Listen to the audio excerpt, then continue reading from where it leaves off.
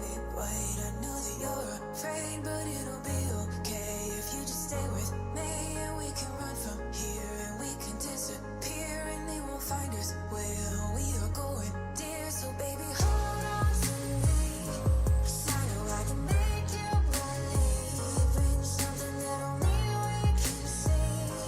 Oh, so baby, hold on to me, hold on to me, hold on to me, 'cause I know I can make you believe in something that only we can see.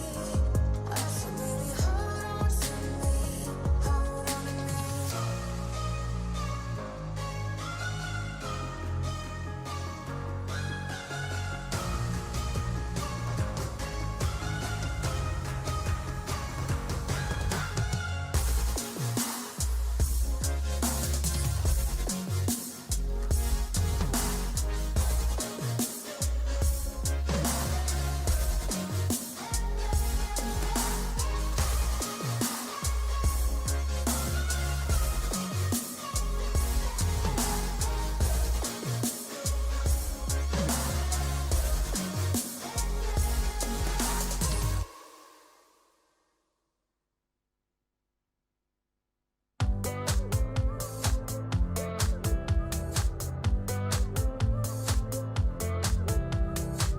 You got me thinking about tomorrow more than I ever have before.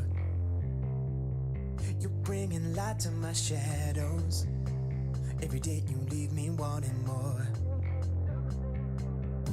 Every time you come up in my mind, a smile comes across my face. Even though I have no idea what we'll find, when I'm with you it falls in place. You're one of a kind. You're one of a kind. You're one of a kind. You're one of a kind.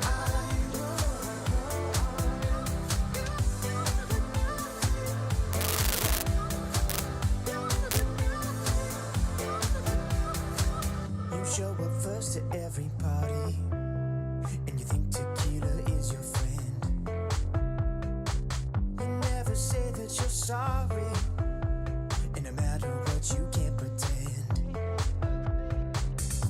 Every time you kiss me goodbye, as I'm about to board a plane, you can't hold back the tears in your eyes, even though I'm only gone for days. You're one of a kind. You're one of a kind. You're one of a kind. You're one of a kind.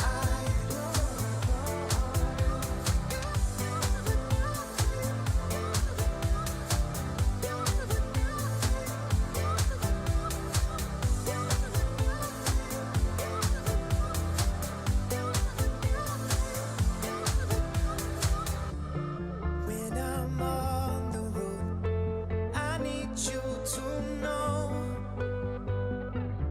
there's lots of chances for love, but nothing's like our home. Every time you come up in my mind, a smile comes across my face.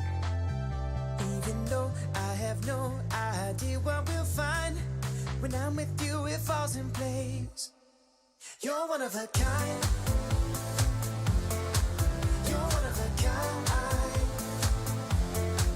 You're one of a kind. You're one of a kind.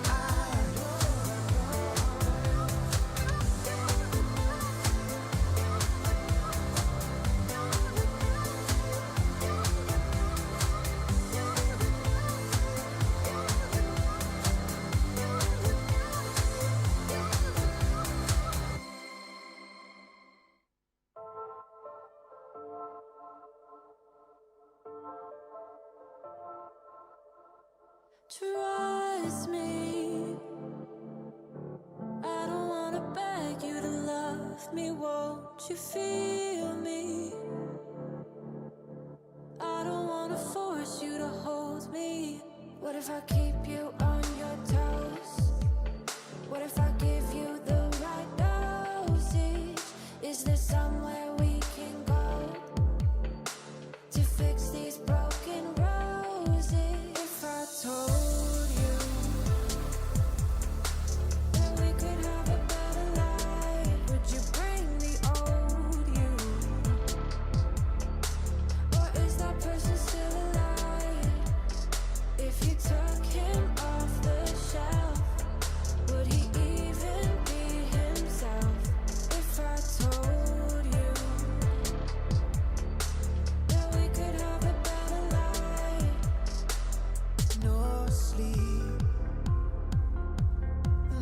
find me dreaming these days, lonely.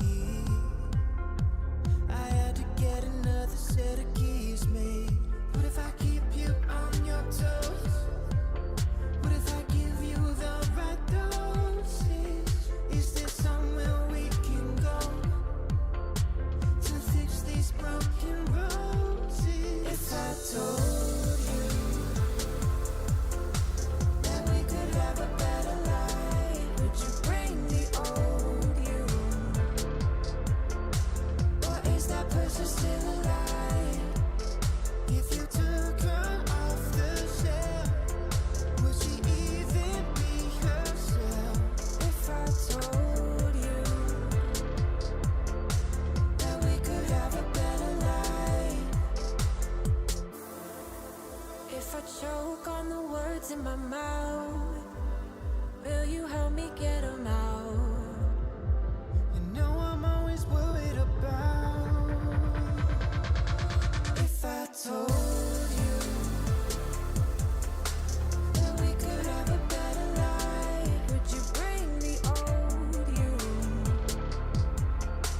or is that person still alive? If you took him off the shelf, Would she even be herself? If I told you that we could have a better life.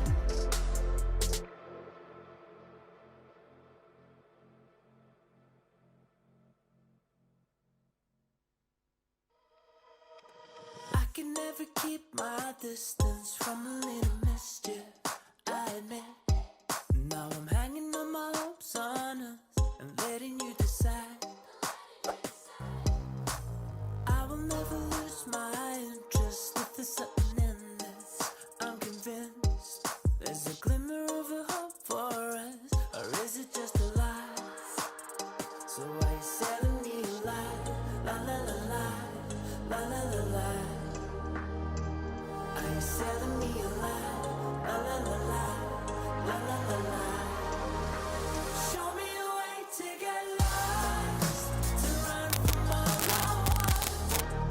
There's too many ways to get high, when you're my every thought. It's like I'm invisible, visible, visible, visible, yeah. Show me a way to get lost, to run from all I want. So did your luck run out? Are you running dry? Did you realize I was everything you hoped for now? I never had a doubt until now. From the moment you came over, I'd be anything you wanted me to be. Now I know that it was only curiosity that led you to me. Show me a way to get lost, to run from all I want. There's too many ways to get high, when you're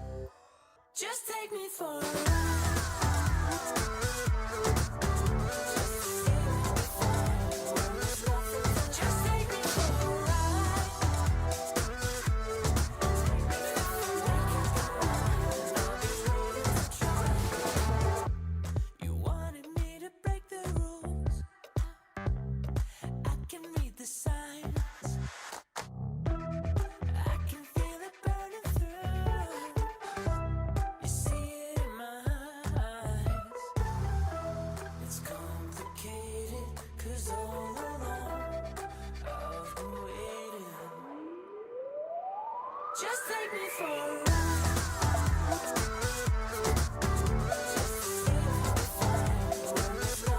Just take me for a ride.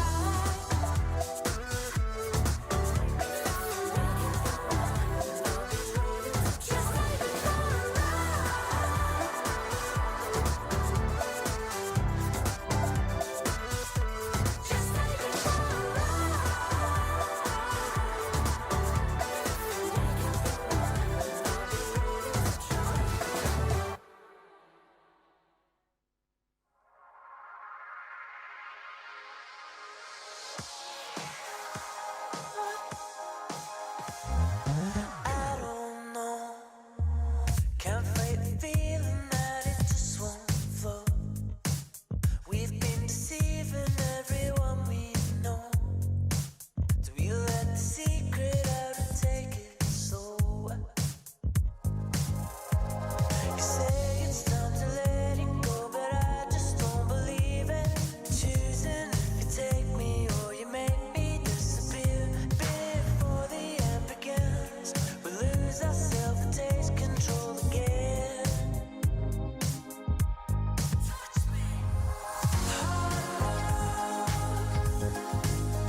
It's keeping us hanging on, and we know we will never hold up.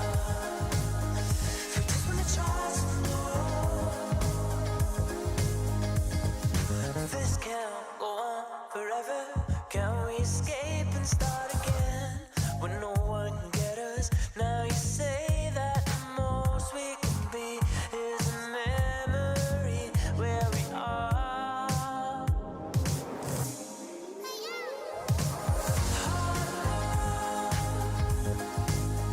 It's keeping us hanging on, and we know we will never hold up. We just wanna try some more.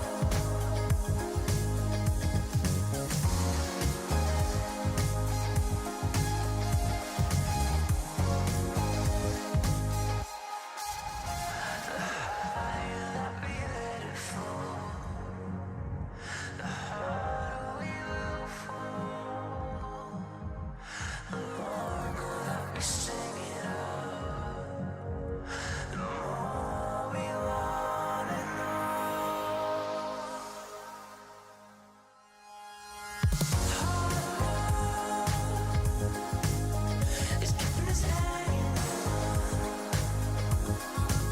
and we know we will never hold up. We just wanna try some more.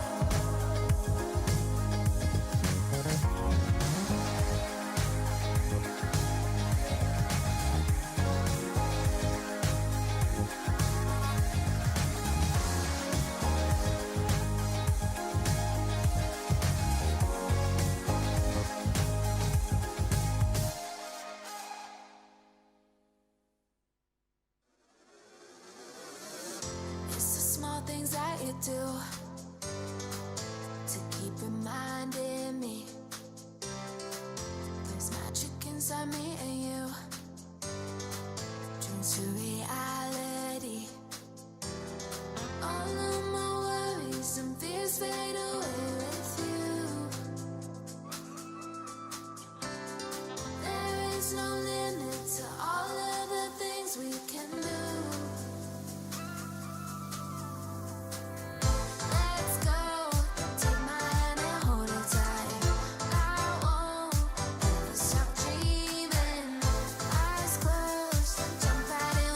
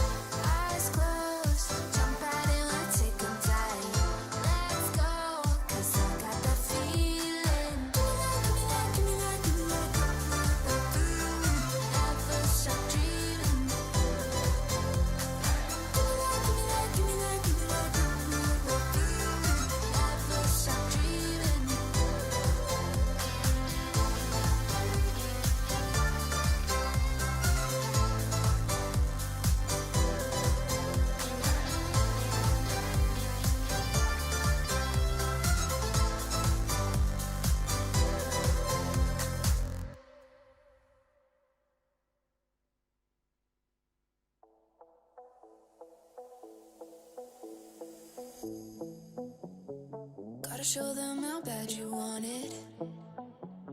You don't always get them second chances.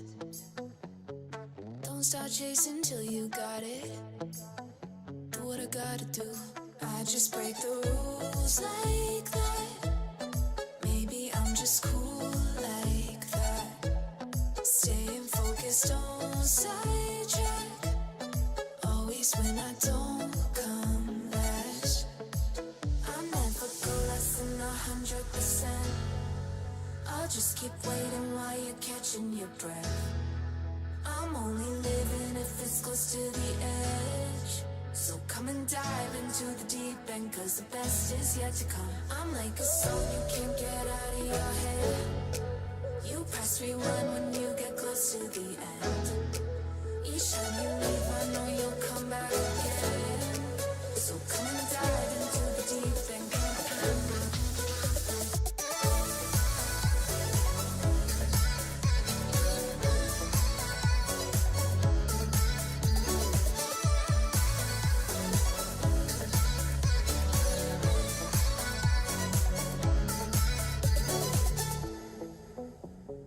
You think I'm done, but I just started.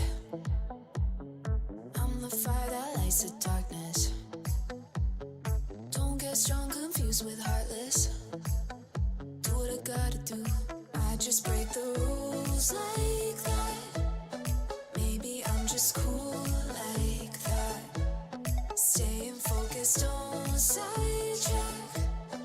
Always when I don't come last. I never go less than 100%. I'll just keep waiting while you're catching your breath. I'm only living if it's close to the edge. So come and dive into the deep end, cause the best is yet to come. I'm like a song you can't get out of your head.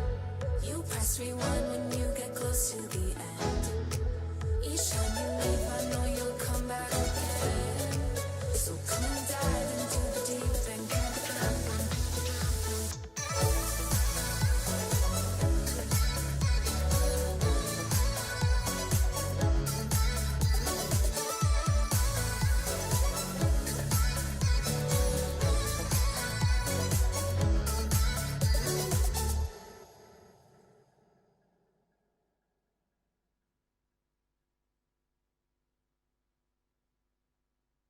Underneath the neon, denim jacket you can lean on. In the drop we can be gone. Like a dream, I think I see one. On the rig, you know I need that. On my neck, your name is ink black. Got your hands up on your hip like a pin up in that fit. I be lying through my lips, say anything to see it dip. Drop it low, let it show. Do your thing out on the floor. I'ma count to 1, 2, 3, chorus on the phone. I'm better when I'm with you. I feel it in my bloodline. Ice cold with the go-to, but you the one shining bright. Bump it like woo, baby. Better get your thing ready. I'm better when I'm with you. So would you be mine tonight? Too bad we breaking woke pink. Might have take it slow. Back into the moment when the summer had a summer glow. Body like somebody gon' be missing, they somebody. Twerk it like a ratty, I'ma eat it like a zombie. I'm better when I'm with you. I feel it in my bloodline. Ice cold with the go-to, but you the one shining bright. Bump it like woo, baby. Better get your thing ready. I'm better when I'm with you. So would you be mine tonight? Too bad we breaking woke pink. Might have take it slow. Back into the moment when the summer had a summer glow. Body like somebody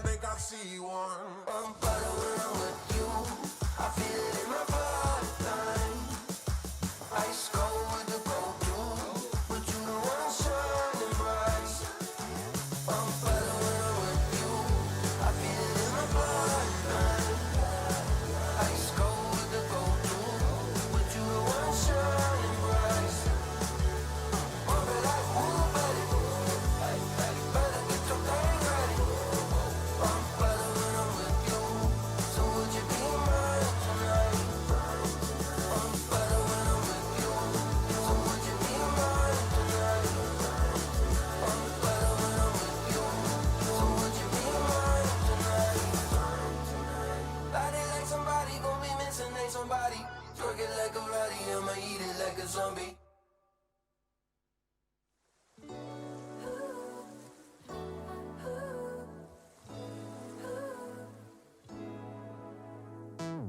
Summer night, sipping up the vibe, here to make you dance now. Feel the heat, taste of something sweet. Wanna take a chance now.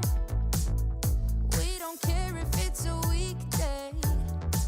We're getting on it like we've nothing to lose. Out all day soaking up the sun rays and feel the rhythm of our favorite tune. Underneath the stars and neon lights, something in the water drives me wild. We got the game, cool champagne, light it up tonight. On fire, won't stop, don't stop. Give me the getting down, funky sound, cherry sugar high. Now raise your glass up, hands up. Give me the summer feels. Got no plans, honey golden sands. We're California dreaming. It's a euphoric bliss. We want it just like this. We're trying to catch a feeling. Underneath the stars and neon lights, something in the water drives me wild. We got the game, cool champagne, light it up tonight. On fire, won't stop, don't stop. Give me the getting down, funky sound, cherry sugar high. Now raise your glass up, hands up. Give me the summer feels. Give me the summer feels.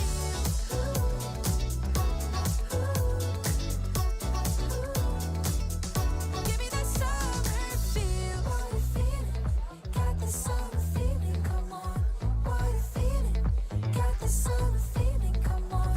What a feeling, got the summer feeling, come on. What a feeling, got the summer feeling, come on. We got the game, cool champagne, light it up tonight. On fire, won't stop, don't stop. Give me the getting down, funky sound, cherry sugar high. Now raise your glass up, hands up. Give me the summer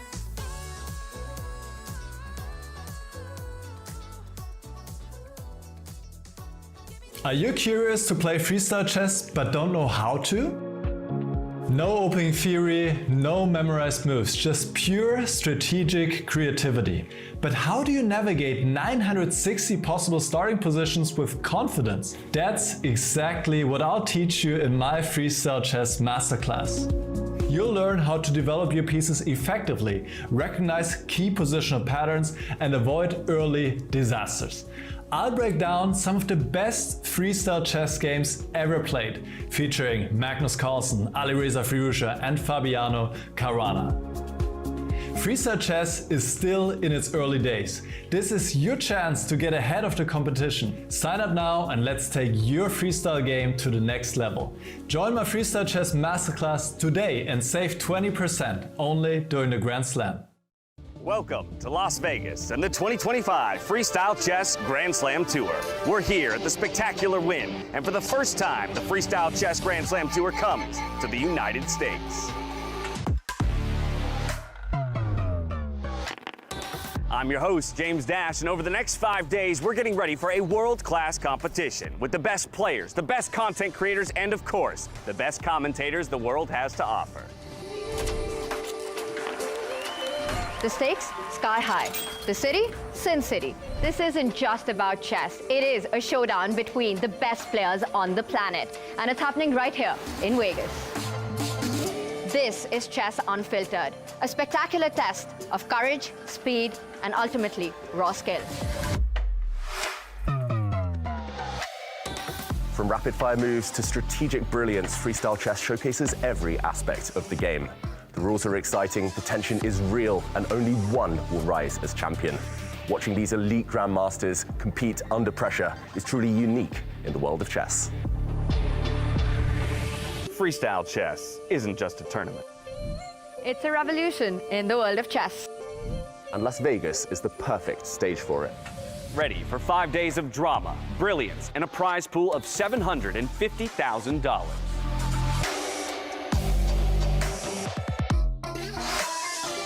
Welcome to the Freestyle Chess Grand Slam Tour, live in Vegas. Baby.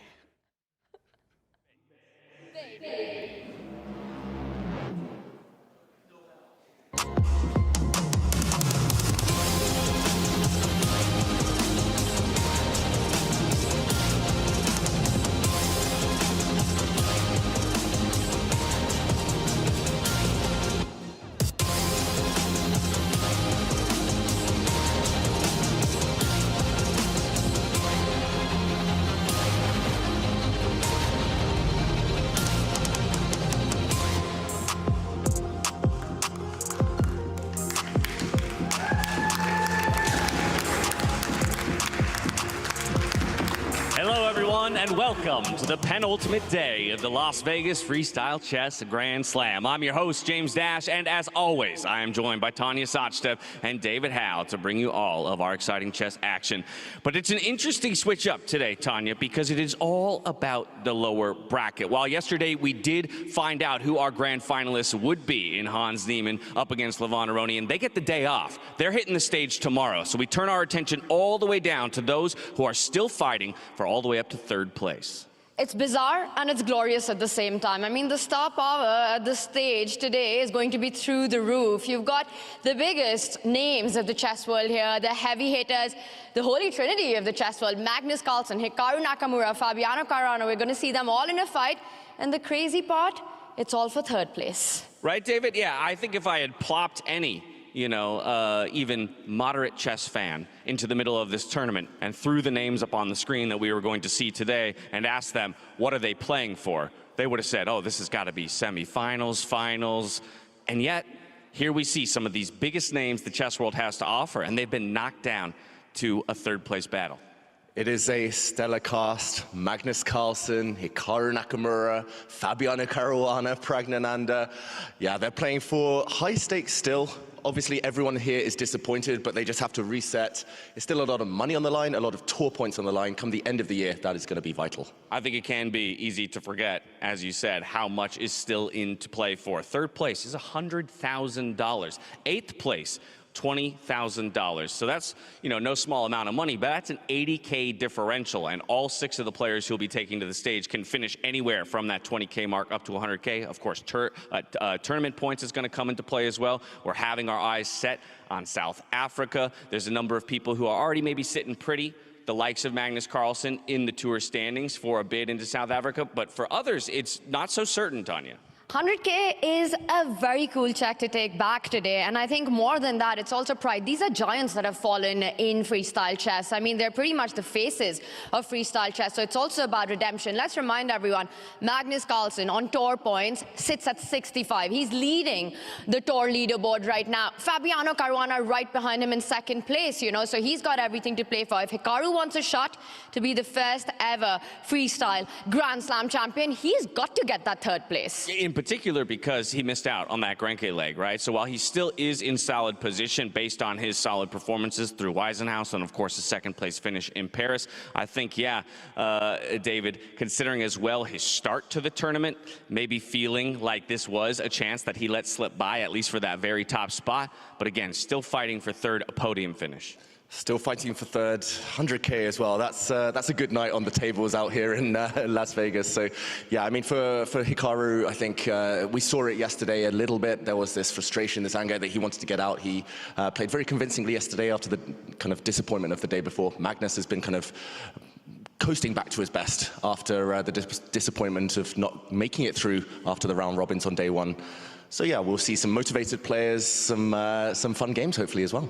The only thing more dangerous than Magnus Carlsen is a wounded Magnus Carlsen. I think that's what we're going to see in action, and that's what we've been seeing on the lower bracket so far. That's exactly what we've been seeing on the lower bracket so far, going through Vidya Kudrathi in that first round of the lower bracket and dispatched him rather quickly, and now he seems to be kind of scooting along in classic Magnus fashion. With that, though, we have a format change again in terms of the time controls, and I know we keep throwing curveballs at you all at home when it comes to that, but today it will be 10-10 games. There are no 30-30 games in play.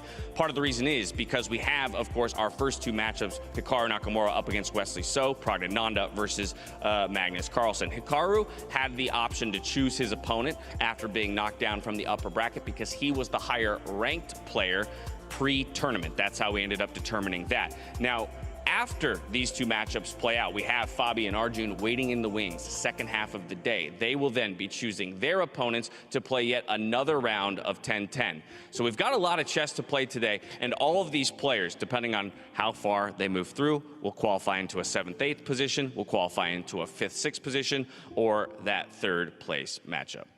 Yeah, more games, faster. We saw it on day one with these 10-minute games. Anything can happen there. It tends to be very dramatic. And for the likes, especially, I'm going to say, Fabiano Caruana, Arjun Erigaisi, the disappointment yesterday, especially Fabiano, how close he came.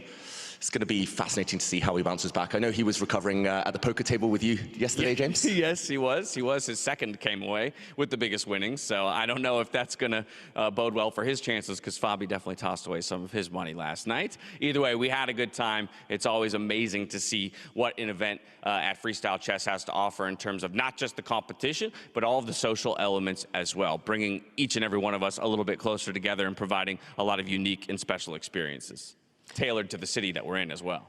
And I think that's the best part of it, because at the end of it, how much can you prepare for the games that are coming up here? The best thing to do is to stay fresh, to be in a good mood, and I think Freestyle Chess just makes that possible for the players.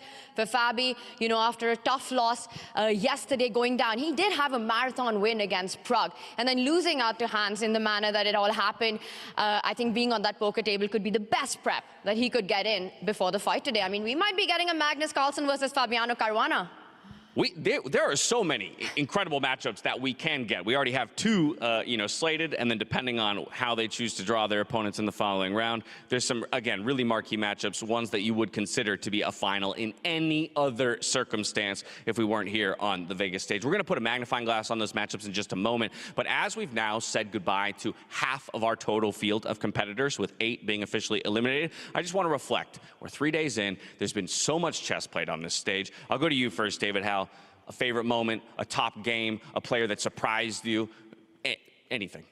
Oof, where to start? I mean, our 2 finalists. First off, it's going to be an American champion here in Las Vegas. It's going to be Levon Aronian. It's going to be Hans Niemann, one of the two. Both of them have been a bit of a surprise package, I'm going to say. Hans, for just the confidence, just the power play that he showed here.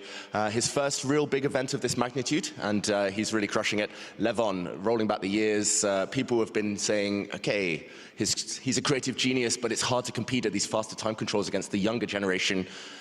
Levon, he's just been phenomenal, though. And I'm going to pick his playoff against Magnus Carlsen as the highlight so far. It's really hard to choose. I mean, Levon, the oldest player in the field, he's playing one of the young kids here, Hans Niemann, but he came with an agenda, Hans did. He's brash, he's ruthless, he's fearless. His commentary in our broadcast has been so entertaining. He's entertaining on the board as well. Levon, just beautiful, creative play. I mean, that's a final that's going to be absolutely epic, Vegas style. That's coming up tomorrow, I think. Yes to that, but for me, it's got to be Fabiano versus Praggnanandhaa. I mean, that matchup, I think it was one of the most epic days of chess that I've ever witnessed. 7 games back-to-back, the endurance that was required. Eventually, Fabi coming on top. He had to bounce back. He had to give back those punches so many times in the match. Pragg had to do it. He did it. Back and forth. That was a boxing bout right there. And eventually, we've got both these players now fighting out today in the lower bracket. I have such incredible respect for those two guys. I mean, and they weren't the only ones who had to go deep into that day. Obviously, they had to go one step further than everybody else with that Armageddon. I cannot imagine what it takes to put 10 hours of absolute top-level chess out onto a stage in front of a live crowd with that much pressure and that much writing on the moment. Yeah, and to still kind of play such high quality games. I'm pretty sure I was hallucinating in the commentary booth 10, 11 hours. Imagine how tiring that was for the players. And yeah, that was a incredible day, marathon day, longest day of chess I've ever seen. Okay, so now let's reframe a little bit towards what we can look towards today. We've got Hikaru up against Wesley So again. He got to call his shot on this one. I don't think it'll surprise too many people that he elected to avoid Magnus Carlsen, at least for now, because the reality too is they still have opportunities to meet in future matchups, depending on how their results go today. So Hikaru, Wesley, two guys on home soil, got to be pretty familiar with each other. Wesley, so we've talked about it plenty. We have high expectations for him in this tournament only because of what he's done in the past in this kind of a format.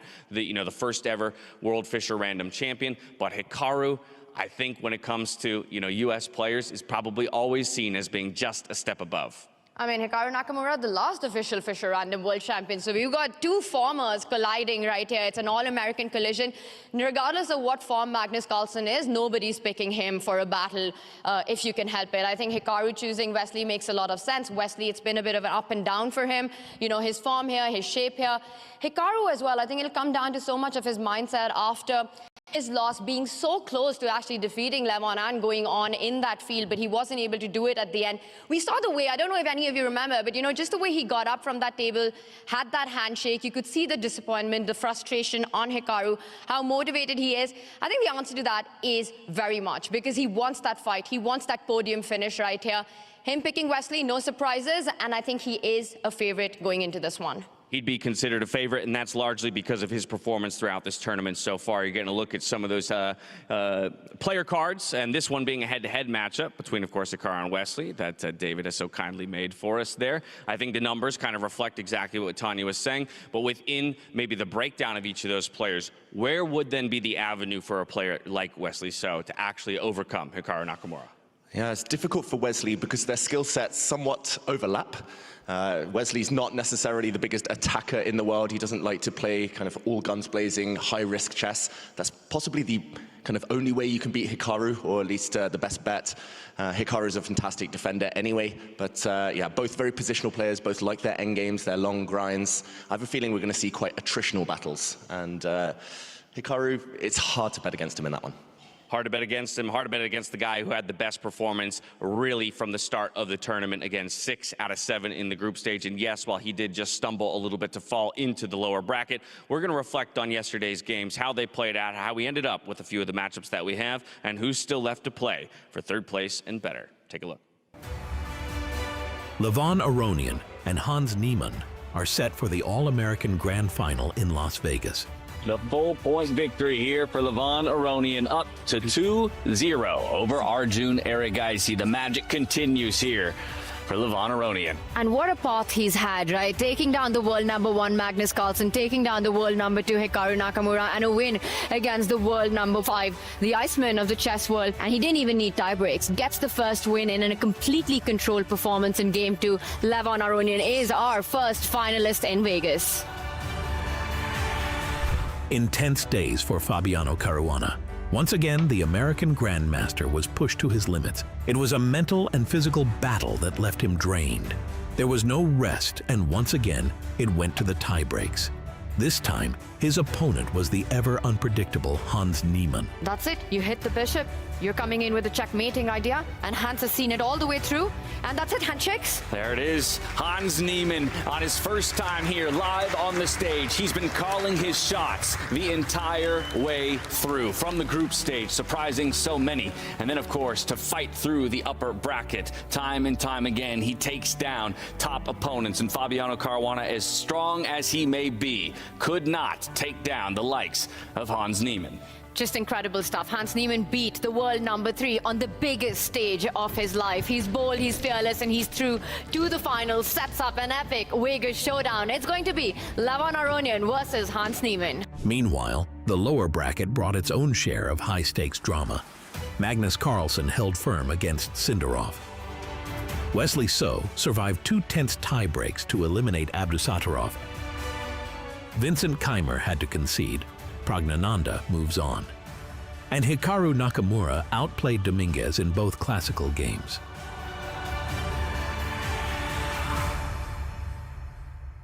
Get ready. It's time for a day packed with action in the lower bracket, while our finalists enjoy a well-earned day of rest.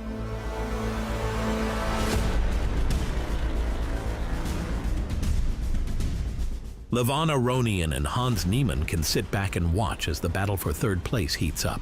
The fight isn't over for the rest. The stage is set and the pressure is on. Pragnananda versus Magnus Carlsen and Wesley So versus Hikaru Nakamura.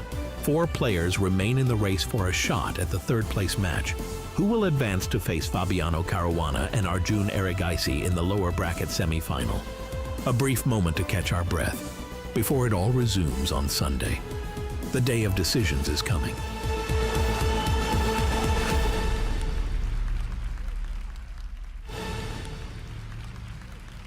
That's how things broke down yesterday, and while quite obviously here at the Freestyle Chess Grand Slam Tour, the primary focus is the players who put it all on the line here on the stage for our enjoyment, this entire endeavor is also about bringing the chess world a little bit closer together and spotlighting a lot of the brilliant personalities that we have, one of which has been on this stage all week long. But we've been remiss not to get a word from her ourselves, so we're going to welcome to the stage Fiona Steele-Anthony. Thank you, James. Good morning, David, Tanya, James. Pleasure to see you. Hello to our lovely audience. Pleasure to see you as well. Normally, we're tucked away back there while you're the one in charge of delivering us these brilliant chess positions, along with a number of our freestyle chess ambassadors. But what we didn't or don't get to hear from you too often is how you reflect on the event, your opinions of the matchups that we have ahead of us. And so we're bringing you in as we put our focus entirely onto the lower bracket. Of course, the 2 matchups that will kick things off with Hikaru and Wesley, Prague and Carlsen. I know that you're mighty familiar with all these players, but perhaps Hikaru more than anybody else. So I want to start with that matchup. How do you reflect on or evaluate his performance through this tournament so far, and maybe an unfortunate dip into the lower bracket after such a hot start? Yeah, I mean, it's an interesting matchup. You guys already discussed both of them, well, a reigning and a former freestyler, Fischer Random champion. I think both of them will be unhappy to be playing in that bracket. I've got to say, I see Hikaru as a small favorite, but I think it's going to be a very close matchup between 2 incredibly experienced and strong freestyle players. Well, from there, let me flip the script then over to Magnus Carlsen versus Pragnananda. Pragnananda topping his group. Magnus Carlsen not having an easy road here at the Freestyle Chess Grand Slam in Las Vegas. You had an interview with him earlier in the tournament. You asked him a little bit cheekily, did he have a pick for who might win it? He said, I literally don't care. But to that end, he's still one of the most competitive people I've ever met. And so I wonder just the sense you get from him stepping into a matchup like this, whether or not at the end of the day, he's really going to bring it to Prague and test the young man. I think for sure. I mean, that interview you referenced was after he beat Vidit to nil quite convincingly. And for me, the main takeaway was he said he's still having fun. You know, it's not because he didn't make the matches for the championship that he's going to lose his motivation. So I think Prague is in for a tough day ahead. All right, Prague's in for a tough day. I'm going to just put all 3 of you on the spot. Let's get some predictions going. Normally, you're the one who's doing it to us in the studio, so I'm turning it back on you, and I'll start with you, Tanya. Between our 2 matchups, Hikaru and Wesley, Prague, Carlsen, who's moving on to face the likes of Fabiano and Arjun Erigaisi later today? That's a tough one, but I will say it's hard to bet against the world #1 and the world #2. I think Hikaru, Magnus a favorite on paper, but I just want to add one thing. I mean, Pragnananda topped that table. Magnus did not get into that top 4 on that group stage. Prague was also the player who beat Magnus in the round robin, sort of starting that, that streak of losses, the 2 losses that Magnus had back-to-back with Prague and Wesley. It's going to be a tough one. There's a lot of history for Pragnananda. It's a story of when your idols become your rivals. Okay, but even still, you're going for the #1 I am. and the #2. It's true. Fiona, are we going to get any surprises? Yeah, well, I picked Hikaru already, and I'm going to go with the underdog. I'm going to go with Prague. Okay, we got the Prague call out here. David? I'll copy Tanya. Magnus and Hikaru, I think everyone wants to see them face off at some point, and the collision course for tomorrow might just well be there. Okay, if everybody wants to see them face off, they do have to get it done here. then they're either going to have to get it done against Fabi and Arjun, or if they both get eliminated there down into the 5th place matchup, we would still have a pretty solid and scary matchup between Hikaru and Magnus Carlsen. When it comes to Fabi and Arjun, I think the question of recovery from yesterday, we ask this question every time, David, somebody falls from the upper to the lower bracket. Looking at those two guys, do you feel like anyone's going to be worse for wear after falling down in what was, again, open road to a possible top spot without some of the other contenders? On paper, they should be disappointed. It must be hard to pick themselves up, but Fabiano, Mr. Consistent, and Arjun always determined. I don't think they'll have any issues with that. Well, of course, they have the benefit of sitting and watching the first half of the day before they step back on this Las Vegas stage to do battle. We're soon off to the position lottery, but first, we have to meet the players who are going to be stepping on stage for a little bit of freestyle chess action here in Las Vegas.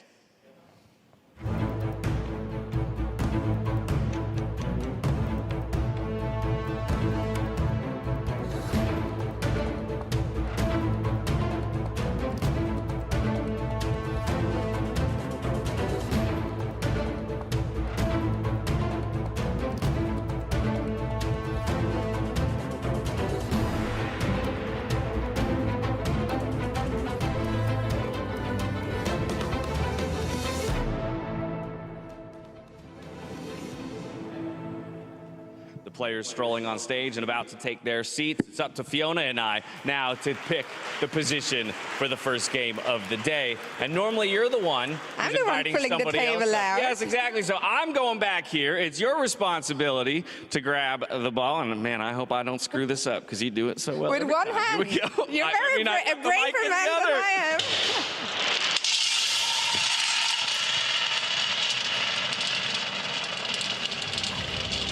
All right, pressure's off of me and on to you. And we have position 4-1-4. 4-1-4 will be the starting position for the day. We'll add it up here to the running tally of all of the starting positions our players have worked through so far. Thank you for the draw, Fiona. To the remaining competitors, please take your 10 minutes to discuss, to strategize. We'll see you out there on the boards in just a moment. We're going to head back to the studio where we'll be breaking down all the action for you over the course of the day. We'll see you back here in just a bit.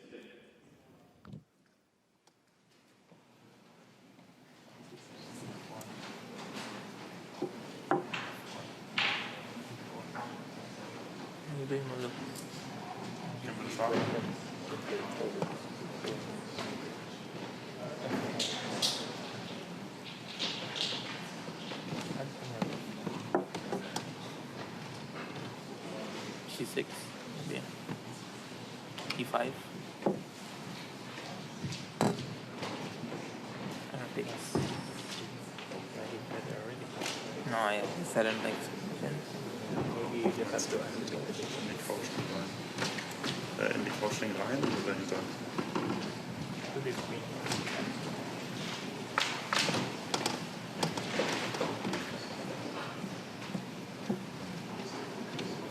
D4 maybe. And then something else. 3 and then E4.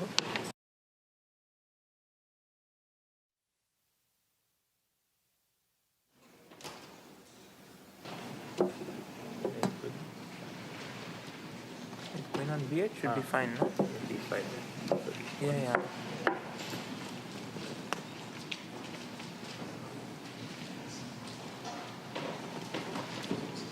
More but this one. This is C5.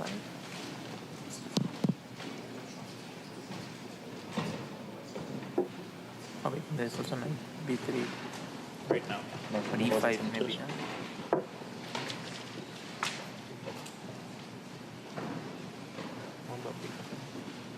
Oh yeah, that's okay.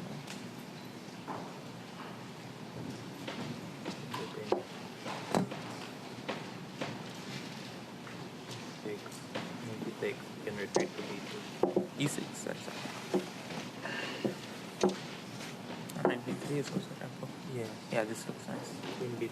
I guess we need to activate that queen. What? Come here.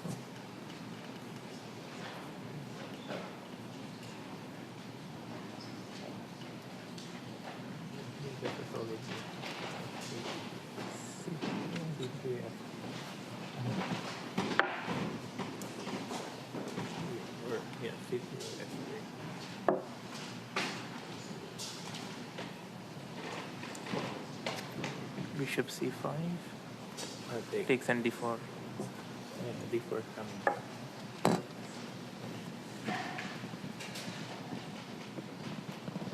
And if you go theory, we're okay.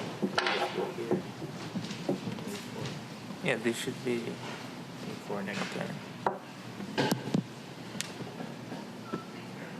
Maybe. Yeah, probably. E4 looks good. And then he has to reply E5 or C5 because it's here just B4.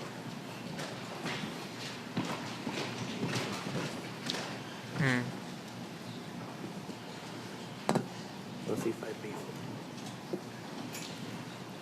okay, e4, e4. c3 we want. Yeah, there.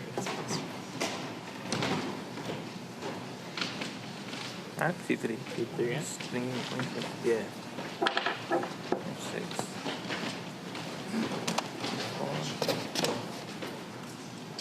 Take 6, d5. We should be happy somehow. Nice c3 or something. Oh, nice C3.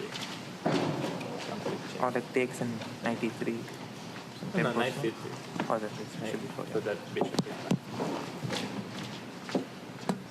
Sweet.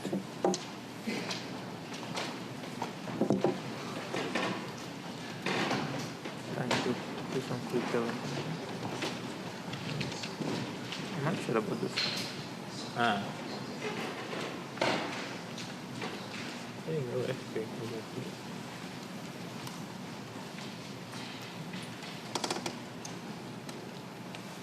Three bishop f7.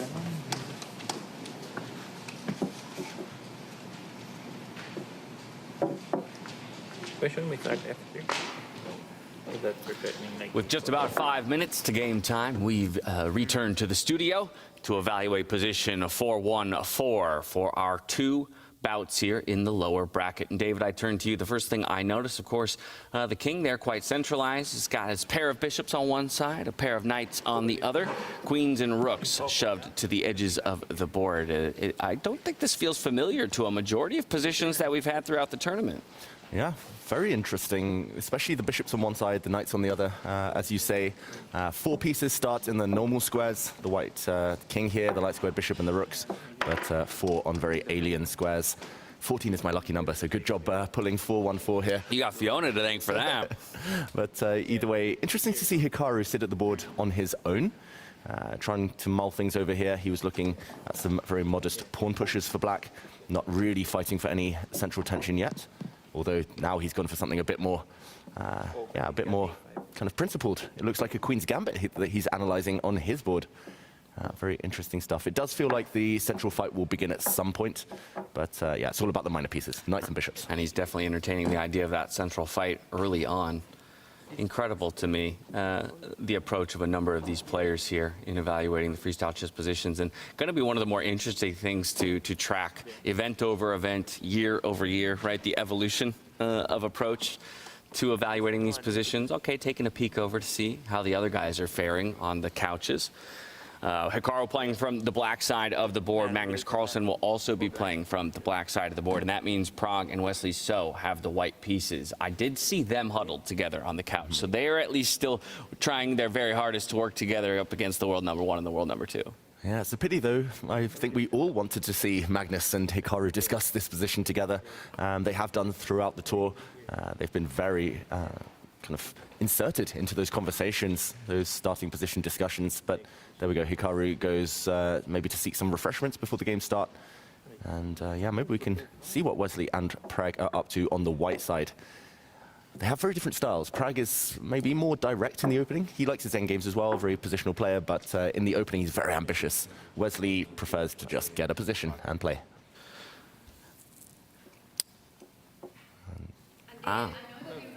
Hikaru is sitting by himself analyzing. I will tell you why though, and if you got that on our screen, Magnus Carlsen, the last player to arrive in the playing arena. He wasn't even sure what the time control was, how many games were there today. And while I was leaving, Magnus is getting his breakfast in right now. Well, So, you know, you got to fuel yourself while Hikaru getting fueled up over the board. I mean, what have we said? You know, pre-show after pre-show after pre-show. What's the best way to prepare? I mean, obviously, once you learn the position, maybe it's to evaluate the position. But before that, it's to make sure you had a good night's rest, to be totally fueled up for what could be marathon days. Just, you know, get your body and your mind right. And at least it looks like that's Magnus's priority before he even begins to evaluate the position. Of course, he has the monitors backstage as well, so he would have seen it, had some time to think about it, and now he steps onto the stage. Of course, to an ovation from the crowd, and a much deserved one, as an ambassador of chess and the world's best. So Magnus Carlsen and Hikaru Nakamura will start with the black pieces. That's exactly right. He always goes his own way. It goes against conventional wisdom to eat just before a game, because you might start feeling a bit full, a bit drowsy, especially since the games happen so fast. It's a very risky strategy not to analyze your opening too much as well. You need to start fast. Prag has had 10 minutes to mull things over, to discuss things. Magnus, let's see how he gets on reacting to Prag's moves. I mean, straight to business is Magnus. After greeting the crowd, into his seat, headphones on, he's ready to go.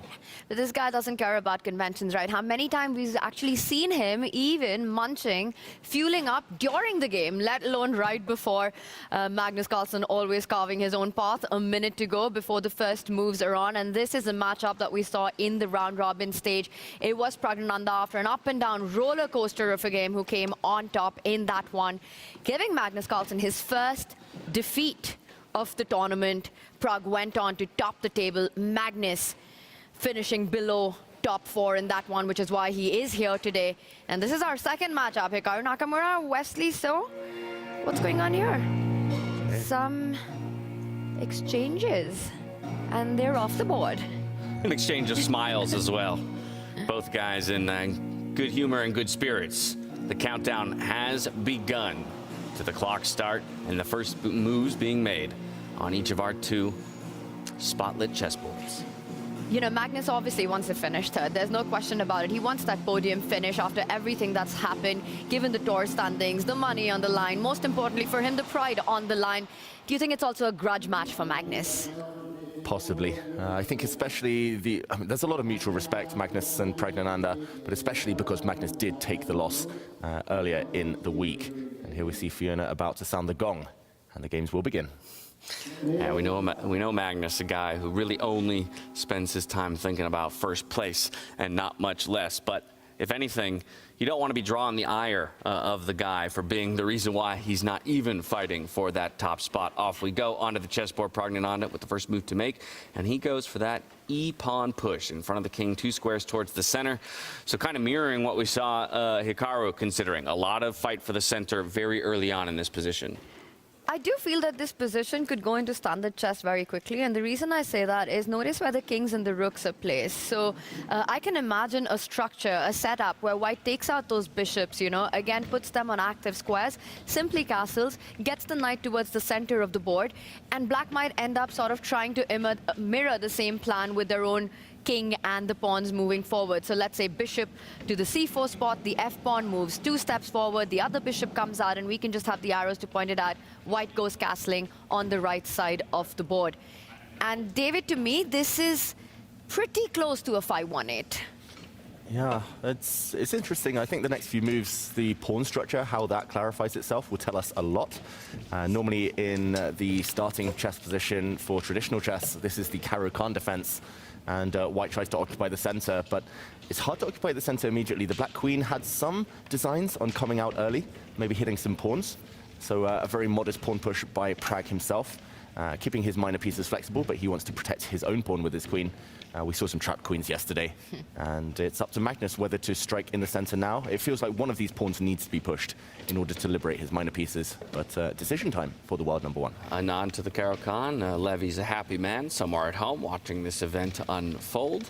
But let's pull out. Let's go to the 2 board. As we just have 2 boards in play, we can kind of track both of them simultaneously and see the way that the early games have developed. And it looks a little bit different over here on the other side. Wesley choosing to develop the right side of his board, at least with those early pawn pushes, as opposed to the approach of Carlsen. Maybe we jump to that board because some big decisions have been made already. It looks like Wesley has the center Hikaru gets up from his seat, though. He's ready to challenge on the next move. It looks like he's just biding his time before striking out himself. Wesley is going to be the first to castle in that encounter. Hikaru Nakamura, Wesley So here fighting it out in the bottom bracket, vying for an opportunity to challenge either Fabiano Caruana or Arjun in the next round. And as we zoom in on that board, we will see the pawn pushed in front of that black knight there on the left-hand side of the board. That was the first move that Carlsen had to make, but we've already had a trade of pawns towards the center, and yet again, Wesley strikes for more center control.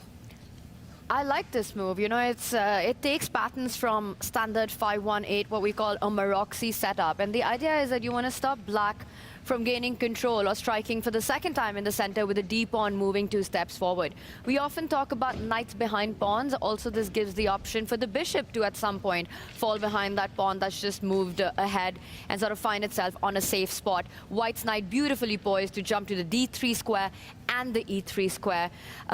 David, to me, the approach of Hikaru, moving that F pawn 1 step ahead and the C pawn 1 step ahead, I wonder if that could also potentially create long-term weaknesses on the right side of the board. Yeah, shout out to Grandmaster Ben Feingold, who says never play F6. It's very weakening long-term. Of course, it's slightly tongue-in-cheek, but it does tend to come back to haunt you if you cannot find full safety for your king. Hikaru, in the meantime, I expect him to either try to trade pieces quickly, because black is a bit cramped, struggling for squares, or to break out in the center. I don't think black is quite ready to strike in the middle due to that Maroxy bind Tanya mentioned, but Hikaru will be looking at that move in the next few turns. I'd say it's a tiny opening success for white, or do you think it's still too soon to call that out? And I'm just basing that on a more active bishop, a powerful control on the center, you know, making Hikaru really think if he can get the D break in, and it feels like the piece flow will be a lot easier for white. Yeah, I think unless Hikaru comes up with something special over the next 2 or 3 moves, which he might have to, then big opening success for Wesley So, potentially. Position for white feels good, and it almost feels like Hikaru agrees already, spending a lot of time here early on, move 5, to craft a response here towards Wesley So. Let's go back over to Magnus Carlsen's board, because it's quite picturesque, if I do say so myself. Take a look at this. Pragnananda up against Magnus Carlsen. Pragg, he already got a victory over Magnus here in this event. We'll see if he can do it again today. We've got an identical pawn structure on either side of the board. The only difference being, of course, which minor pieces have chosen to get involved so far in the game. Wow, we did need a new name here. Is it the Big X? Is it the... I like that. Yeah, that's not bad. It's yeah, a very unique pawn structure. Normally someone blinks, though, sooner or later. It's just too perfect. You don't want to look at this structure Double forever. helix. If you look at it sideways, it kind of looks like DNA. Yeah, I get that. Okay. I see that too. Yeah. What do people at home think? Let us know. Whose pawn structure do you prefer more? Leave your mark on the world of chess. This is a chess history moment. Yeah, this never happens in 5-1-8 in normal chess. And there we go. Someone had to blink. The pawns were looking at each other. Magnus says, I will take you. And the thing is, he might not want to take the second pawn. You do leave white with what we call hanging pawns in chess. I'll just very quickly put this on the board while Magnus thinks. These are hanging pawns, but they're also potentially just very, very powerful pawns. And unless you can get rid of them in the near future, they control the whole center of the board, and black will be suffocated a bit later. And to your point, you can see how much the computer even loves this situation. If this were to be how the next couple moves played out, things would look mighty good for Pragg very early on. So as you say, not expecting Magnus Carlsen to take again here in the center. Begs the question, though, what would be his next? Well, there it is. He answers it before I can ask the question, centralizing yet another bishop.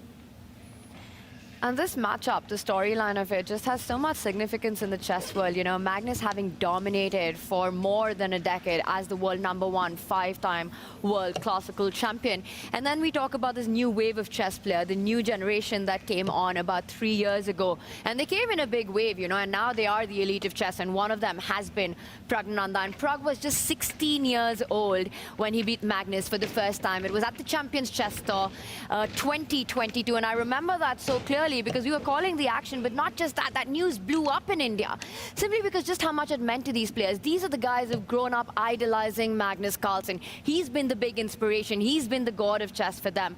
But since then, there have been so many up and down battles. It was in 2024 at Norway Chess that Pragg scored his first classical win against Magnus. Magnus has praised Pragg so much as well along the way for the way he's improved as a chess player, taken his setbacks as well. Magnus, of course, as the #1, the dominant player, always a favorite, has had some of his own vintage wins against Pragg.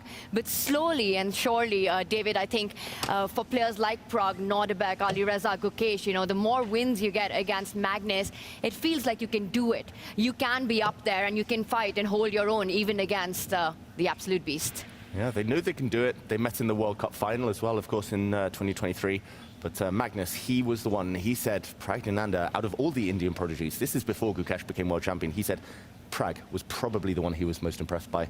And yeah, that's often those types of predictions come back to haunt you as an older player. Now, so far, this game is developing quickly, but also very much in the way that you kind of predicted, Tanya. It feels standard-like in so many ways, with a bunch of the minor pieces now centralized and working in concert with each other. We already have one king committed to castling here. That would be the white king down in the bottom right-hand corner of your screen. Magnus still yet to make a decision of where he wants to slide his king for safety reasons. There is an X on the board for the most recent move.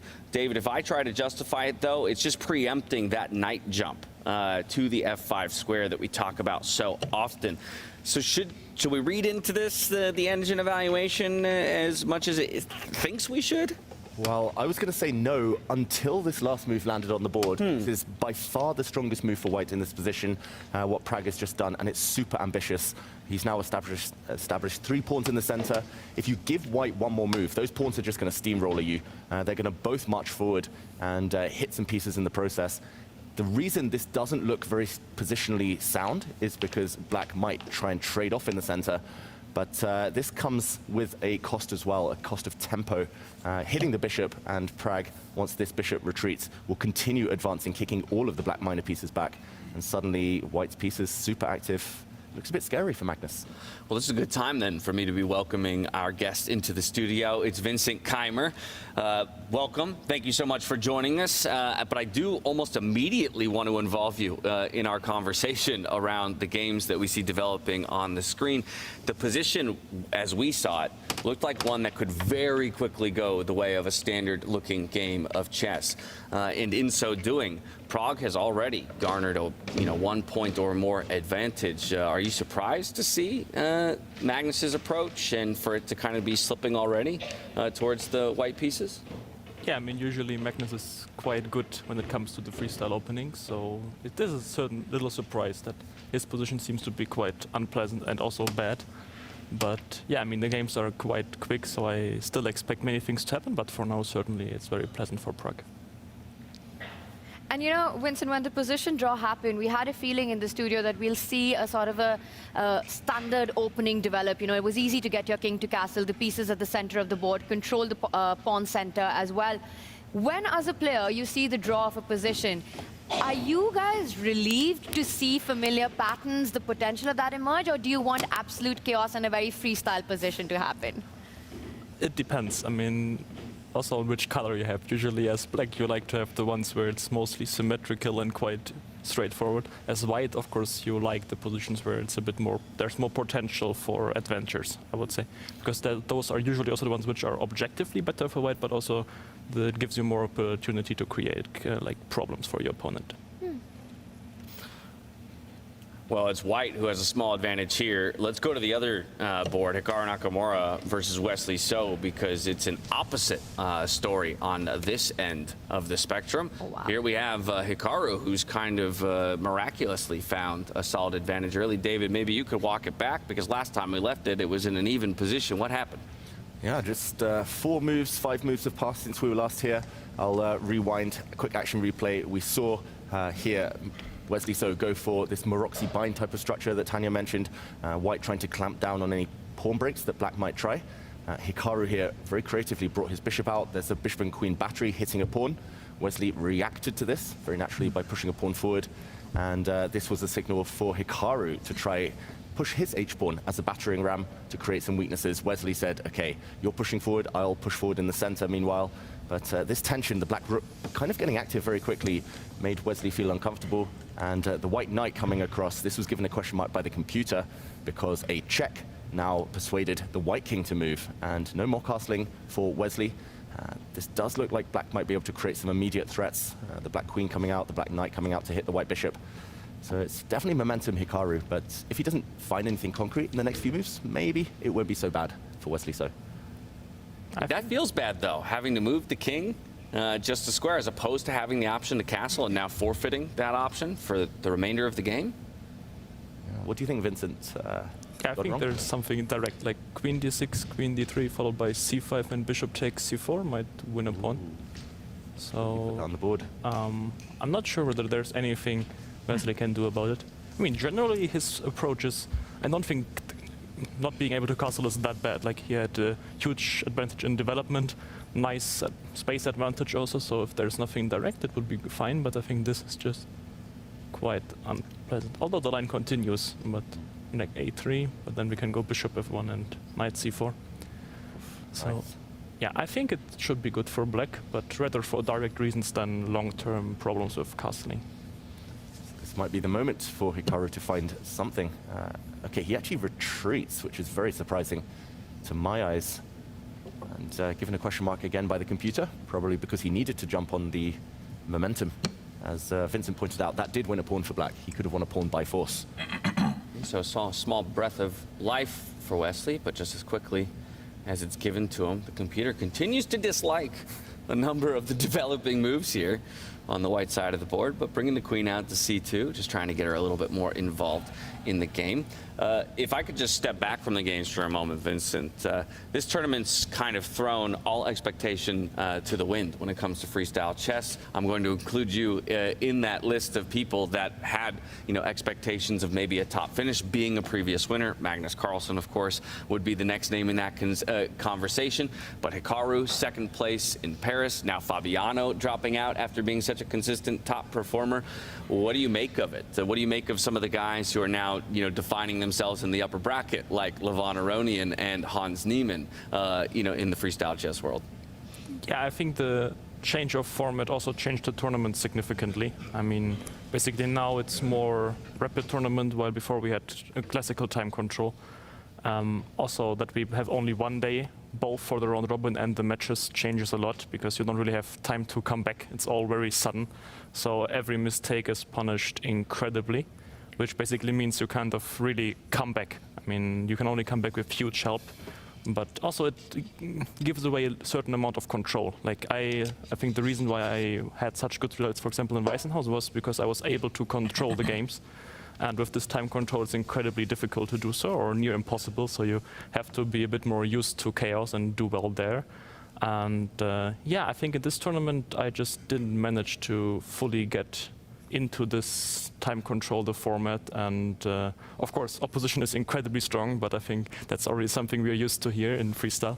So that's not really something that changed, but yeah, the format is something I will need to get used to. Yeah, that unforgiving, nature of the group stage that you're talking about was on full display because it was a rough start for you. But I have to remind people what you did in the second half of the day, but unfortunately just barely not enough to inch into the top. And it kind of just, again, illustrates your point of the demands, to perform at the absolute top level from the outset of the day. I'm seeing action, a flurry of action over here on Magnus's board. So we can hop back over there because it's going from bad to worse for the world number one against Pragnananda. And more pieces continue to fly off the board. We get in there now, David.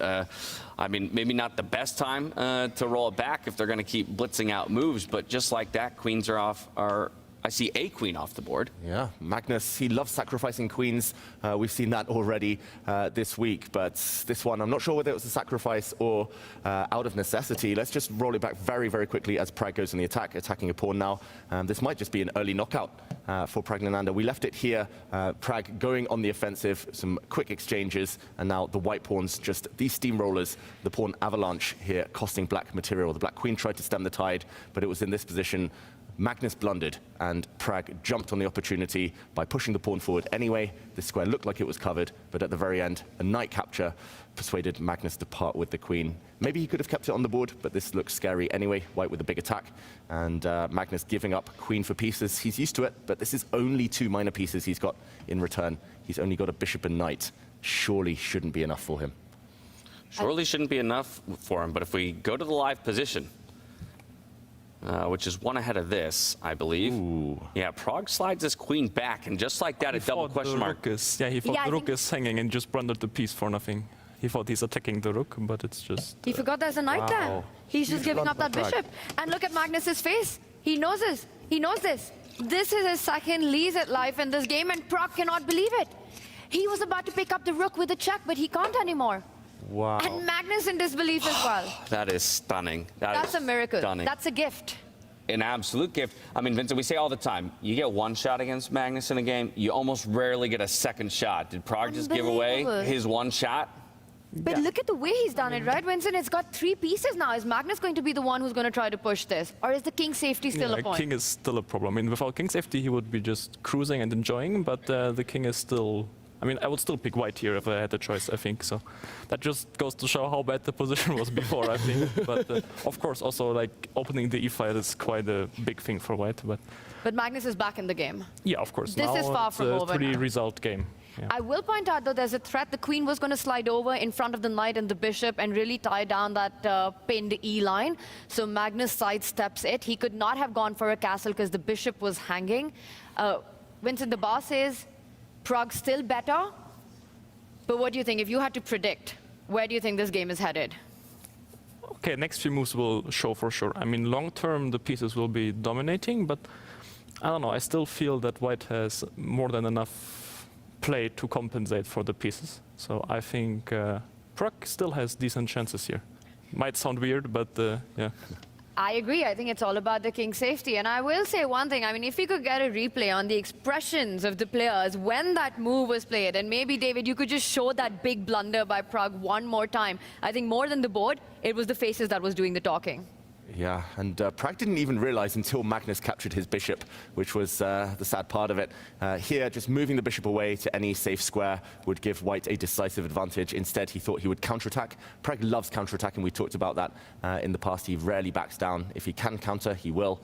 Thinking this rook was under fire, but unfortunately, after the bishop is captured, you cannot take this rook in the corner as the black knight protects that square and would capture the white queen. And not the first backward knight move. We should mention that Prag has blundered. He blundered a rook for free against Caruana earlier in the event as well.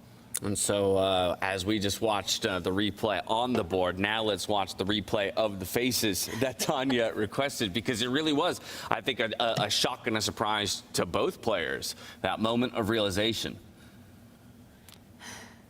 I think actually Prag realized immediately after playing queen b2, but he didn't want to show it because, I mean, he had some minor hope that maybe Magnus wouldn't see it, but...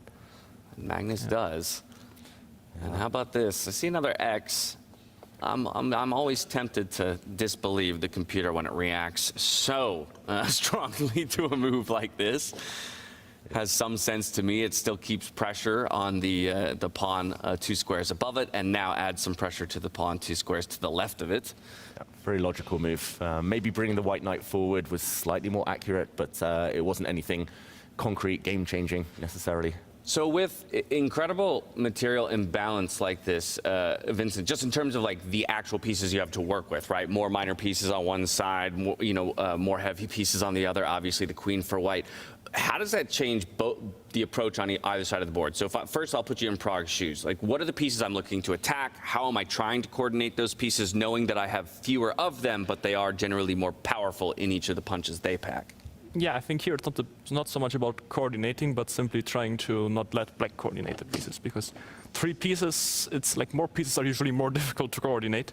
So I think once black gets a safe king and the coordination, the pieces will be stronger than the queen. So for now, the advantage is that the pieces are still a bit tied up and mainly the king. So for example, now rook f3 I actually think was an attacking move, because he was planning on going knight h5, rook g8, and having the option of playing rook g3 to trade that last defensive piece, which I'm not sure is great here, but like generally I think that's an important idea to mention. And yeah, I think so far it's going quite well for him. I mean, He's gone for it. He's Yeah, gone for him. that idea's on the Yeah, board. knight h5 he played, but I'm not sure rook g3 will do anything. Maybe it's time to pick up that pawn. Although he needs to be a bit careful with ideas like knight c4 because bishop c5 check could be following and so on. But I think rook d3 could be, if it works, it's a decent move. But yeah, again, it's getting very tricky. I mean, also black could start attacking suddenly out of nowhere with moves like knight e4, bishop c5 check. So you see, you really have to be very careful with those pieces. And yeah, once Magnus gets to activate them, it will be difficult.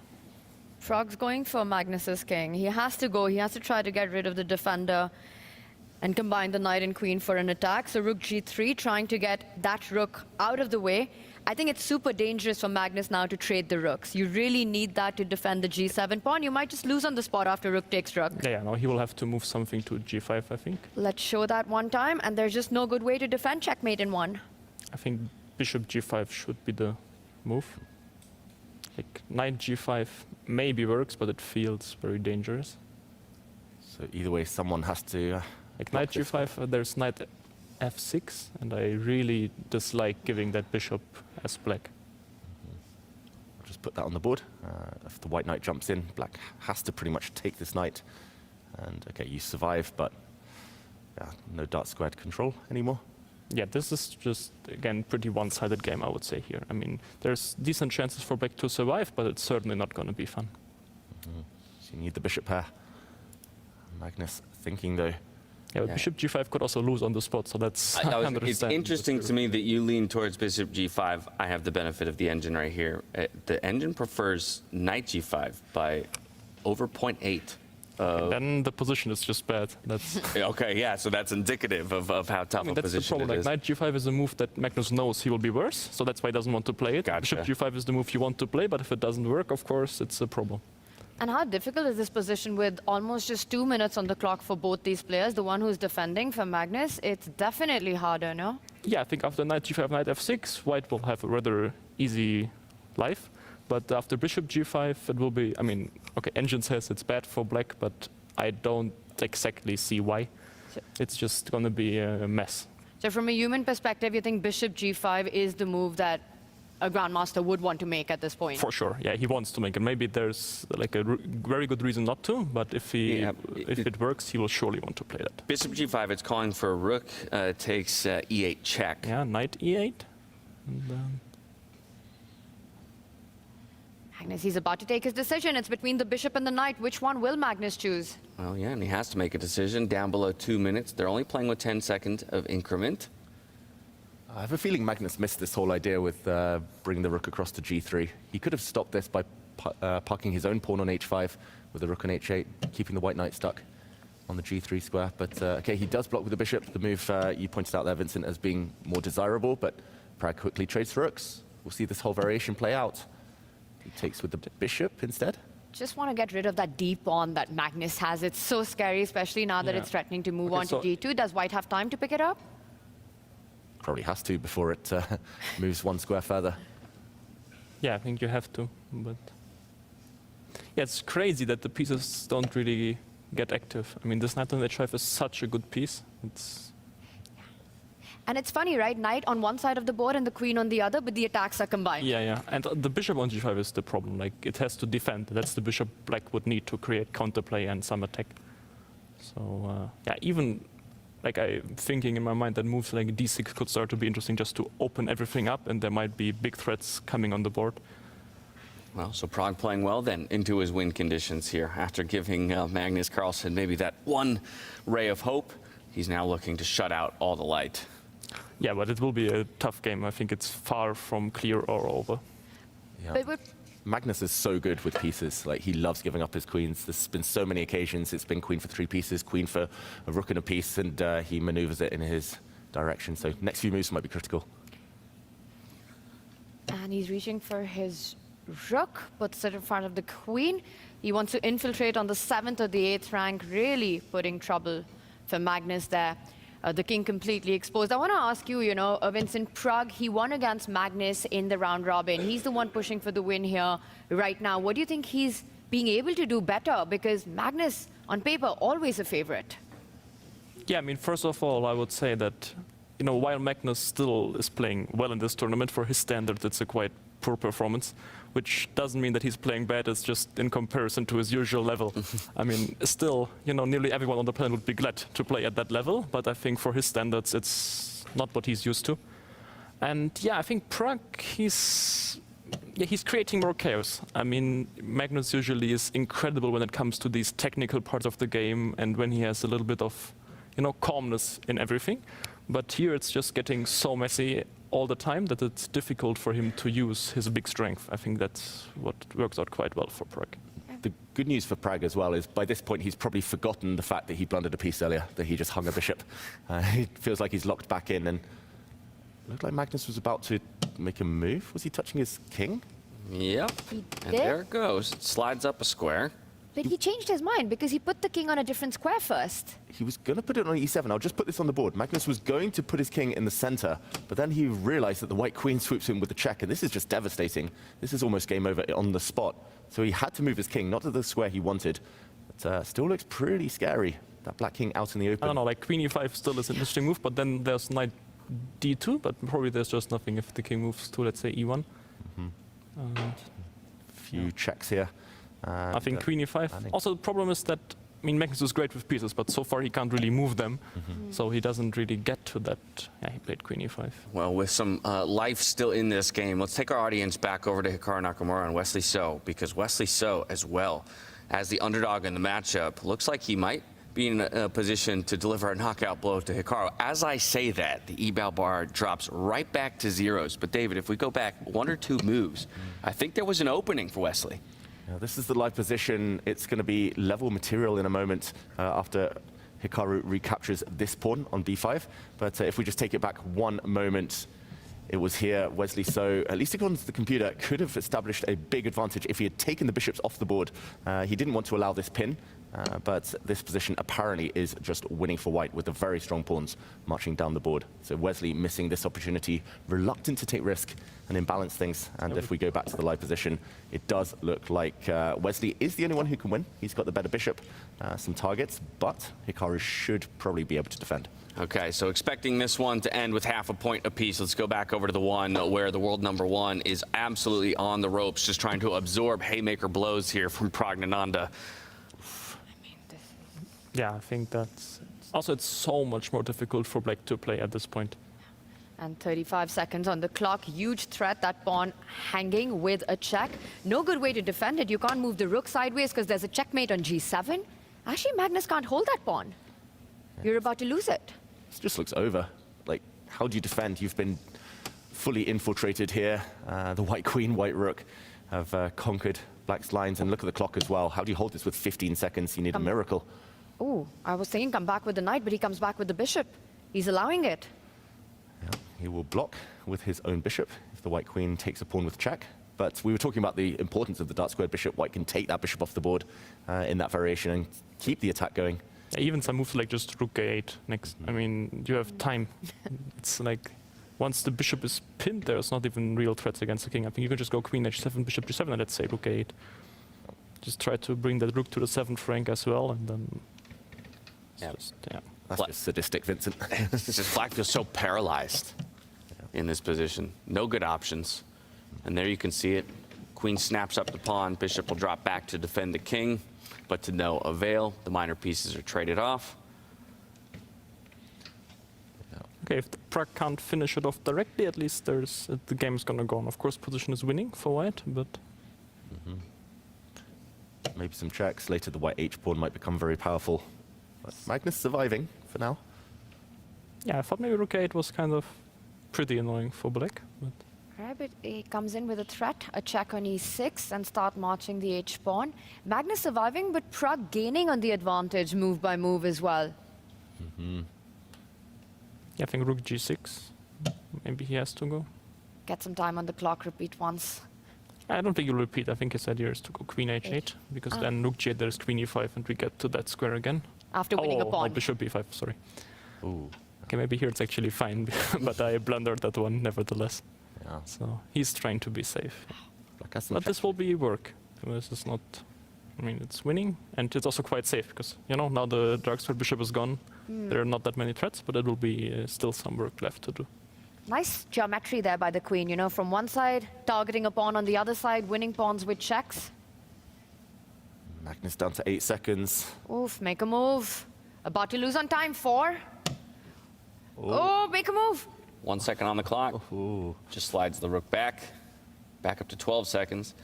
Prog, though, not too much time to his name either. And this is where, under time trouble, you could make a slip up. We've seen one-move blunders in the tournament so far. Prog has stolen another pawn. He now has 4 pawns versus just 1. So the queen and the kind of knights and bishop, the 3 pieces, they balance each other out, but the 3 pawns could decide this game later. The white king very safe on dart squares, now that the dart squared bishop for black has gone. Yeah, very hard to imagine black holding this. Like, the knights will never move the rest of the game, right? They just have to protect each other. Magnus moves his king. Some queen checks. Yep. All of them looking tempting from the center of the board, from the other side. And then you just got to find the time to start marching up the board with your pawns. Might do it now. You might start pushing one pawn up. You can also go for some of these like rook b6, trying to win material. Might also be working. I think he has just, as long as he doesn't blunder anything huge, like either the queen with a fork or some mating attack, there's no way he's not winning this. Magnus needs a blunder in 1 almost to win this. It's a miracle that's going to save black. But we've seen miracles happen before in Vegas. That's exactly right. That's what I said. We've seen the one-move blunders. Everything's a possibility here on the Las Vegas stage, especially when you're working with only 10 seconds to your name. Yeah, but also Prog has become really good with increment, like playing only on increments high. Ooh, watch out. Checkmate in 1, threatened. I think h3 is a move he's going to manage to find. Yeah, it's a trick on the board, but there's mate in 3 on the board. Whoa. White. Okay. Magnus is getting mated. He's going to offer his hand. Black king is going to be caught on the edge of the board, and there we go. Pragnananda takes the win. Wow. Can you believe it?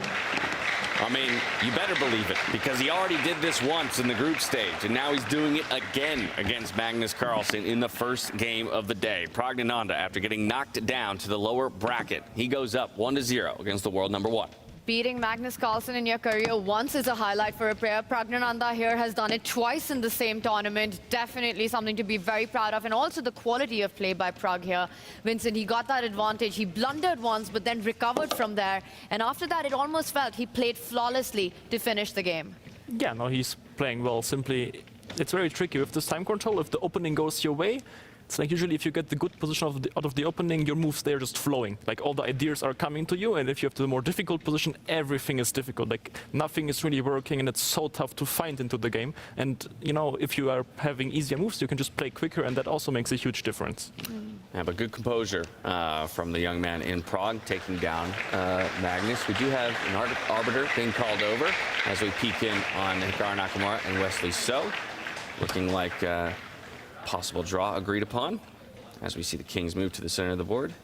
Yeah, it was a repetition of moves in the end. Hikaru, he was on the defensive for most of it, but he did manage to eke out the draw. Wesley had a couple of opportunities in the endgame, but he didn't want to take any risk at all. He didn't want to imbalance things, and maybe a missed opportunity for Wesley there. And some very different results out there on the Las Vegas stage. The players' typical post-match analysis.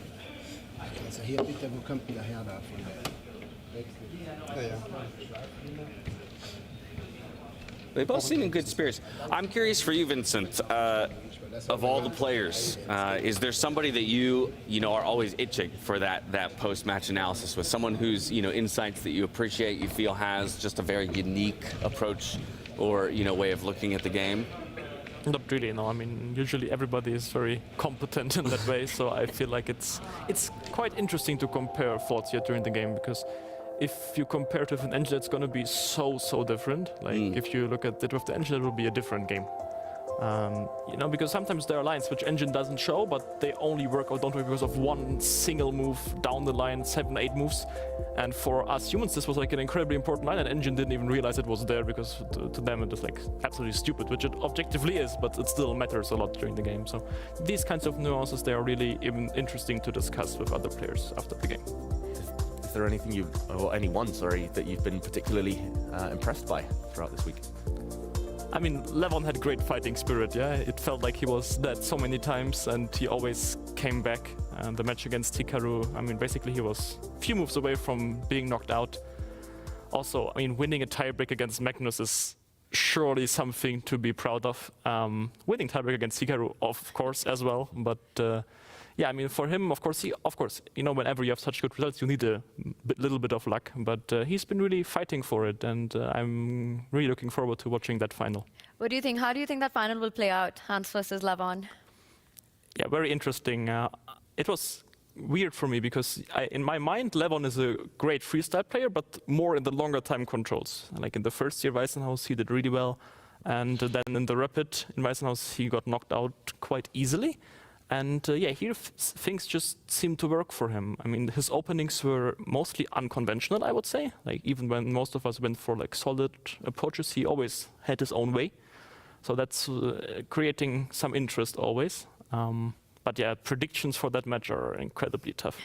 I love it. That's the kind of final we want. Yeah, and Levon actually credited yesterday, we had him in the studio, his practice and preparation prior to this event with his performance so far. For you, now 6 months into this 2025 freestyle chess journey, has practicing for the game gotten any easier? Has your approach changed at all from when we were talking to you in Weissenhaus to where you are now? A little bit, but not much, because I believe if you want to get really deep into freestyle openings, it takes a lot of time. And basically, as long as I still want to play classical chess, that takes time, and I cannot fully focus on freestyle. And I think you would need to if you really want to build like a near repertoire, or at least know most of the motives that play a role in the positions. So of course it makes sense to practice, especially if you have a new time control, but generally I still feel that playing good chess is the key. That's great advice. Just play good chess. You know, I want to come back to the action that's about to happen. 4 players, one of them in a must-win, and it's world number 1, Magnus Carlsen. Now, in this situation, with little turnaround time and the second game, the final game about to start, Vincent, what kind of sort of an opening draw, a position draw is Magnus hoping for? He's going to be playing with the white pieces. What happens in a player's mind right now? Yeah, of course, you're hoping for something where black cannot go for symmetry. So let's say most positions with the 2 bishops in the corners is quite annoying, because like b3, c4 or b6, c5. So he'd want that, the bishop. He doesn't want the bishop. Because that means it's like symmetry most of the time. He wants something very weird, like where he can attack pawns in the first move. There are some weaknesses, and it's just getting quite... I mean, of course, their positions are objectively bad, but even if it's not, he wants something very tricky. Imbalanced, for sure. Well, you can see it on your screens there. It's Magnus Carlsen down 1-0 against Pragnananda. Loser of these matchups will drop into a matchup for 7th place. So they're not done with their chess, even if they have a sour day today. They'll step back on stage tomorrow. Magnus isn't showing up. If he loses today, I think he is done. Well, we'll see. And then he forfeits the right to 7th place and $30,000. I mean, again, do not forget. That's a dinner for Magnus Carlsen. What are you talking about, James? Oh, Lordy. I mean, from here, we're looking at Fabiano and Arjun. What about that for the look of the day? I mean, obviously on group stage day, you had to look at 7 different opponents, and I'm sure that as well has to be somewhat mentally exhausting, just to switch up in styles from player to player to player. But here today, again, talking to the kind of condensed format and how much it demands of you guys as players, whichever of these players is successful coming out of this first round has to go right back at it against a totally new opponent in either Fabiano or Arjun. That can't be easy. Of course it's not easy, but it's also not easy if it's the first match of the day. So, I mean, the winner at least brings positive energy. And also you can argue that, you know, the other players had time to rest, but you shouldn't forget that being in the fighting mood and already like in-game really can help. So they already warmed up. Of course, if they played like an incredibly tiring match that goes till Armageddon, maybe it costs them a lot of nerves and energy. So, of course, winning is main priority, but clearly Prague will be looking to make it as quick as possible, or also Magnus if he comes back, so that they keep as much energy as possible for the second match. You mentioned just the word Armageddon, and it brought up a curiosity of mine, because we heard from Fabiano, as one of the only guys who had to play Armageddon in this tournament so far, that he really does feel that Black is advantaged, of course, because it gets to play for draw odds. But that seems peculiar to me in freestyle chess because of how decisive results usually are. And so forfeiting almost a minute's worth of time just to have those draw odds feels like a really dangerous gamble, even though it did work out for him. I understand his point, but I think it really, really depends on the starting position you draw. I mean, the ones he got were fine, and then it's nice for Black because you don't. It's a mental thing. Whether you start a game and you want to win or you need to win, it's a big difference.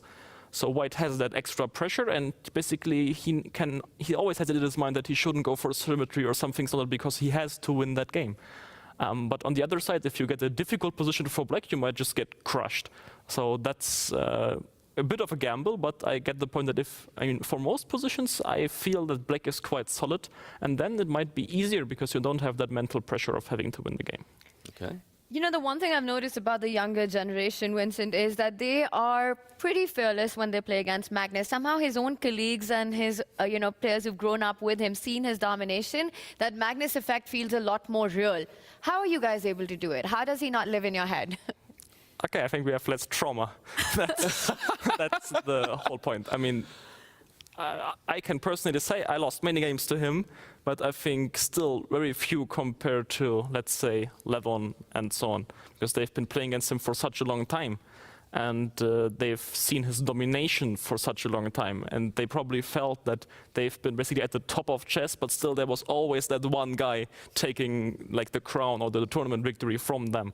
And that's an experience that, of course, we've had, but not as much. And I think that changes something, because at some moment it really gets in your head. If you do this for like 10 years and most of the time he will be in front of you, it sticks to you, I think. So you've heard about it, but you haven't experienced it as much, the sheer domination that he showed, let's say, from 2010 up until he walked out of the World Championship. I think also it's fair to say that at least for classical chess, clearly, he's just not playing as much. And I think also his best level is already not there. I mean, he's not at his peak right now. And the other thing is that mostly when he won all the tournaments, we were not yet really top players, so he couldn't take like any, world championship match away from us. This wasn't something that could be taken away. So, yeah, I mean, for Levon, I think he's been, number 2 for a very long time. He should be one of the 5 highest rated players of all time. And I think it's fair to say that if it wasn't for Magnus, he would have won far more top tournaments. Yeah. Well, Pragnananda right now, the representation of that younger class, he is on the verge of knocking Magnus Carlsen down into a 7th place matchup and earning his right to either challenge Fabiano Caruana once again or Arjun Erigaisi back out to the arena for the position lottery. Welcome back to Game 2. In the first game, we saw a big win for Pragnananda against Magnus Carlsen, which means the world #1 player is now in a must-win situation in order to take the match into playoffs.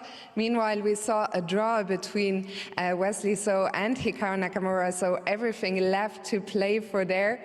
We're now going to find out the next position the players will play. And in order to help me do the draw, I would like to welcome to the stage the founder of Freestyle Chess. Give it up for Jan-Henrik Brittner.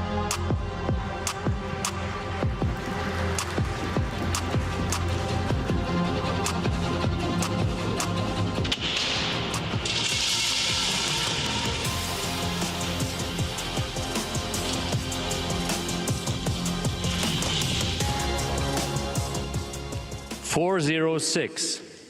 406, Jan-Henrik, thank you very much. Let me just ask you a quick question. You had this vision for freestyle roughly a couple of years ago. A lot has happened since. Now here we are in Vegas at the stunning win. We have an audience for the first time. How do you reflect on the journey and being in Vegas now? I'm just incredibly proud of everybody here being involved, especially at this point, Thorsten Hock, who is basically putting everything that is kind of in my mind into reality, the whole setup, everything here. Maybe the audience can give an applause to what he has done with his team here.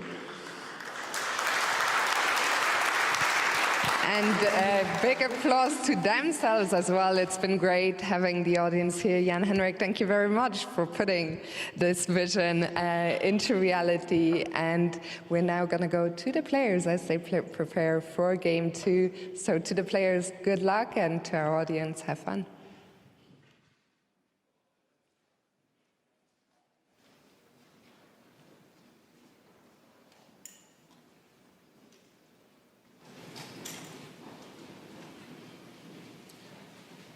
C6 makes sense.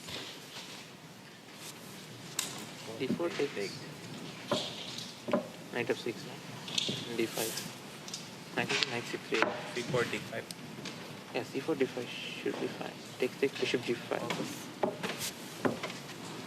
Yeah, this This is bad. I won't want to play. D5, yeah. No, takes.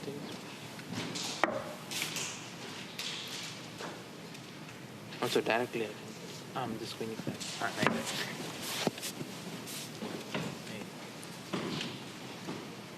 Queen D6. Queen E5.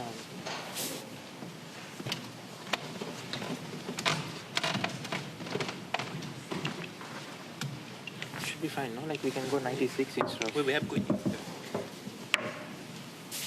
Oh yeah.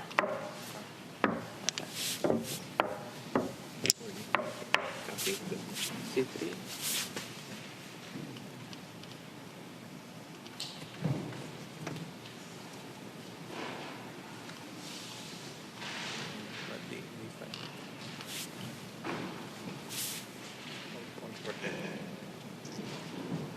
Take 93. Yeah, that should be fine. Huh? Yeah, as long as we don't lose this one. But if I do this...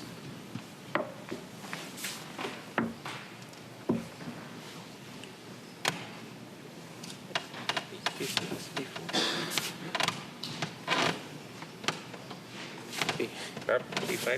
ED. DC for DC6, C6, yeah? Yeah. Queen E4, knight F6. Bishop G5. Yeah, bishop G5. So Queen D6.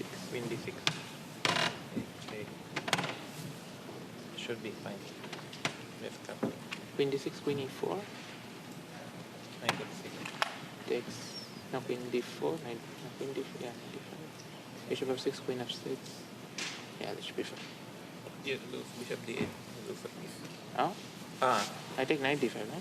Queen bishop D8. Queen D8, C4. Queen E8. Yeah, I didn't see that. Queen E8. Queen E4. Oh yeah, okay. But what they play? You got just copy. C4. C4? Yeah, C4. Makes sense. No queen.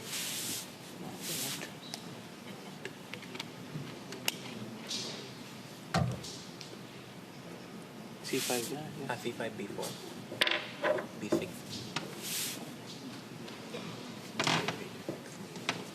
Should be fine, right? Yeah, B6.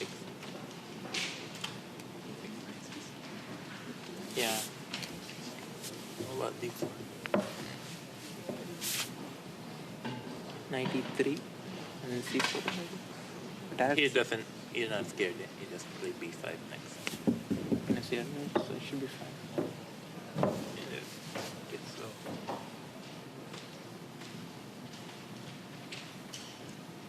Yeah, this knight of 64, C6 or something. Yeah, knight's badly placed. C3, C6, C4, E5. We're back. Yeah, no. Okay, good, yeah. Knight F3, ED. Wait, knight D? No, okay, that's not. ED, ED4.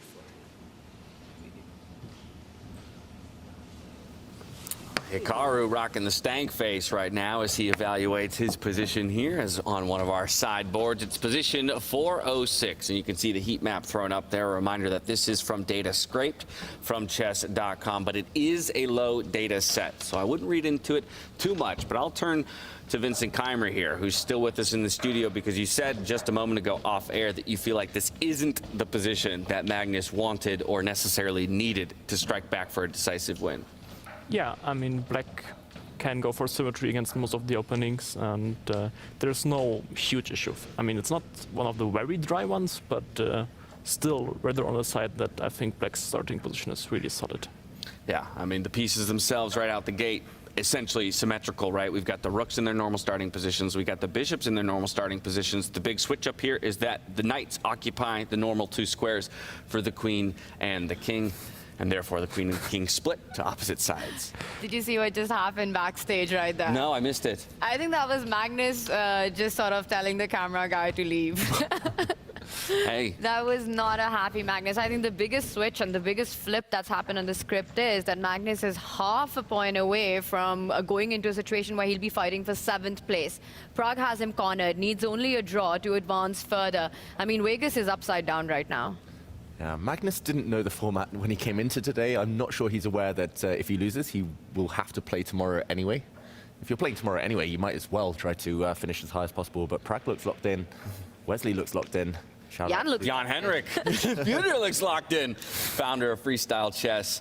And this event has delivered every step of the way. Pragnanana, though, one of the guys who's so responsible for the shakeup here in Las Vegas. Unbelievable. And one guy responsible for the shakeup in the chess world is Jan Butner. What does it mean, Vincent, for youngsters like yourself to have, you know, someone like Jan who pretty much came out of nowhere into the chess world, and then you have this whole Freestyle Grand Slam tour going on, such big opportunities? Yeah, it has been incredible. I mean, I remember when I got like the invite for the first event to 2024, Vice announced it was during the Grand Swiss in Isle of Man 23, and at that time it was still like very new, very fresh, a little bit of unknown territory. But I think by now we can safely say that it has been a success and also really enjoyable for us players. And for us fans. I'll speak only from the spectator perspective, but boy, has the chess delivered, and so have you all. Every step of the way. We're midway through our 2025 Grand Slam Tour. Trying to figure out who will reign supreme here in Las Vegas, the city of spectacle. Our brave cameraman, meanwhile, peeking behind the scenes. Sneaking slowly. Oh, is he? Ooh, and he takes a sneak peek. Just making sure Magnus can't see him. And here we see a Magnus Carlsen. In the wild. In his natural habitat. And that's it. That's all the time the players get. That's it. 10 minutes. Are you feeling much pressure in that 10 minutes? Does the pressure build in that 10 minutes, or does it dissipate in that 10 minutes? Usually there's not much pressure unless you're black and there are some real issues to be covered, or you're white and you're in kind of a must-win situation or something like that, and you have, because, you know, with the longer time control, there was the option to sit for like 5 to 10 minutes, or I guess I did an extreme like 20, 25. You took it to the extremes. There was still some time to figure out where you want to go with the opening, but here, with 30 or 10-minute games, you simply cannot afford. Like, at that level, these minutes, they will hurt you so badly later on, so you just have to make some reasonable choice. You know, as the time format changed, Magnus was quite happy with the shorter format of 30-30, while Hikaru did not like it at all. He pretty much hated it. He says, you know, Fischer, random freestyle chess, we need those extra minutes on the clock. Are you on Team Hikaru on that? I think so, yeah. I think it produces a much higher level if we get that extra time, and at least for what I consider the spirit of freestyle chess, it lives more up to it. Okay, 40 seconds on the clock here. We already saw a couple players take their seat. Hikaru, the first to his board. Prague, the first to his. Again, he's one game away from moving on to face either Fabiano Caruana or Arjun Erigaisi, vying for a shot of 3rd place. That's $100,000 and a whole bunch of circuit points servicing your trip to South Africa. Okay, we have 15 seconds. Move predictions. Move 1. What are we going to see on the 2 boards?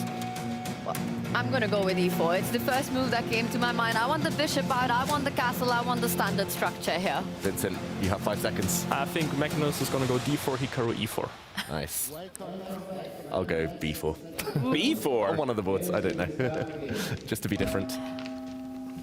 Well, like it. d5, you have any idea, or you just... Just wanted to say something that you hadn't guessed. And I don't think it'll be c4, too symmetrical. So Vincent and I are going for the 2 pawns in front of the knight, moving 2 steps forward, and David with the pawn in front of the queen, opening up a potential diagonal for the bishop to fianchetto. It's decision time. And none of us got it right. But I think C4? There's a reasonable chance it will transpose to D4 structures. Okay, you were not that wrong on the H4 one. Thank you very much. Take a bow, Tanya. But Vincent, you said it right. Magnus has to create the imbalances as quickly as possible. But I mean, Black has the option to go H5, and we are still to see what the imbalance is going to be. Yeah, that's kind of the automatic move, right, Vincent, in these positions with the rook starting in the corner. You don't really want to allow your opponent to gain a bit more space. But not just because the white rook can lift later, but also because the black rook then a bit stuck. I tell you this, though, if we were on the other board, you would have been correct with the E4 call-out. If we do kind of zoom out and just take both of our boards side by side, we can see right out the gate a very different look. Also, the night coming out. I'm just going to say that, you know, I need to go to the casino tonight. Well, or you just got to go play some more chess. At least you're allowed to, yeah? I am allowed to. You know, Vincent isn't allowed in the casino. True. He's got all eyes on him right now at the win. Got a bodyguard around you, just. Before the tournament, we got like a message that there will be like special security guards in place to make like because of us. Yeah, well, that's the reality of the chess world. Y'all get too good too fast. So it's yourself, it's Prague, I guess. Nodebek. And Javokir. And Javokir. Yeah. Hans barely made the cut. Didn't he just turn 22? Yeah, he did when he qualified. He only needs to be 21. Ah, 21. Yeah, 21's the quite safe. It's all about the blackjack. Okay, so we have a very normal-looking position on the right board there between Hikaru Nakamura and Wesley So. Looks like a C3 Sicilian almost. But the Magnus Carlsen against Prague board, it's wing play versus central strategy. Very interesting. Vincent, what catches your eye these early stages? Yeah, I mean, I think Prague is doing good.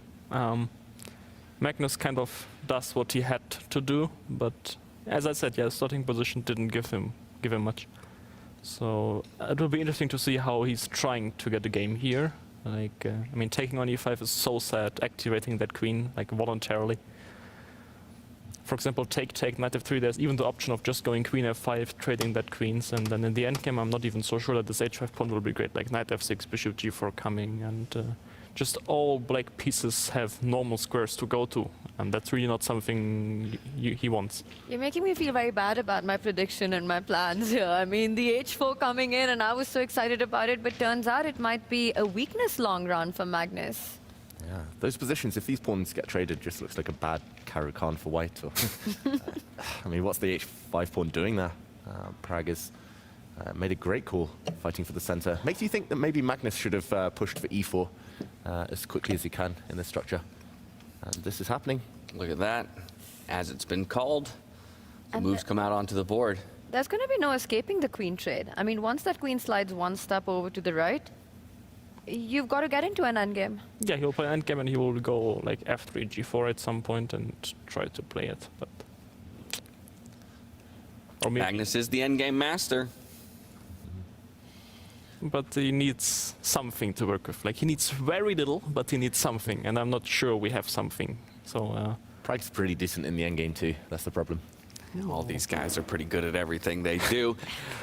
You know, a concept that y'all have exposed me to quite a bit too is just the idea of, you know, from which side of the board are the moves more simple. And that's something that I heard Vincent say just a moment ago. Just all the moves seem kind of simple and what's the word I'm looking for?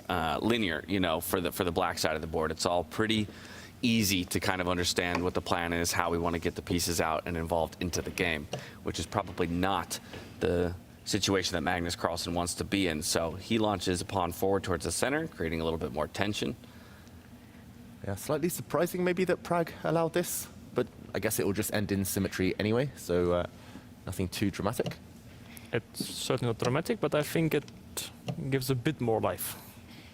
And what do you think was the reason? Because Prague needs only a draw, and it just feels probably to many of us watching as well that, you know, you get the queens off the board, you steer the end game, you steer towards the end game. What made Prague decide to keep the queens on the board?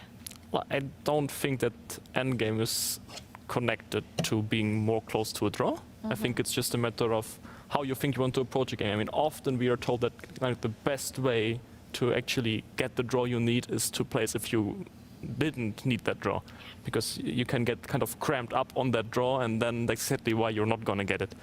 So maybe he was just trying to, I think he's clearly trying to just make the best moves regardless of the result. So he believes the best is to keep the queens on the board, and he's gone for it. You know, we've spoken about this earlier to what you said, that the worst way to play for a draw is to play for a draw. But now do you think Magnus's chances of setting up some sort of a kingside attack with the queen sliding over the bishop, eventually landing on f4, trying to hit the black queen, the knight jumping forward, could there be makings, and the other bishop landing on c4? It's all very direct. I mean, for example, black has the option to play bishop g4, taking h5, f3, and stopping bishop f4. So, I mean, if white gets everything he wants, sure, there's potential, but I highly doubt that Pragg will allow it. So, yeah, I'm expecting either bishop g4 or bishop d6 to happen. But, I mean, to be honest, also bishop f4 doesn't do too much, because I can move the queen and maybe go knight d6 next move and attack there. But still, I think, I mean, of course, bishop g4 is like the first intuition, but again, you know, knight e3 is a tempo at some point, so we need to be a bit careful. I mean, he wins that pawn, but of course it's a bit risky, because you might get into an attack. I'm a pawn grabber. I see a pawn, I would probably try and hunt it down. Every single time, my friend. No, maybe you would also be a bit more cautious if it's like the game against Magnus and you only need a draw to kick him out of the tournament, or like to kick him down to the match for. I would have traded queens a bit earlier. Yeah. Black's rook feeling a little bit stuck to me, whereas there is an option for a rook lift here for the white rook in the bottom right-hand corner of your screen. But I'll also remind everybody at home, castling comes into play sometimes in very wild ways here in freestyle chess. Is there any chance we see a late game castle go in the other side of the board? I think it's not even that unlikely. Like, I actually think, you know, the first game against Magnus I played here, I thought my position is great, and then he suddenly castled and I was like lost. Because I thought that, okay, you know, I'm controlling the d-file, so there's no way he can castle long, but the king was already on c8, so it was legal to just castle, and suddenly from a position I was feeling very confident, I was just lost. So I hope that, you know, none of the other players has to endure such things, but it's going to be very interesting. Knight g4. Oh. Does he want to get the bishop to attack the queen and then try to win the queen? Win the queen maybe is a bit much, but surely bishop e7 is the plan. But you've got g3 as a square. It's just bishop e7 can always be countered by bishop f4. That's maybe... Oh, nice. So just to put a move on the board, just to show this idea, if white just makes a random move, bishop to e7, looks like it almost traps the white queen, but bishop to f4 is a nice counter-strike against the black queen, and we might see an exchange. Okay. Still, I understand why he went for this, Pragg. He kind of wants to scare white. Maybe a bishop will come to c5, tie white down. Bishop f4 is actually a very important resource in this position. Otherwise, white's queen is in big trouble. You can't even fall back to trade because of the diagonals and the weaknesses that it creates. But Magnus, he doesn't. Okay? He says, does he still believe in the power of bishop f4 after that move that we're discussing? I think so, but I don't really get it. I mean, even now, black can just take and castle. I don't see the big point. Let's show that. Yep. So both queens attacked. Let's say the black queen saves itself, takes the bishop. The white queen takes the bishop, so a fair trade. And then black just castles. So now that problem you mentioned of that rook, the black rook solved. And the black queen and knight looking very active. On the board, all of this. Wow. Yeah, I think black is just slightly better. That's... So peculiar choice here. Yeah. From Magnus Carlsen. The gamble of not going in for that early queen trade, keeping the queens on the board, sort of sticking to what Pragg thinks is the best way forward, it's paying off. Sticking to his guns. He's played brilliantly this whole tournament. I mean, just again, barely being knocked down into this lower bracket by Fabiano Caruana. And that's something we should remember, is that he just, you know, a day or two ago was very much, you know, perhaps a tournament favorite based on the remaining players in the field for that final table. Yeah. I mean, finishing group stage at the top of the leaderboard, being on that front foot every single way along the tie break against Fabiano. Fabiano then striking with a punch back. What an epic fight that was, and eventually a crazy, crazy Armageddon to decide. One of the big matches. What did you make of that one, Vincent? Did you enjoy it as much as we did? Yeah, but I also kind of felt for them. I mean, I myself didn't have a very short day. It wasn't extremely long, not like them, but still it was a reasonably tough day. But yeah, I mean, seeing this match, it's crazy. I mean, especially that first blitz game, you feel like it's over, Prague creating chances, and then in complete mess, losing again must have been very painful. And him striking back after that was so impressive. I mean, it's so easy to lose motivation and talk yourself into kind of giving up.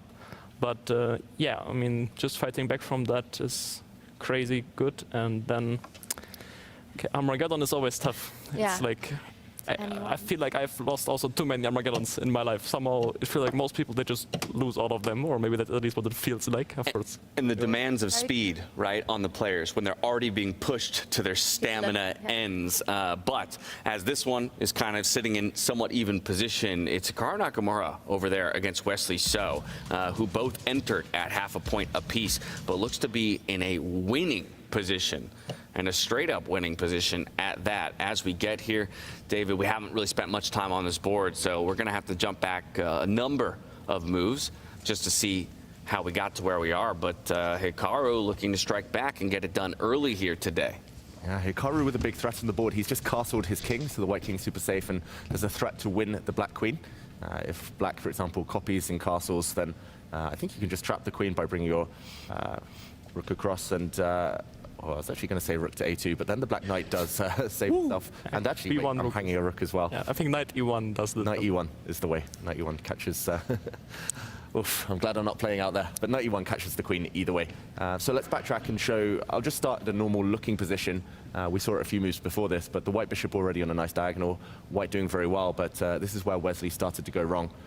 He started opening up this left flank, and the white knight coming in. Pawn to c4, maybe he should just be trying to stabilize. He's trying to open the position instead, and this is the key maneuver, the white bishop coming in to kick away this black knight, which is on a somewhat clumsy square. And the knight now just jumps in to sacrifice a pawn. Maybe it's just busted already. The white knight is super strong, beautiful outpost in the center anyway. But Wesley went for this, gave up a pawn in order to capture this pawn on b2. And either way, the white rook is coming. The white knight has access to some squares. Both bishops for black feel awful right now, too. Yeah, this just looks strategically and probably just dynamically busted. And you can tell from the body language of the two players in front of us. You know, you don't have to really look much deeper. I think Hikaru knows that this is big, big trouble for Wesley. Yeah, I think Hikaru is thinking about lunch right now. That's no, I mean, this position is really, it's completely gone. I don't know what Wesley did here. It's so unusual for him to make such big mistakes strategically. I mean, that knight on d6 was like painful. This is such a bad spot for the knight. I mean, it's kind of trapping the bishop from c8. The knight itself has no squares. d5 is left so vulnerable. Yeah, I understand he didn't want to play knight f6 because there was bishop g5, and he didn't want to go d6 because of knight g5, but actually there was castle. So I think like d6, you know, you can put knight on c7 or f6, but you gotta get some control of those squares. What do you think was Peter's reaction on the pro stream when he saw the knight jump to that square? Yeah, I think already that position he didn't like, but knight d6, yeah, close to doctor call, I think. What's that like for you, knowing that in every single game of freestyle chess you play, just a room over is Peter watching you play and commentating on your very games? It's fun, I would say. I mean, I know him quite well, so it's always, you know, in such games I can really feel what he will be thinking. I think it's really funny. Didn't you guys say the queen's getting trapped if... Yeah, but the position was just completely lost. So he's just going to resign in 2 moves, I think, with it, so it's that bad. From bad to worse here. And again, Hikaru's done this with only eating up 2.5 minutes of the time on his clock, so... Thinking about what he's eating next, like Winston said. He's moving at a sprinter's pace. He doesn't want this to be a marathon day. He's saying, I'm switching it up. We're not going to 7 games. Playing Arjun or Fabi, or are they still, will they be choosing? Unclear. Let me get an official word on that before I promise you anything. But as soon as I know, I will let you know. Yeah. White is winning a piece, at the very least. And there we go, it's a handshake. Hikaru Nakamura wins the match. Wow, what a miniature. That was only 17 moves. That was 5 minutes into the game is what it felt like. Unbelievable. I mean, for Wesley to go down like that, everything going wrong from the opening as they sit and analyze. But for Hikaru, the chase for that podium finish, that dream still lives on. I'm very impressed that they found something to talk about in this game because it was over before you know it. Wesley So, that was not his finest hour. And Hikaru moves on to meet either Fabi or Arjun. Yeah, Fabi or Arjun. And a great recovery, right?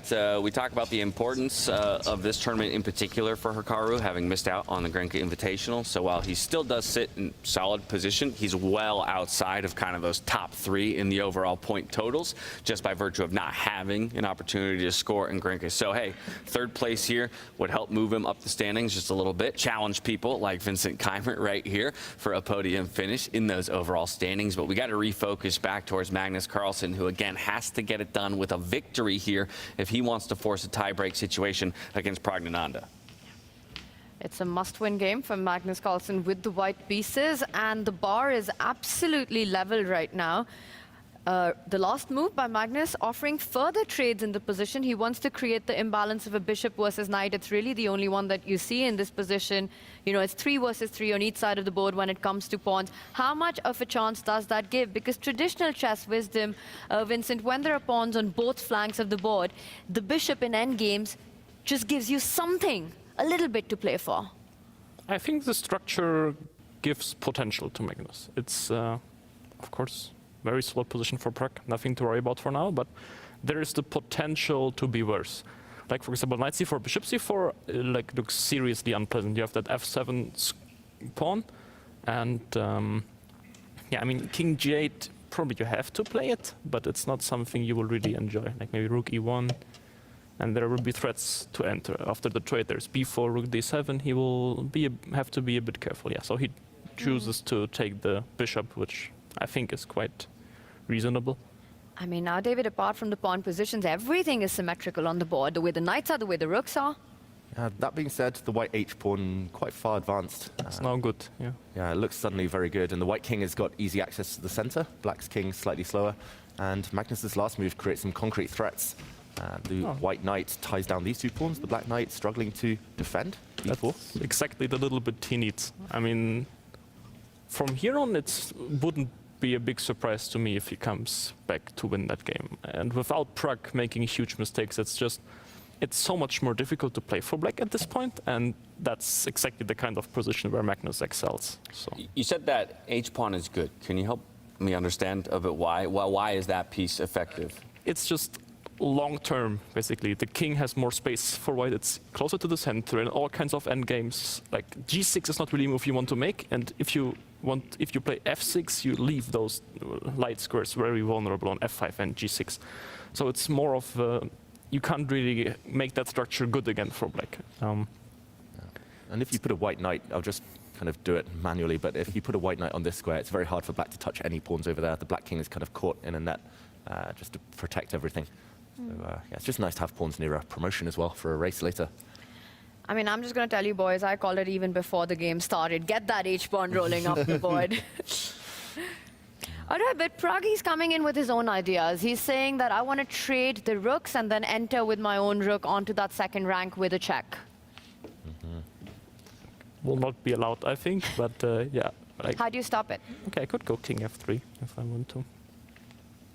I would play that in a heartbeat, but maybe there's something more concrete in this position that Magnus is looking at. He might be tempted already to push his pawn and kick the knight and try to grab a pawn on that left flank. And then it becomes more about calculation, so a bit to think about. So Prague, of course, here, just trying to hold Magnus to, at the very least, a draw. Earlier, we talked about how he's just going to play the best moves, or what he feels are the best moves in the position, because that's the best way to play for the draw. So let's put you on the black side of the board here. Which are the scariest, pieces for White's position that I need to get off the board? H5 was one that you called out as being effective, but is that what I actually need to go and attack, or is it just about getting rid of the rooks as quickly as possible? Oh, I would love to trade knights, but I don't think that will be happening. So yeah, for now we can't really trade any pieces as black, so we kind of have to defend against the long-term or short-term threat of b4. Yeah, the b7, c6, it's a bit weird. Like, we can't push b6 for now. Also, you know, tying a rook to the defense of either one of those pawns is not something you really want to do. It's like, you know, it's overqualified for that job. So it's not easy for Prague. And again, Magnus would of course love to erase like 2 minutes from both clocks.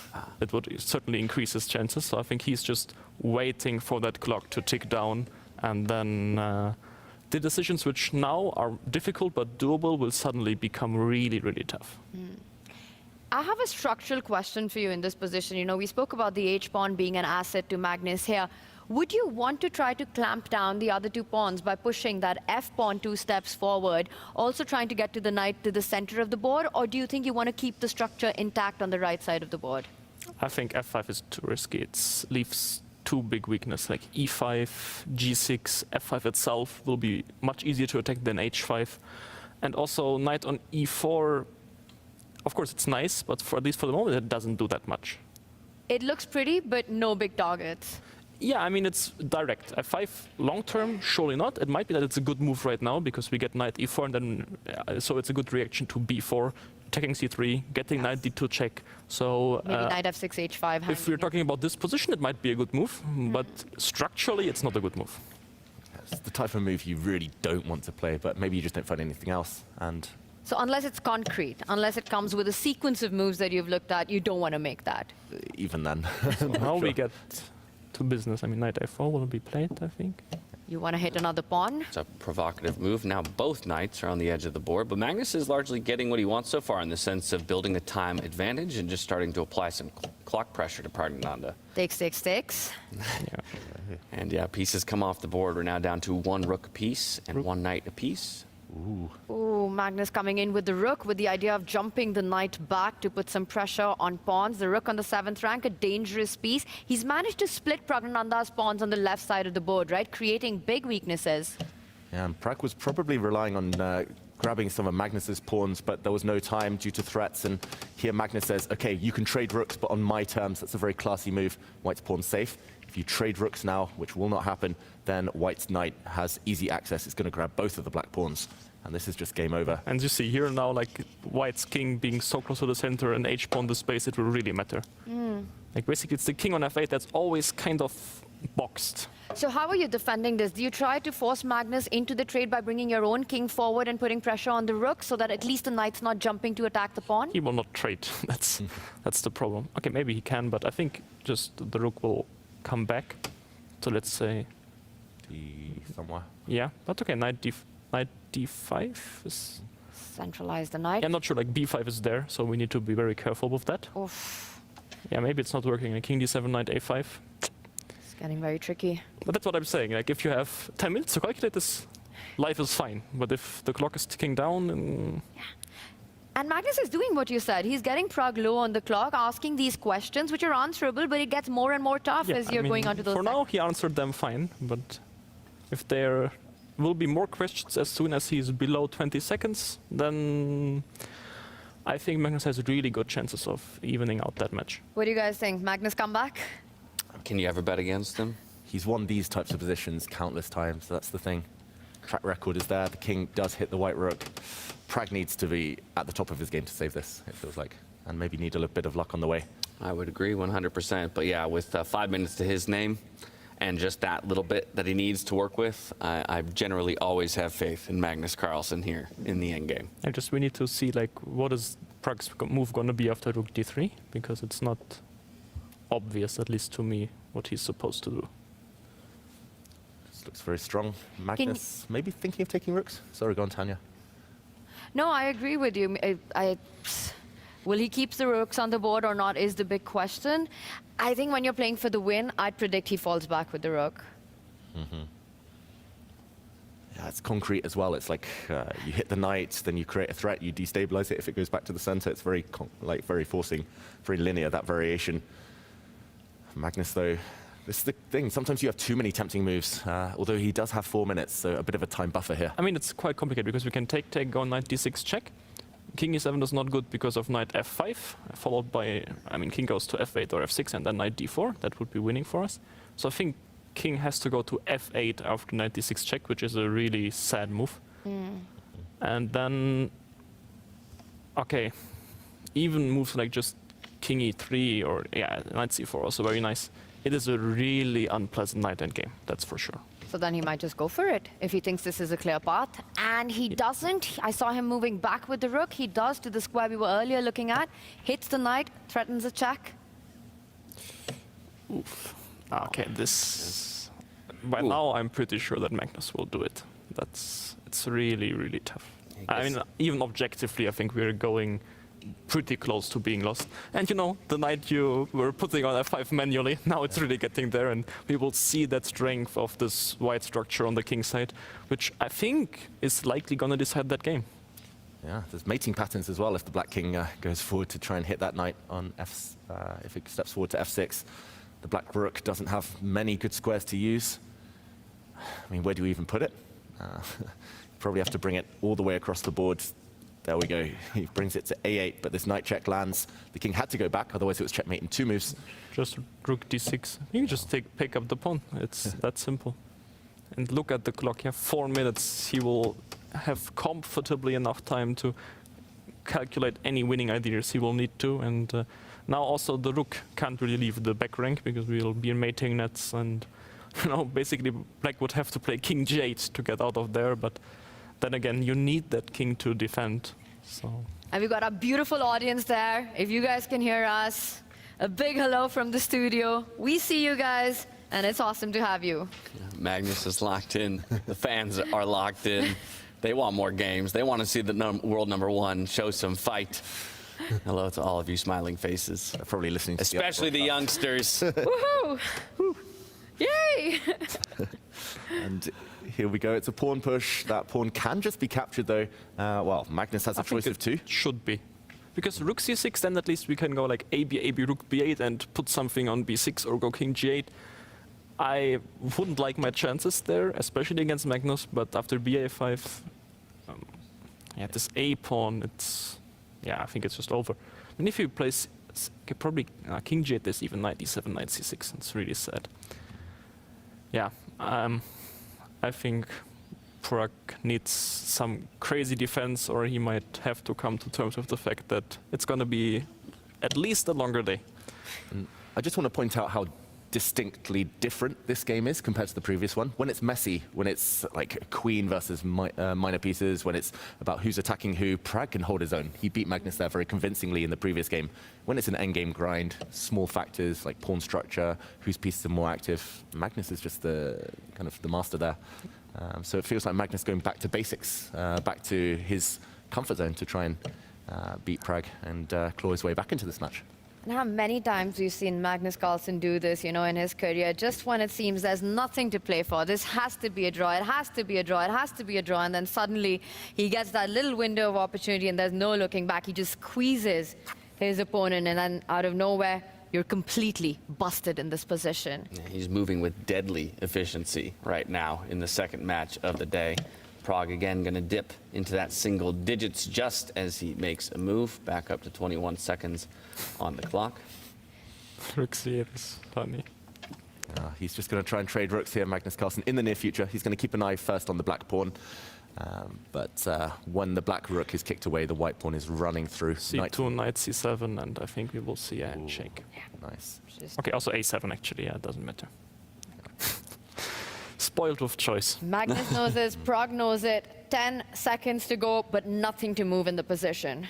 Yeah, I think this time control also helped Magnus in that game. I mean, it was a classical game. I think Prag's chances of holding that endgame would have been so much better.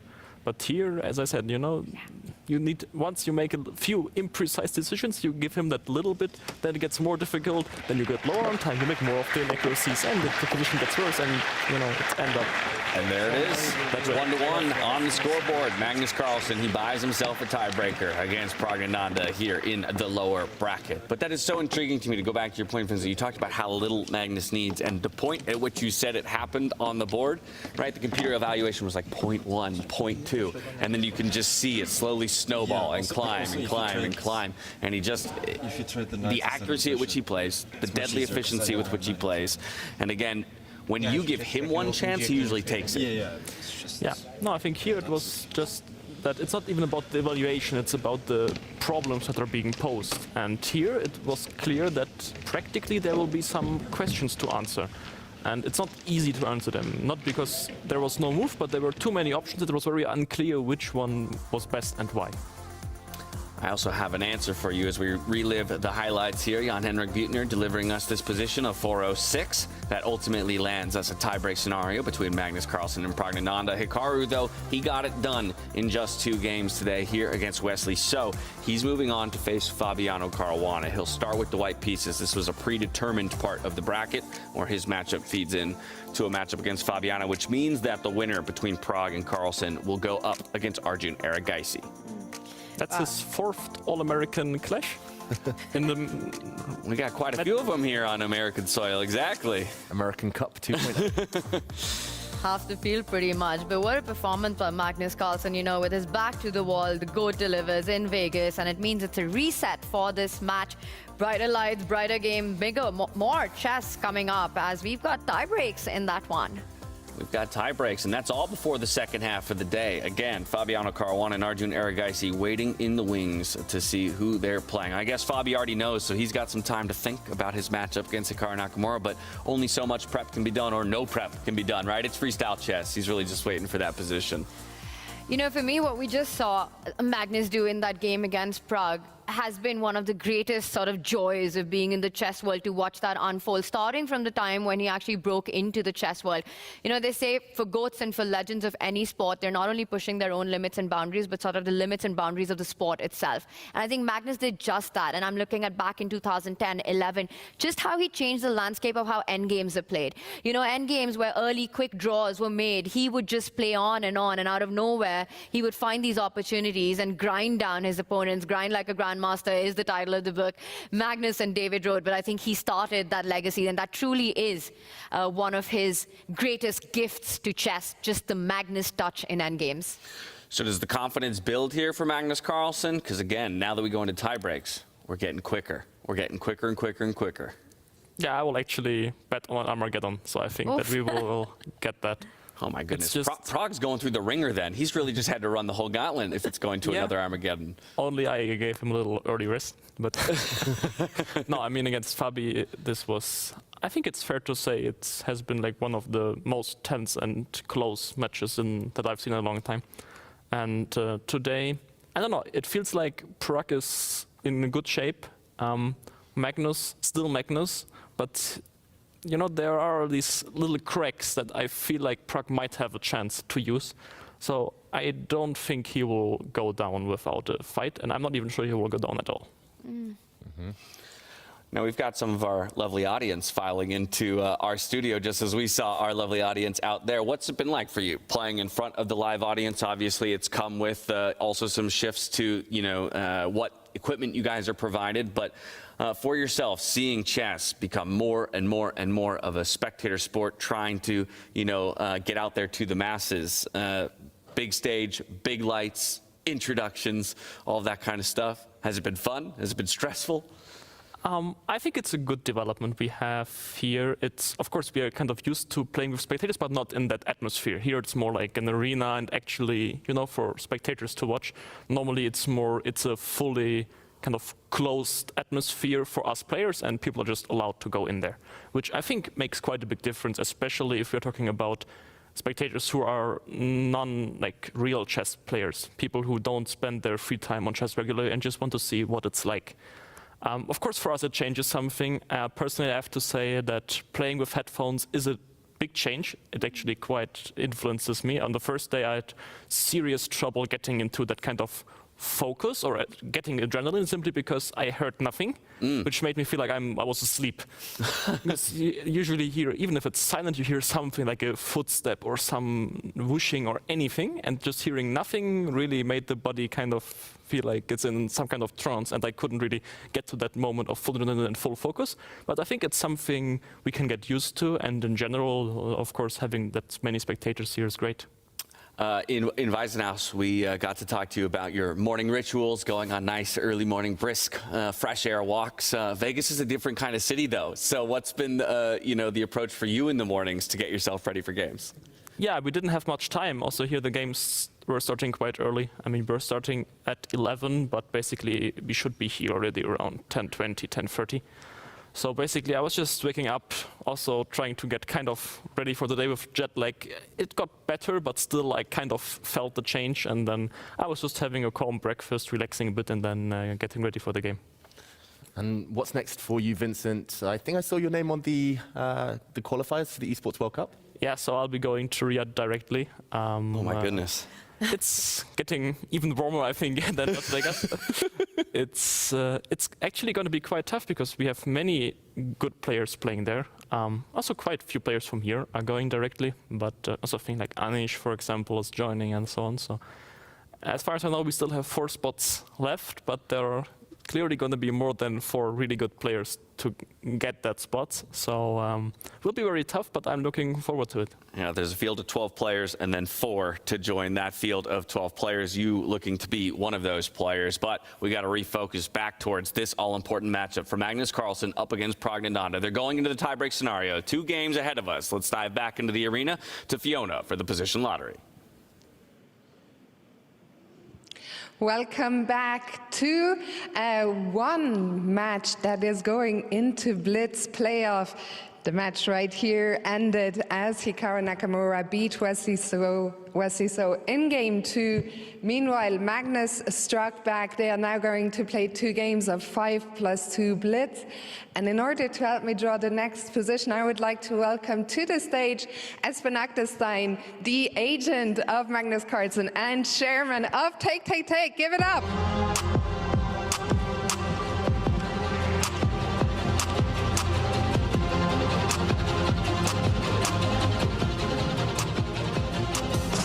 Are you ready?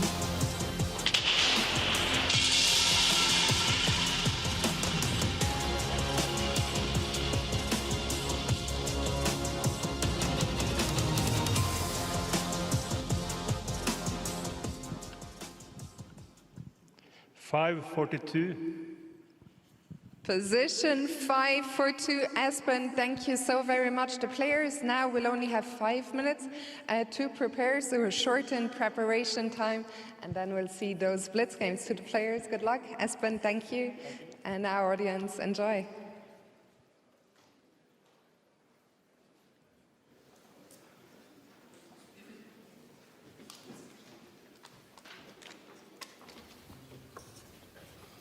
Well, it's position 5-4-2, and you heard from Fiona there. It's only 5 minutes that each of the players has to work with when it comes to strategizing before heading into a 5-2 time control. So things are speeding up, not just on the board, Vincent, but also in the amount of time that each of these players gets to take stock of the battlefield. And with the position flying up on the screen, I'm curious for you, what are the first things that jump out?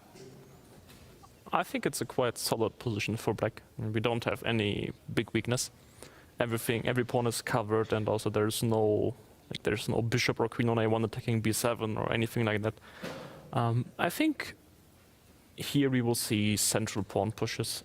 c4, f4 both don't seem to make much sense since there's no queen or bishop on the corners. I also don't think we will see any b4 or g4, which means that I think basically for white it's about choosing d4 or e4. d4, d5 seems quite dry at first. I mean, there's ideas like going knight c3, f3, e4. So that would be one option. And yeah, I think e4, e5 should be connected to trying to push d4. Although we're looking at it here, since the knight can jump to c6, it might even be easier for white to go d4 and trying to push e4, because here like f3 feels more natural than c3. And this time the players are by themselves. You know, only 2 gladiators left in the arena for right now, Magnus Carlsen and Pragnananda. Prag trying to figure out how he wants to start with. First move prediction. So are you going with the D4. D4 then? D4 by Vincent, the pawn in front of the queen. What about you, David? E4. All right, so that's the pawn next to it. James. Well, now I feel like I'm left with no good options because the 2 that Vincent wanted have already been spoken of. So, okay, hold Gotta on. pick one. Let's go. You can do the same. No, I can't. So instead, a knight's coming out. Knight to c3. All right, I'm going to go with the F pawn moving 2 steps forward, the one in front of the bishop. Ben Feingold would be so angry. Yeah, we've got pretty much all of it covered. I think one of us is bound to be right this time. I would hope so. If we get 4 chances, then we better get it right. F3 technically is a reasonable move. Is it? Okay. I think much more likely than F4. Why do you not like the pawn moving 2 steps forward? Because we lose like the control over E4. Cemento. It's yeah, we need the central control here. I mean, everything is pointing towards the center. We have pretty good pieces actually. I mean, bishop on G1, bishop F1 are quite good. Knight on E1 is the only, not that great piece I think here, because you know if you push D4 and F3, knight on D3 is okay, but not really where it should go. But I think it can stay on E1, and also we are quite quick with long castle. Like if we go D4, knight C3, F3, E4, queen D2, long castle, that kind of setup feels quite natural. Who is happier of the 2 players with this position draw? Prag playing with white or Magnus playing with black? I think they're both fine with it. It's not one of those where I think I'm completely safe as black, but also it shouldn't be too dangerous. And we saw there on our screens already. Seen it again. Magnus has found himself in the horizontal position. Deep prep. Solid prep. Cat nap. 5 minutes. Rest up. Could be a long day for him, as if he does get it done against Prag here in this tiebreaker scenario, he's staring down the barrel of a matchup against Arjun Erigaisi.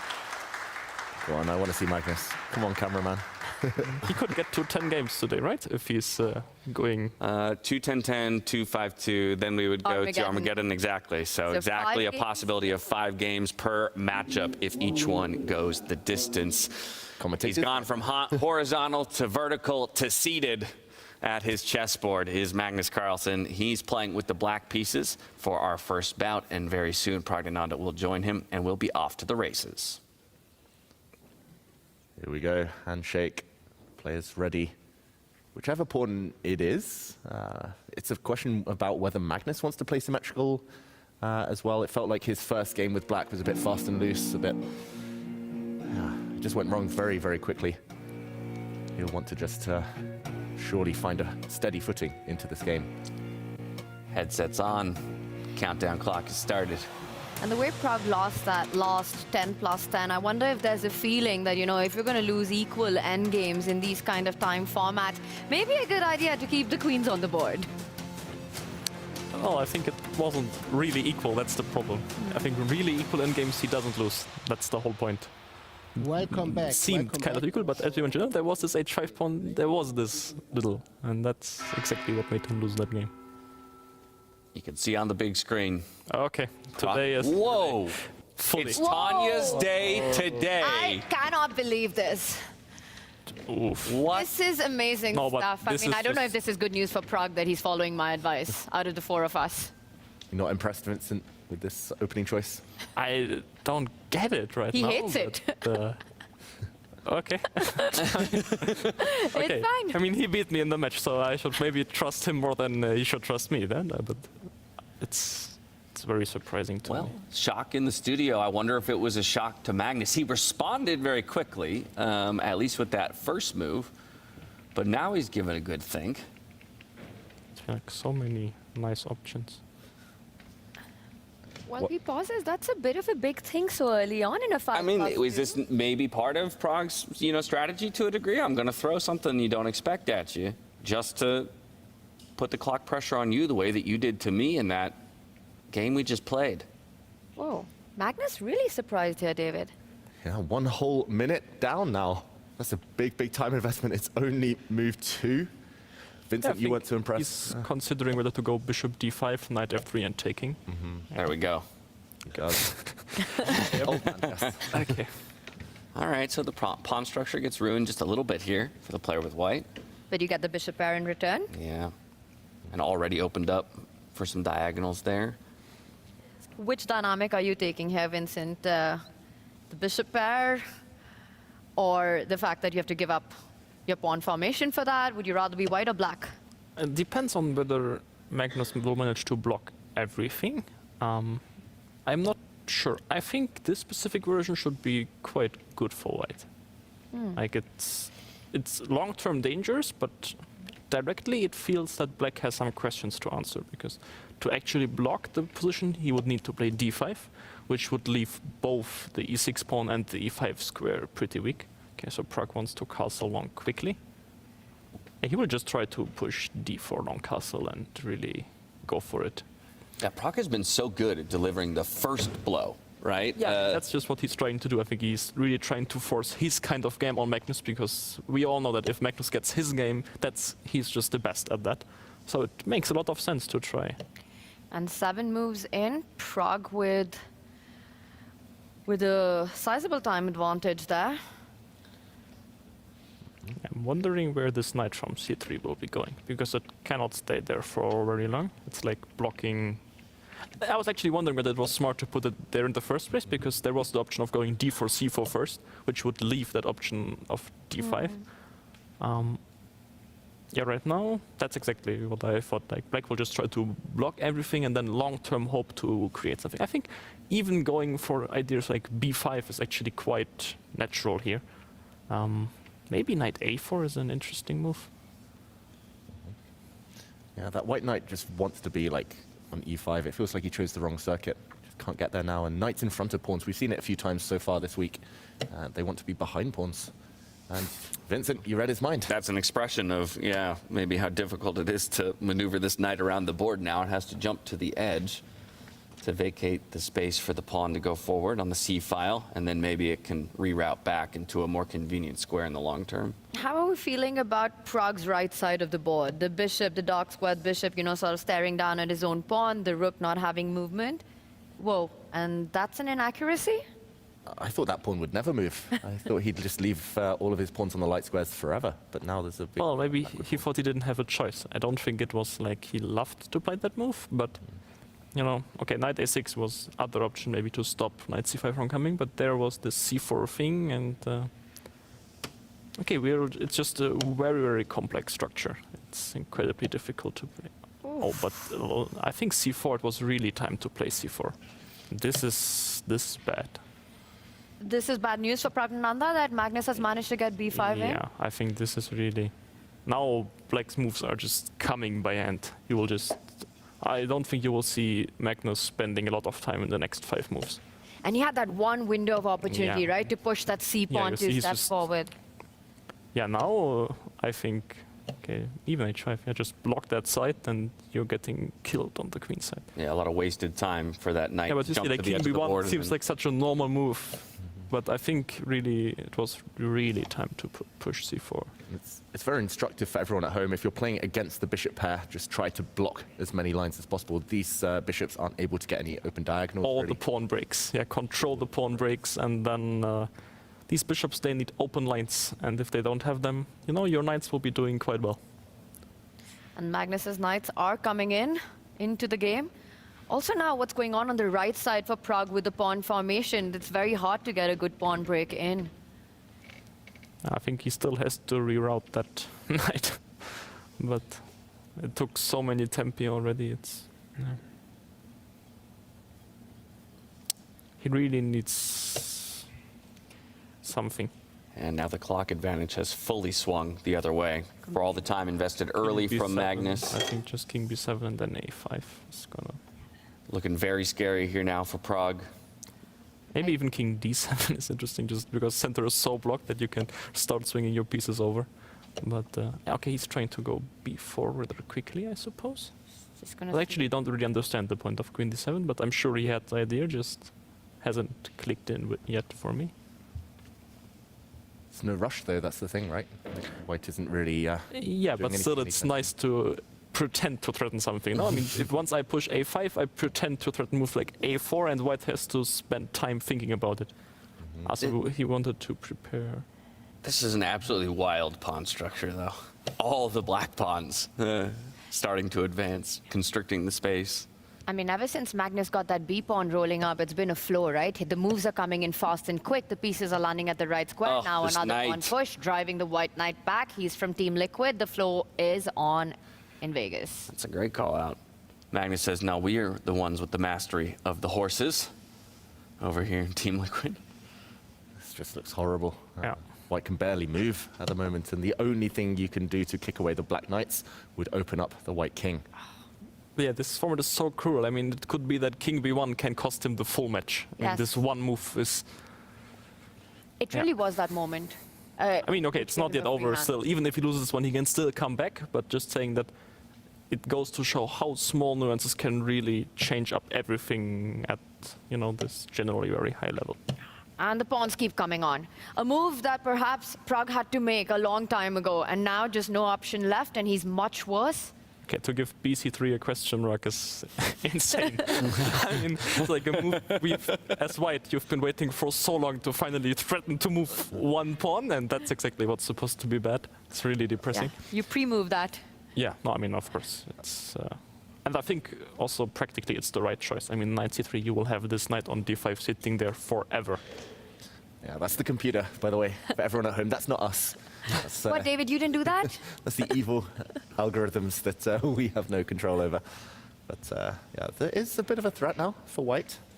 Step forward with this pawn, kick away the black I think knight. it looked worse already for Prague. I mean, now the position is bad, but he has chances. I see some potential for Magnus to go wrong. Before it just felt like he was dominating the whole board, and Prague was kind of waiting to be killed. And now he actually has some ideas. Just to offer up the other option and the reason why the computer it wants to recapture with the knight as opposed to with the pawn. Yeah, but now one of the black knights will sit in the center forever. There are no more pawn breaks for the rest of the game, so understandable why Prague wanted to take with his pawn. As we see Magnus push forward with his own pawn. That white king, that is the problem now. Ugh. Dangerous stuff, but Magnus reaching the 1 minute mark right now. I think lots of twists and turns lie ahead in this one with the amount of pieces, the minors and the majors, everything on the board. Yeah, king now sitting on the open file. Do we have to consider running him to the other side of the board? We would love to, but we will not get to. You'd love the castle. I mean, if we could go like g5 and castle, we'd be better as white. I mean, we would be crushing. But yeah, just the problem is the only safe square for the king would be a1, but you see that diagonal from the bishop on f6. It's like stepping into the sniper scope is. You can already.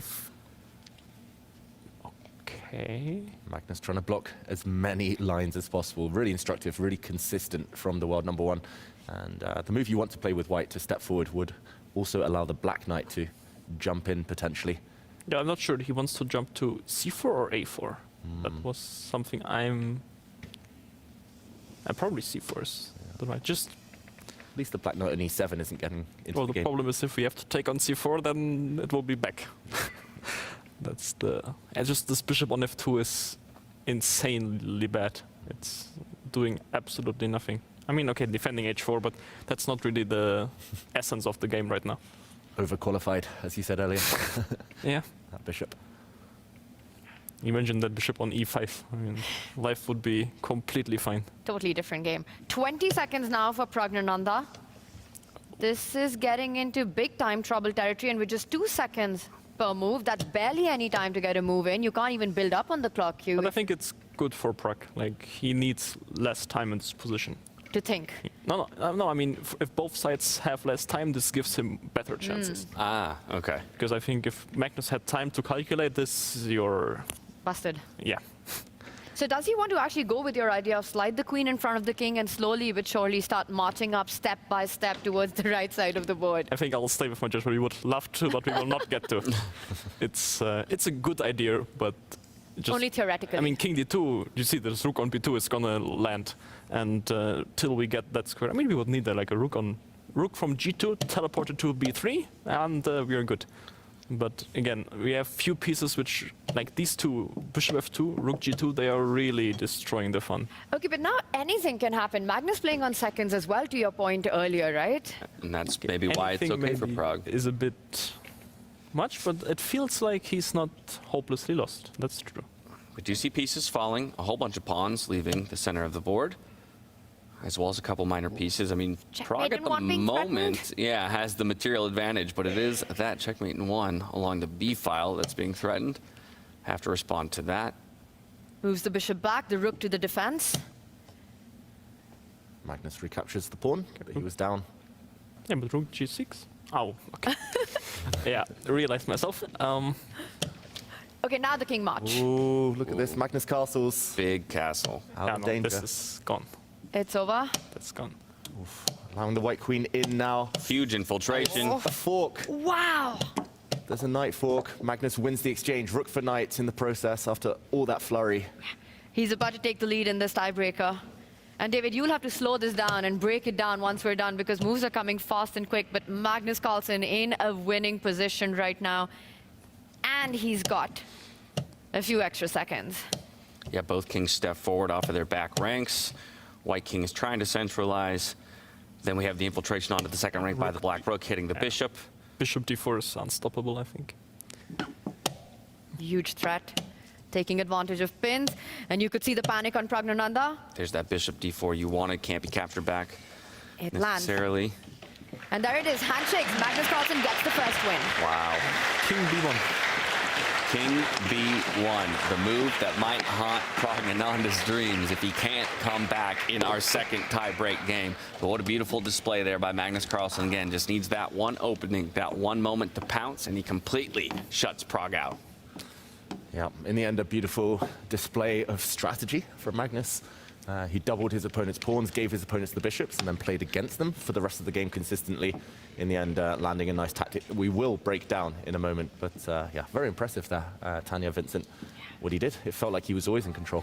I think Magnus is trying to remember the starting position of this 960 as it was, and it started well for Prague. It felt like things were going fine, but then it came down to that moment that Vincent pointed out. The most natural-looking move in the position, turns out, was the one that cost him this big point. And now it's Pragnananda on the other side with his back to the wall, must win the next game to force an Armageddon.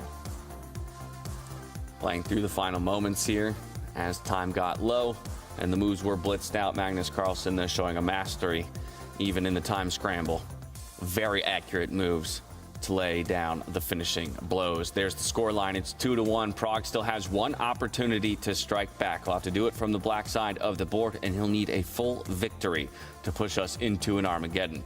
But as we come back to the studio, I'll turn back to David because, as Tanya said, moves are coming out so fast and so furious, it's almost impossible for us mere mortals to track. We need your help. We need the computer's help.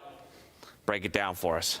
Yeah, first I'll take it back here to what might have been the decisive mistake, at least long-term for Pragnananda. The course of the game after this was very one-sided. It was in this position the white knight came to the edge of the board, and Vincent mentioned king to b1, a move he will regret, a very slow move. First, he should have taken the time to push his c-pawn forward. This creates a nice square for the white knight to retreat back to, but more importantly, it gives you the access to pawn breaks, potentially long-term. You have a bit more activity. And this miss instead allowed Magnus Carlsen to step forward with his pawn, kicking the white knight back to a square that it blocks its own pawns, and black from this moment was in full control. We'll take it ahead then to that flurry, that sequence towards the end. If we fast forward, it was this position already, Magnus in full control, the black queen, black rook poised on the open line, the black knight nicely centralized. Magnus here, the only downside is that his king slightly vulnerable himself, so he castled, reminding Prague that he hadn't touched his king or rook up to this point, and when the white knight moved out the way, already he is lost here. Pragnananda, Magnus went for the final sequence. It's almost insult to injury, right? Moving your king just to remind him, you already moved yours. Exactly, and a check here. The white king moves out the way, and the finishing touch, queen takes rook with a check. Double exclamation point, because the white king is lured onto a family fork here, a royal fork, king, queen, rook, and when the dust settled, Magnus had an extra rook for knight and went on to convert very smoothly. What a game. Where's Prague's headspace at now? Well, I mean, for Magnus, the comeback is on, right? He delivers, he takes the lead, and he's flipped the script. Now it's Prague in the hot seat. Magnus made the comeback. Do you think Prague has it in him? What does he need to do, and what kind of a position is Prague hoping for now? Yeah, I think for him the starting position won't matter that much. He will just have to play bad opening and with black, mess things up and hope for the best. That's what he's doing. Knowing Prag just a little bit, I don't think he will have big issues focusing on the next game. Of course, he will think about what went wrong in the past one. I mean, he's human, as everybody else also would, but I think he'll be ready to focus on the task ahead of him, and it's not going to be easy for Magnus. And how easy or quick is it for top grandmasters like yourself? I mean, Prag is very aware that that decisive moment that David just showed, that you pointed out when it happened, you know, things in control, and one move, everything sort of gone out of your hand because Magnus's play is flowing. How easy is it to get over that and sort of know that, you know, you've got to do this other game and it's now or never for you? I think it's difficult to say, because on the one hand, I think he'll remember that moment for probably a few years, but on the other side, he will be able to forget about it for that moment for the sake of getting ready for that next game. Do you think Prag has good nerves? Yeah, pretty good. He's won the tie breaks this year, hasn't he? Yeah, he definitely has. Do you think having a short memory is an important skill for a chess player, in the sense of being able to forget that moment? It doesn't. I don't think it's about really forgetting. It's more about pushing it aside. Chess players, I would say, generally have a quite decent memory. I don't think it's something he will forget easily, but he doesn't need to. I mean, the important thing is to push it aside so that he can fully focus on the task ahead, and I think that's something we all had to do so many times that it still remains to be difficult, but it's something you kind of have to learn. You know, in this format, one of the cool things is that when you're sort of on the back foot, you are in a must-win situation, you know it's freestyle chess and there's not going to be any sort of a shutdown from the opening, even if you're playing with the black pieces in this format. So do you think that's something that the players do enjoy as well? They know that the match is truly not over, because standard chess, you have to fight back with black against a player like Magnus. In your mind, you're already giving up. Yeah, it's helpful for those situations, but I think that's not the main reason why we enjoy freestyle. It's just basically, it comes from the whole way that freestyle chess is being played.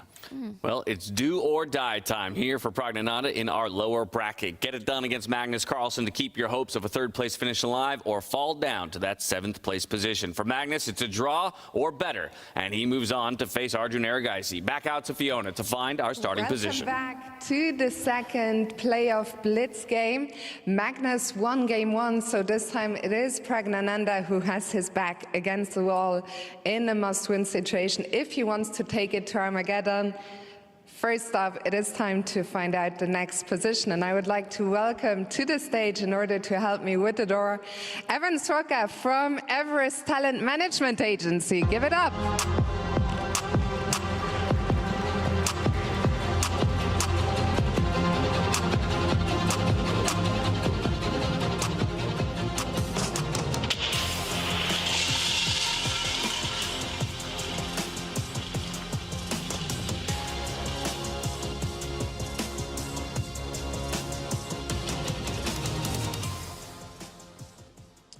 373. Thank you so much. Position 373, the players will get 5 minutes now to prepare, and then we'll find out, is it the last blitz game of the match, or do we go to Armageddon? To the players, best of luck, and to our audience, have fun.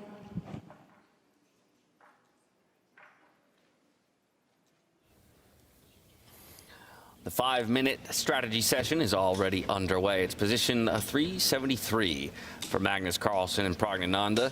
Pragnananda playing on the black side of the board. He's the one who needs a decisive victory. Taking a look at it, we have a cornered queen. Not a single piece except for one bishop and one knight starting on their initial or normal starting squares here. Prag electing to sit on the comfy couches. Magnus at one of the tables. Vincent, what do you make of this? I think it's decent for Prag. I mean, it's probably one of the ones that are even objectively not that easy for black, but there's no easy way for white for symmetry. I mean, it's not clear which direction to go. I mean, there are like so many first moves which would make sense, which also means it's a lot of possibility for black to go for imbalance. Like as already mentioned before, if you had like bishops A1, B1, you kind of have to develop those at the start. And here, it's very unclear what you're going to be starting with. I mean, of course, kind of main objective is in such positions to how do I develop this queen? But there are many ways. Like you can try to push H5, get it out via the H file. You can try to go with G6 or G5 and F5. getting the queen out there. Actually, I even think that h4 first move is probably a reasonable choice, simply because, you know, queens are really important, and getting it out from h8 will be important. But again, h4, we have the option of going f5, knight f6, queen g8. There is imbalance. After f4, maybe we have to go at f5, but at least there's option to go also for moves like d5, for example. So I think there's not a single move which will really force Prag to go for symmetry. Yeah, from my experience, the positions with queens in the corner are probably the toughest to just kind of lock down and make them dull. So probably very good news for But I Prag think and e4 probably is a little tricky, because we might have to push e5. So what do you think, with Magnus needing only a draw? By the way, Magnus chilling there. You know, he's this is the prep that we've seen him do all along. It worked for him in the last round here, so maybe it'll work again. But I will tell you one thing, I think he's got the position. You know, he can see it on the screen. It's going on in his head right now. I think there's a screen in the Right in player's front, lounge, yeah. so he can see it right in front of his eyes. I mean. Yeah, so he's not as chill as he looks. He knows he's a draw away from knocking down Prag, getting that revenge from the round robin as well. Really quickly, predictions, first move predictions. Loving this game so far, I am. Vincent, I'll start with you. e4. All right, so the king spawn opening in this case as well. James? Oh, dear goodness gracious. You know what? Because we almost never see an h4, and Vincent said it's a possibility, I'm going for h4 just because I want it. I feel like I tricked you. I already feel bad. You don't like it anymore? Yes. I already like that. Like after f5 knight, f6, queen g8, like we have weak squares, and also h4 is like a move you play if you want to win, not for draw. That's okay. It's okay for me to be the one who wants h4, though. Tricking you. So it's going to be Alpha James, Alpha Zero style h4 by James. David, I'll throw it to you next. Don't take my move. Yo, take her move. Take her move. Take my move. Take You're it. not going to say b4 then. I'll just I'm get not saying b4. No, right, she's so- going. I know where she's going. Where do you think I'm going? You're going for that f pawn again. No, I'm not. You're not? I'm going for, but I'm going to regret it probably, but I'm going for knight to f3. I'm going for a knight Ooh. development move on the right side of the board. That's what I want to start with, just simply because I don't know which pawn move I want to make. I want to keep it flexible. Like if you're right about knight f3, I'll be. What, is it that bad? No, it's Vincent not will that bad. walk Just out. like not a move that I would ever expect Magnus to play in this situation. Like you basically cut out your queen in the first move. But I want to move the queen eventually with James' idea of the h-pawn. All right, we'll see. I'm getting my knight out. You're moving the king's pawn. David's moving the rook pawn on the left side of the board. And I'm 1400, I so. think like f4 actually is the very reasonable first move as well. Should have gone for that. I thought you would say f4, that's why I didn't Yeah. say it. That was my... that was And f4 is I tricked you. the top engine line. Yeah. Ooh, what are the top 3 engine moves here? f4, e4, d3. Okay, d3 is not gonna happen, I think. I think f4, e4 are both, at least, like, I would consider those to be the main. Also, f4, again, I think Prag will be forced to play... I mean, we cannot expect him to play the objectively best move, which probably is f5. So I think he will have to go d5 there. After e4, it's just difficult for me to see which move he should go for, except for e5, which to me makes e4 kind of interesting. It's a good reminder, though, of the demands of the moment here for Prag, right? He might not have the benefit of playing the most precise moves because he's going to need to make it a little bit messy to find an opening here against Magnus Carlsen. Prag, a win or you're out of contention for third place. For Magnus Carlsen, it's a draw or better, and he keeps himself alive in that fight. For third place, $100,000. And we are all wrong. It was pawn to g3, opening up the queen, and only then f4. And I'm going to claim I was semi-right. Instead of b4, it was b5 on move 1 for black. But the bishop now staring down the white queen. I'm going to claim I was semi-right as well, because the knight is about to come up. Oh, he doesn't still. He goes for the pawn push in the center. I was hoping for the knight move right now. He does build a bit of a center I think chain. the bishop will go to f3, actually. That's a nice spot. And I think Prag will have to be very careful not to run into some knight b3, c5, a5. That's why he will go c5. Logical. Okay, I think like opening-wise, he can be fine with it. Of course, white position is good, but it's imbalanced. I mean, the queen on h8 will be a bit of a problem. It's like going to be a game on 2 flanks, right? Prag trying to advance and be ambitious, get some space on the left side, while Magnus making his intentions on the other side of the board. But at some point, that queen, no one puts a queen in the corner. Prag's got to think about it.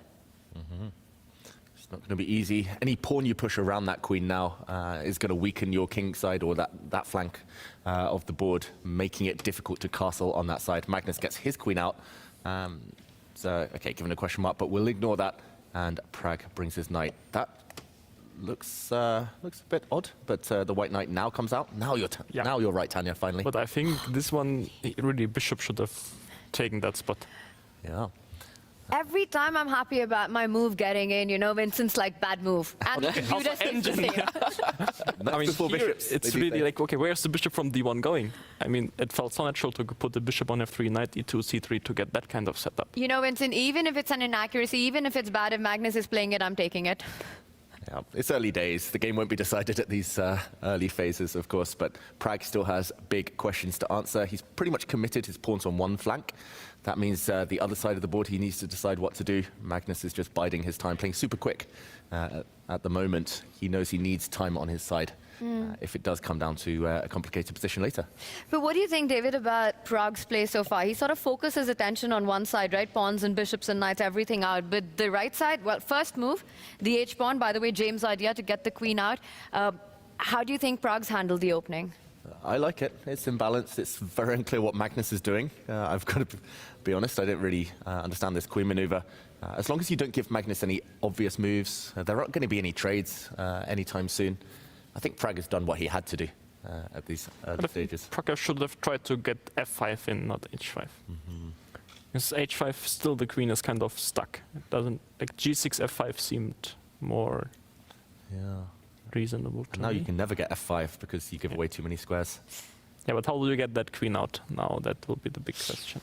And the big question, you got to manage your time as well. Down by more than a minute. The game's just getting started. Maybe Magnus perhaps in his comfort zone. Knight h6 and d5. He starts the other way around. Pawn to d5. What do you think? Is Magnus going to push forward? Is he going to maintain the tension? I'm not sure. Maybe he can. Yeah, I don't expect him to push forward. I mean, he can go anywhere. Very difficult. It's just develops a knight. Arjun thinks like every single thing that they play is bad. Which I think is so funny because probably it's true, but for example now, like if I go d, c4, where is this knight going? I mean, if it goes to d4, I have g5. Then the queen gets in. Maybe it has to go to d2, but then it also blocks the bishop fully. So I'm not exactly sure how Magnus is planning to react. Okay, Pragg captures here, so he's going to be the one to relieve the pawn tension. Center of the board. This opens a file here on the d file. I think, yeah. Beautiful call for the c4 push. Now that knight's threatened, it needs to get out of the way. Maybe it's best to go back to a1. Never gonna happen. Never gonna happen. Okay, but g5? Just really. It's tricky. e5? Oh my goodness. Oh. Whoa. h4. Let's go. Move. h4 for the score. It's not a pawn sacrifice. You can't pick it up with the knight because you lose the central knight. And pawn takes pawn just looks like you're destroying your pawn structure too bad. Yeah, so he defends that central knight. We see an exchange of pawns, and the black queen's surely coming in now. Well, that's how you get the black queen involved in the game. It's a nice square. Nice juicy post for the queen. Comes in with a big threat. Not easy to defend that pawn. You need to put something on the long diagonal of the dark squared bishop. You have to go rook g1, yeah? Yeah. But that's, I guess, another defensive avenue. And an Knight attacking defending one. it backwards. Also, yeah. Long castle? This is a dream for Praggnanandha. It's so crazy. No, this is like absolutely fantastic. You can castle. I think long castle would be super interesting. Like knight g5, I will just go back and then I will kick everything back with tempo and. I love how everyone in the studio moved forward, just looking at the position and the tension building up here. I mean, how could you not, right? Back against the wall, and Pragg has found a way to give himself plenty of winning chances. Okay, kicking the knight. Patsa sees a check, Patsa gives a check, but the knight will be lost on that square with no way home. Yeah, you can give a check, but the black king is pretty safe. And but then he has to play knight g5? Yeah. That's quite sad. Other squares would drop the g3 pawn, so you have to try and kick away the black queen. At least it's forced back to the corner, so you get one moment to breathe. Oh, this has gone fantastic for Pragg. It's his opportunity to strike back in the match. Queen h8, knight d4, and then it's the question whether you want to get that pawn or... Can you push e5? You can, but take, and then what do we do? Like, we don't want to take back bishop f4, will be very painful. So not just yet. Okay, I would still like to castle at some point just to... Because white probably has to play bishop c2 next. I mean, bishop e3, e4 will become too vulnerable. So but bishop c2, I'm so tempted to also sacrifice. He does it. Yeah, but I think bishop c2 will be played, and then we will see what he's gonna do. And the reason you aren't so keen to capture this pawn in the center to take the knight and then take it again is because you give white the dart squares, you give the white the bishop pair. Well, but actually, we can play f6, because knight e6 take, we have queen h3. Ooh, I'll just put this on the board. It's a very cool tactic. You allow what looks like a knight fork, but at the very end. And then your idea will come in, because e5 after f6 has the potential to finish the game. Oof. Actually, I think this is just really bad. So Magnus brings his other bishop out instead. Okay, so now we have to be quick. Like if white manages bishop c2 long castle, we are in huge trouble. But can you go f6 with the same idea? Yeah, but we can this try. check on g4 and... I think check on g4 is nothing, but knight e6 take.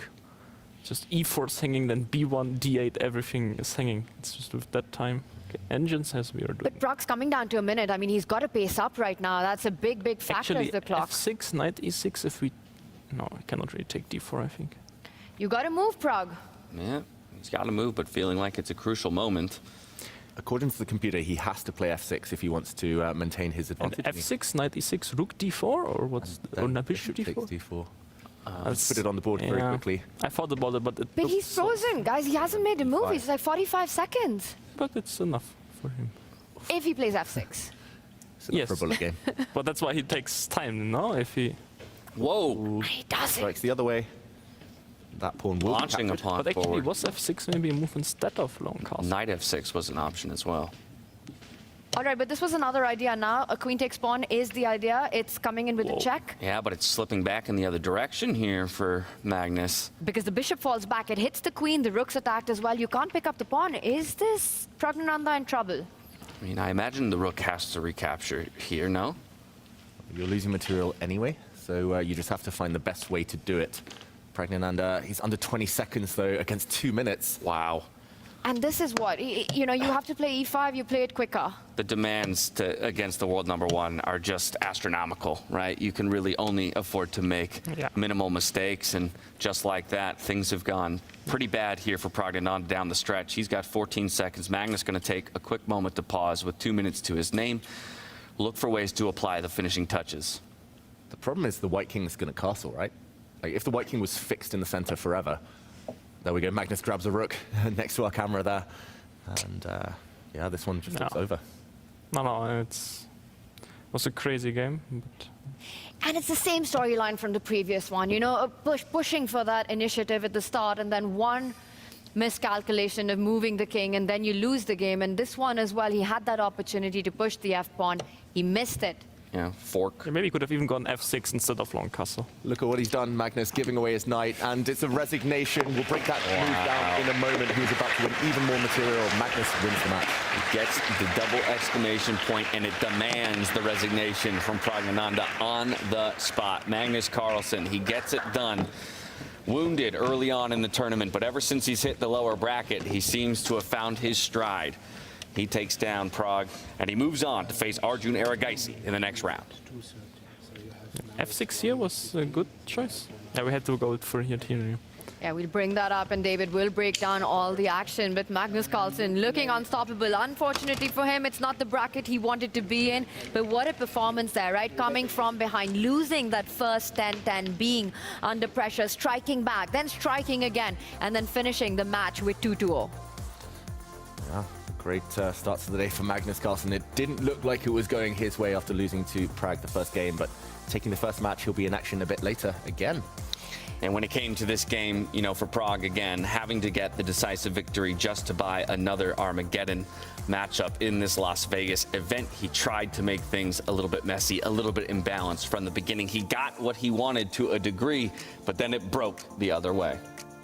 You know, it's Vegas, it's the city of stars, and I think the stars are aligning here because, yes, you've got the heavyweight trio down in the lower bracket, but I will say one thing, Magnus Hikaru collision on course, and I think that's what Destiny has in store for us. We don't get it in the champions bracket, but I think we might get it in this one. Yeah, so that's the first half of our day concluded, but as you can see here, our lower bracket continues. The thing you need to focus on is just that left-hand side. It's Fabiano Caruana against Hikaru Nakamura. Winner of that will move into the final third for fourth place matchup. Arjun Carlson, they're fighting for the same thing. Losers of those matchups will fall down to fight for 6th and 5th. And then, of course, the losers of our matchups today already, they're fighting for 7th and 8th tomorrow alongside our grand finalists. And that last game was a bit crazy, that last blitz game between Magnus Carlsen and Praggnanandhaa. So maybe we can just show, firstly, where Prag could have maybe taken a small half chance, I'll call it, to make this game even more wild, but also where Magnus Carlsen won it in the end. And it was this moment Vincent was trying to find a way to make the pawn move to f6 work, and it should have been here, should have been now. He castled his king Praggnanandhaa. It's not a bad move, but he needed to find this idea anyway later. But f6 was the one he might have missed, because it looks like you give the white knight an entry post, but after this exchange, the black queen comes down, hitting the knight, but also hitting a very important pawn with a nasty, nasty check. And this would have forced Magnus to find the only move not to lose on the spot, pretty much, to offer a trade of queens. And at least the game would have gone on. We would have seen Praggnanandhaa fight for a long time in a position such as this one. Instead, he did castle, and a few moves down the line, we saw Prag lose some material. He lost a knight for rook to this knight fork, first of all, but just to show the final move in this game, show why Prag resigned. After king takes knight here, the black king finds itself on a dark square, and this is why we always tell people, checks, captures, and threats, look for your forcing moves first. Magnus landed a double exclamation mark sacrifice, knight to e6 check. The knight is forking a bunch of things, of course, but it looks like a sacrifice the black knight can recapture. However, once you realize that this bishop trade now comes with a check against the black king, comes with a discovery against the black queen, you realize Magnus was about to go up material. Prag resigned. The GOAT finishing it off in style. Yeah, very impressive. Very alert there, Tanya. Yeah, amazing stuff. And I want to ask you a little bit about that. You know, you've got Magnus now fighting for that third place. And there's always this conversation, Vincent, in the chess world. Is Magnus Carlsen the GOAT? It's also a conversation that our chat loves to have all the time. You know, yes, like you said earlier, that this is not Magnus at his peak. That domination, you know, the kind of chess we saw from him is perhaps a few years behind him, but still he goes on to win so many tournaments. I mean, he's coming to Vegas with 6 back-to-back victories in different events, so that's saying something. Do you think Magnus Carlsen is the greatest of all time? I don't have a clear opinion on that, I have to disappoint. To me, it's basically between him, Gary, and Fischer. Those are like the 3 people that, for me, are in the contention for that title. And you know, I think with Bobby, it's kind of difficult to tell how good he really could have been for what amount of time, or how big the domination could have been. And Gary, obviously, you know, okay, great. It's just I don't really know how to like objectively, or at least try to objectively evaluate who's the best out of them. Who's your favorite, though? Who's your favorite player of all time? And it doesn't have to be one of those 3. No, I think it would be, but yeah, I don't know. Just know that this will live on in perpetuity, whatever you say. Yeah, but no pressure. No, I'm kidding. I don't know, to me, it's like I grew up with the matches of Vichy and Magnus, yeah? So those have been kind of the chess heroes that I grew up with. But, you know, I also read those book series by Kasparov, and yeah, just also fantastic. Well, he's not giving us an answer here. Yeah, and you know what? I respect it. I respect it. Ever the politician. Vincent, thank you for being so gracious with your time. Just before we let you go, Fabi Hikaru, Arjun Carlsen. Those are the other matchups that we'll have after a break today. Do you think we're destined to see Hikaru and Magnus Carlsen in the third place matchup, or will Fabi and Arjun from the upper bracket hold fast against them? I think they will put up a big fight, especially Fabi. I expect this match to be very close, but I think we have very fair chances of seeing that Nakamura-Carlsen matchup for the third place. Let's go. Love it. Does it all happen here in the 10-10, or do you think that these are it's also You will going? get tie breaks. We're going to get some tie breaks? Okay, so you're calling a longer day for us. It's going to be a long day. Fair enough, fair enough. Well, I want to thank you again so much for lending your time to us, your incredible insights. I know that the chat and the fans at home were popping off over your commentary, and it's always a pleasure to have you with us. I'll let you go enjoy the rest of your day. We'll talk a little bit more about the matchups that we have ahead of us before taking that break and resetting the stage. So, David, I'm going to come over to you. That question of Hikaru and Carlsen, is it written in the stars for us? Are we destined to get them fighting it out for third place? It feels like it, right? They were in opposite groups in the group stage, so we didn't get it there. We didn't get Magnus versus Hans, which people were kind of begging for as well. So it only feels fair that we might get Magnus against Hikaru.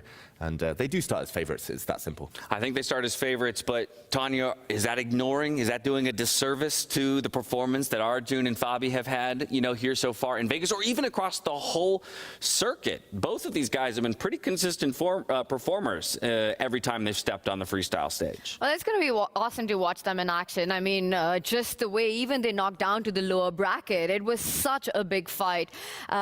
I just have a feeling that, again, it's fate. When you say Magnus, you have to say Hikaru. It's a matchup the world wants to see, and I think we are going to get that. But before that, it's a long path ahead. And I think Fabi, Arjun, they've been so fabulous in the tournament throughout, just giving us so much impressive chess that I think we're going to get more of that. So we're not sure, but I think we're all hoping for that somewhere in our heart. Yeah, there's a feeling in the air. Yeah. But here's the reality. The players get a say in all of this. So we are going to head to a pretty lengthy break, about 45 minutes, and that's because of how quickly the action happen on the stage here before we come back to see Fabiano Caruana against Hikaru Nakamura and Arjun Erigaisi against Magnus Carlsen battling it out for a shot at third place. We'll see you on the other side of that break to bring you all the action, and we hope to see you there. Are you curious to play freestyle chess but don't know how to?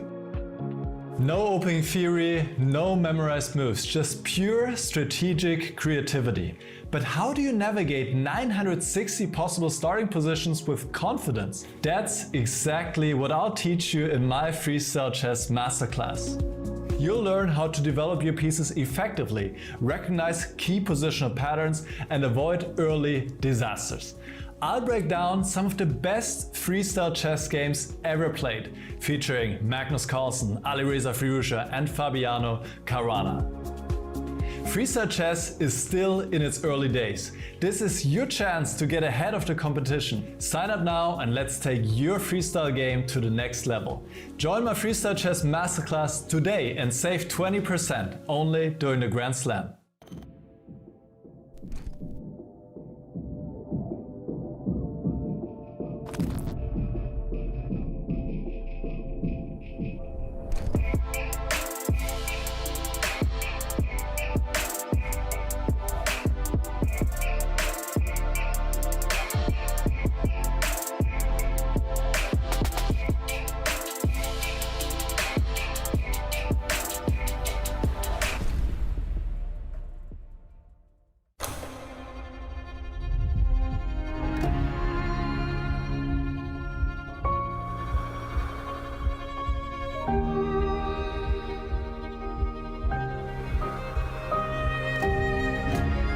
Freestyle is very, very important to me. It's something I've wanted to do for a long time, and I really, really want everything to work out great, and I'm very happy with the way things have gone so far.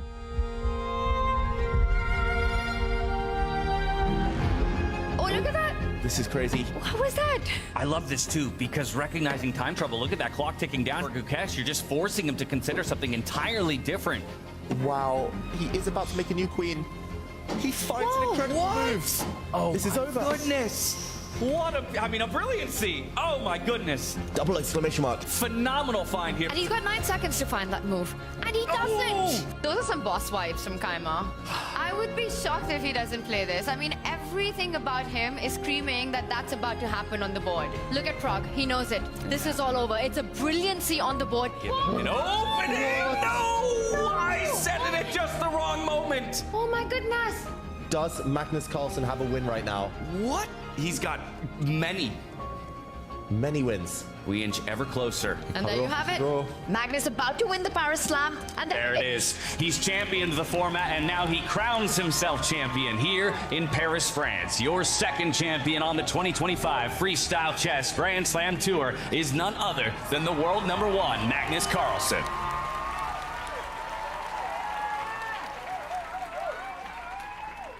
I'm very, very satisfied with being able to seal the win with, I think, a very clean performance. I was focused, played very sound chess, and just didn't give him any chances.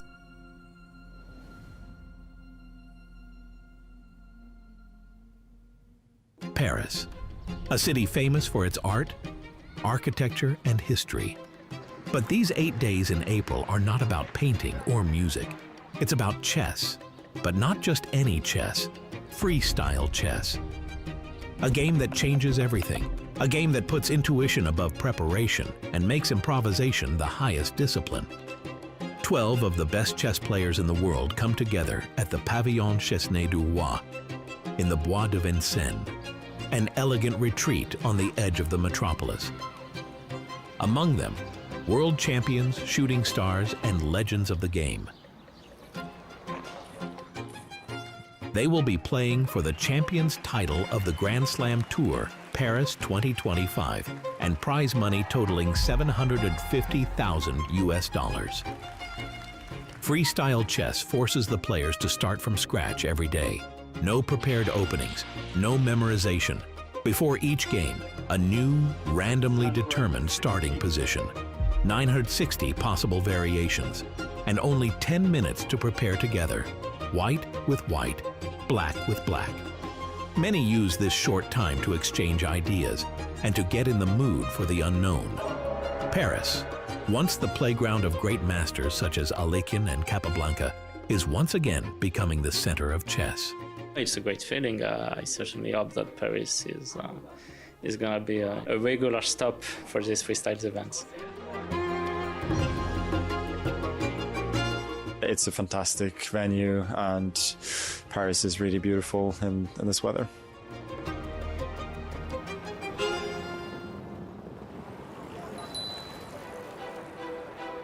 Before the first move is made, all attention is focused on the stars of the tournament.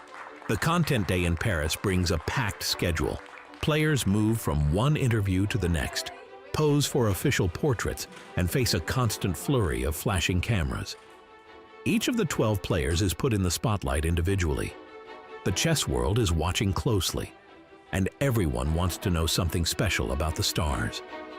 And to play a little bit better, but most of all, just to delve into the intricacies of the 960 different positions that we might get. The tournament begins. 2 days of rapid chess in everyone against everyone mode. 11 rounds, 10 minutes thinking time plus 10 seconds per move. If you make a mistake here, you hardly have time to correct it. 6 rounds are played on the first day. The tension is palpable. And one player is an early talking point. Nodirbek Abdusattorov, 20 years old, from Uzbekistan. He wasn't actually on the start list. Hans Niemann's withdrawal has opened the door to Paris for him. I was really surprised. Suddenly, organizers contacted me and asked me if I'm available for this tournament, so I was really happy. I'm here, and it was a great experience. Nodirbek not only brings talent with him to Paris, but above all, enthusiasm. I like the complexity of the freestyle chess, because you need to have a imagination, and you have to create sort of your own openings, and it's very rich and it's very exciting. 4 wins, 2 draws. At the end of day 1, Nodirbek is on top. A start that could give him a tailwind for his big goal. My biggest dream is to become a champion. It's extremely tough because you have so many young players also. They're all very strong, and you have extremely high competitiveness in any tournament. It's a challenge that you have to pass. But he is not alone at the top of the table. Magnus, initially reserved, finds his rhythm. and defeats the reigning world champion Gukesh Domarashu in round 4. I am just super tired, but obviously I'm very happy with the score. Some days you just have to fight through. Magnus, multiple world champion and exceptional player, sails confidently through the preliminary round. Noterbeck, on the other hand, only manages 1 win on day 2. But thanks to his impressive start on day 1, he also secures a place in the knockout stage.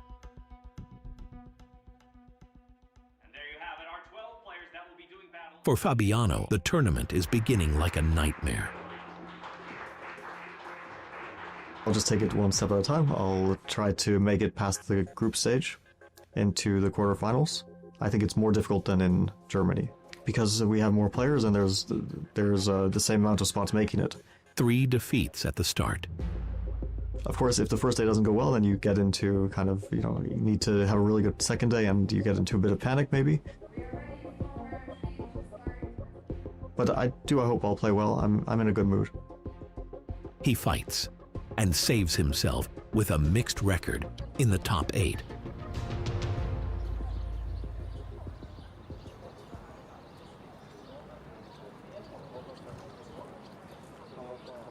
A young player who, at least on paper, has already reached the very top, caused a big surprise on the first 2 days.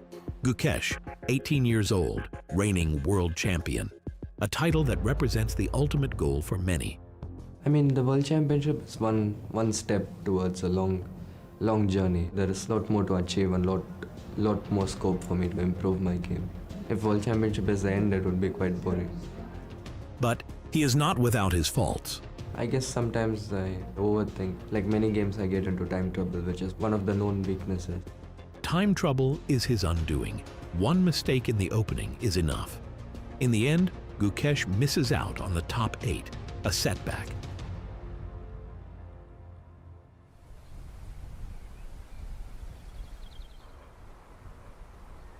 In chess, it's kind of underestimated that to go to the game or generally during the tournament to be in a good mood or have a good feeling about the tournament, the situation in general is actually quite important.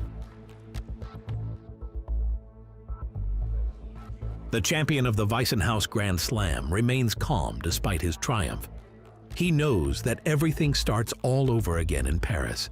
New opponents, new challenges. Of course, it's a bit different feeling coming here knowing that I won the last event.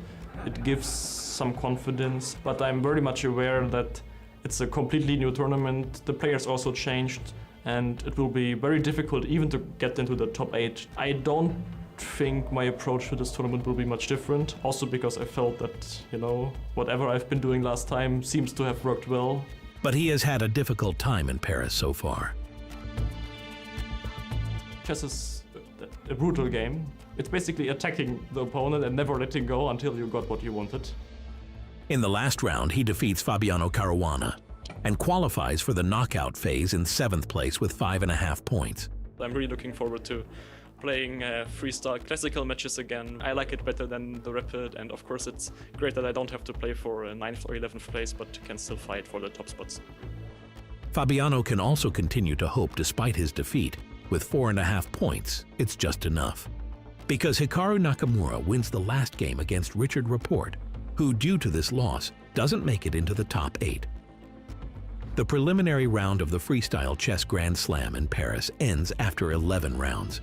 8 players remain in the race for the champion's title in Paris. The tournament continues for them in the knockout system. Magnus and Jan Nepomniachtchi are in the lead, but in direct comparison, Jan has the better accuracy and finishes the preliminary round in 1st place. That has an advantage. For the knockout stage, he gets to choose his opponent first. The system works as follows. After the preliminary round, the top 4 players each get to choose their quarterfinal opponent from places 5 to 8, and also decide which color they will play in the first of 2 quarterfinal matches. The first place chooses first. So you will be one of the players tonight that the top 4 can choose from. In Weissenhaus, you were the first to be picked. You went on to win the tournament. Do you think you will be picked first again tonight, or they are not going today? I'm going to see. We have a winner of the round robin. Jan Nepomucci has won. First of all, congratulations. The Russian chess grandmaster has the first pick and makes a choice not everyone would have made. I pick Vincent. So you play Vincent? Yeah, I play. All right. So good luck with that one. Why Vincent? Obvious, like, to become a champion, you have to be the previous champion, yeah? The second place picks next. And so it proceeds until all pairings and colors are set. While the top 8 enter the knockout stage, the rest compete for places 9 to 12. The race continues for everyone.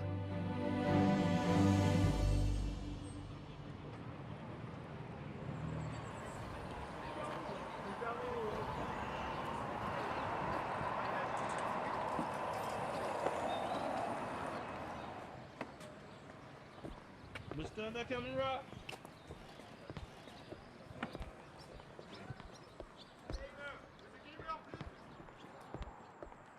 That's probably the best thing about chess, is that I can still go out, be a normal person, go shopping, do these sorts of things, and it's not guaranteed that someone will recognize me.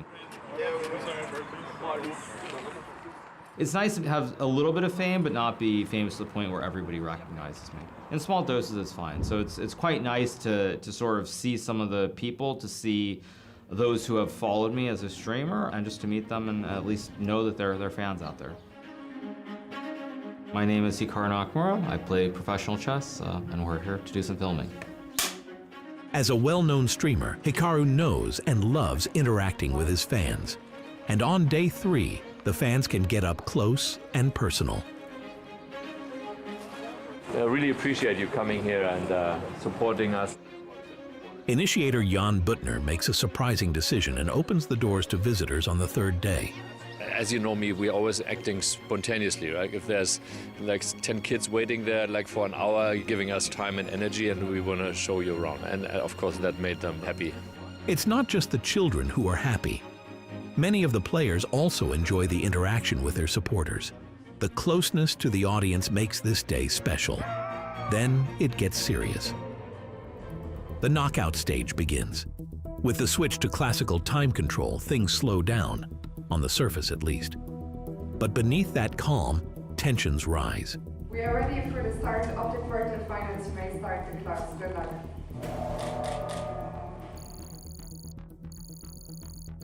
8 players, 1 goal, the semi-finals. Let's just key back into Magnus Carlsen versus Nodebek Abdusatorov. Once again, things aren't looking great here for Nodebek. Magnus is the only player to win his first quarterfinal match against Nodebek. I think my first 5-6 moves were pretty bad, and he really solved it a lot better than I did. After that, I took over and I played better, but it was very, very tough. The other matches? High class, but without a decision. They all played to a draw. But one player in particular caused a stir today. Jan Nepomucci, Nepo for short. The self-confident Nepo started playing chess at the age of 4.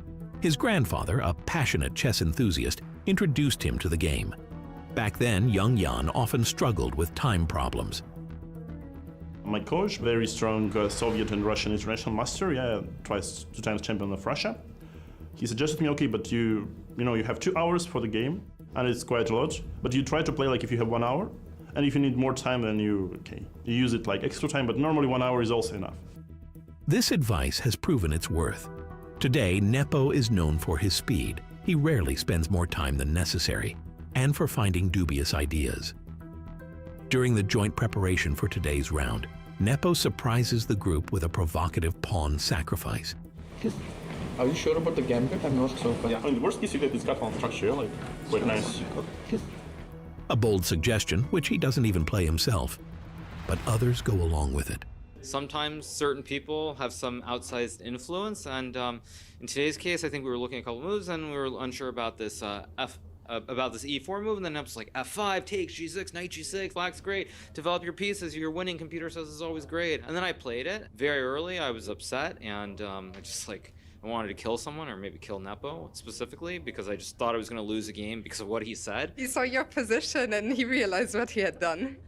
After an intense day of fan meetings and a nerve-wracking nail-biter, Hikaru is clear. The goal is the semifinals, but the way there leads via Arjun Erigaisi. Whoever comes with the best plans of the board should win, and I'm really looking forward to it. You can't really predict, but if I make it to the top 4 and I have a chance to win the event, I'll be pretty happy.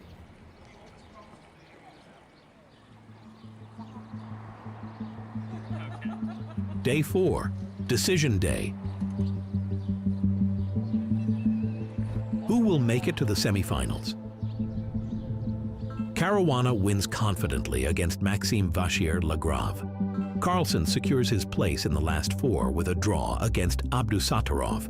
Notterbeck really put the pressure on, but again, you know, they say tactics and attack, it wins you the beauty prize, but it's defense that wins you championship, and Magnus just did that to absolute class. 2 days in a row, I felt so clueless, not figuring it out at all. And then when we get to like a faster phase, then I actually play well. So I think he did a fantastic job today, putting a lot of pressure on me. I don't know how, but somehow I escaped. Nakamura also survives his second game, this time without drama. The most fiercely contested match of the day, Nepomniachtchi versus Keimer. The winner of this clash will face Nakamura in the semifinals. If I had to pick someone, I would say Nepo, simply because Vincent has had a lot of experience playing these events. So I guess from that standpoint, since it's classical, I would prefer probably to play Nepo. If I could get it to like a rapid, then I'd prefer Vincent. Let's put it that way. After 2 tense draws in the classical games, the match moves into the tiebreak. With the black pieces, Vincent surprises not only on the board, but also on the clock. He outpaces speed specialist Nepo and secures a commanding win in the first rapid game. A draw in the second game is all he needs. He calmly defends his lead and advances to the semifinals. Do you think at the next tournament the players will stop picking you first? Yeah, I think by now we might be at that point. I think, yeah, I hope so. Carlsen, Caruana, Nakamura, and Keimer. These are the semifinalists in Paris. Among the players who did not make it into the top 4, Maxime's defeat is particularly painful. He had hoped for a better result in his home match in Paris. Some moments I just missed some good moves from Fabi, and it became tough. I tried what I could. It didn't pan out expectedly. In the lower bracket, Richard and Prak emerged as the winners and will compete in the coming days for 9th place. After day 4, it is now unmistakably clear who will be the first to exit the tournament. Gukesh and Vidit share 11th place, a tough blow for the reigning world champion. Again, a very bad tournament. At least compared to Viceno's, I won like 3 games. But okay, clearly need to improve in this format. For Vidit, the result may be easier to digest. Just a few days before the tournament began, he got married, turning Paris into more than just a tournament venue for him. To be honest, I was a bit distracted. I was not like completely in the mindset to play chess, because wedding is a lot of emotions, and after that I was really looking forward to spending some time with her. Together with his wife, he explores the city, savoring the little moments away from the chessboard. A special time in the city of love, despite a short-lived appearance at the Freestyle Chess Grand Slam. Yeah, I was more than a little bit sad, but I really like the format of Freestyle, because it's really refreshing as a professional player to just go over the board and start thinking from move 1, which is rare in normal chess. It doesn't really happen. This is my first time at a chess tournament, so it's very new to me. So I was kind of figuring out what all is happening there, and I really like how everything was managed. I'm not someone who follows chess, so it becomes easier if there is commentary for me. So overall, I loved it.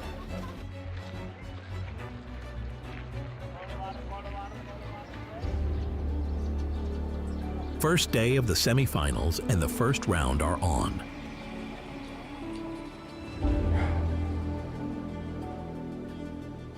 Four players, 2 games. Magnus Carlsen and Fabiano Caruana engage in a strategic duel at eye level. Neither risks too much, neither makes the decisive mistake. In the end, it's a fair draw. At some point, I just started to get worse, so I was trying to already shut the game down at that point. I mean, compared to yesterday, for instance, today I was kind of more focused on trying to be solid, simplify, and yeah, I did a much better job than I've done in some other black games where I've been in trouble. I think we're getting a lot better, yeah. I think we especially saw that in the rapid phase here, where we're still clueless at times, obviously, but especially the openings, we're doing a lot better. The second semifinal game also remains without a winner. Vincent Keimer plays courageously against Hikaru Nakamura, but despite an active position, the game ends up in balance. It is Nakamura who offers a draw, and Keimer accepts. That was just a big mess, which then, kind of fizzled out into a draw. I think it was fighting, it sets a good mood for tomorrow, and my move Queen E6 I think was like somewhere between very unnecessary and a big mistake. And after that, that was just a big mess. Knowing that my position should have been better at some point, I would have loved to push for more, but okay, sometimes that's the way it is. It wasn't a great game, but I think, a draw is always good in a match format. The placement matches are about more than just prestige. No Dirbeck and Nepo show that they are far from being written off. Both win their matches and move closer to the game for 5th place. I feel that my, general understanding of chess has improved since the first tournament, and I'm feeling more comfortable in the starting positions, and it's becoming easier to handle the first moves, and that's the feeling that I got playing freestyle. The first semi-final matches have been played, balanced, controlled, still without a winner. But the decisions will be made the next day. Magnus Carlsen, Fabiano Caruana, Vincent Keimer, and Hikaru Nakamura will have to fight for a place in the final. A draw will not be enough for anyone. The ranking duels also remain exciting. It remains to be seen whether Arjun Erigaisi and MVL can fight their way back, or whether their opponents will use the advantage from the first leg to secure their places.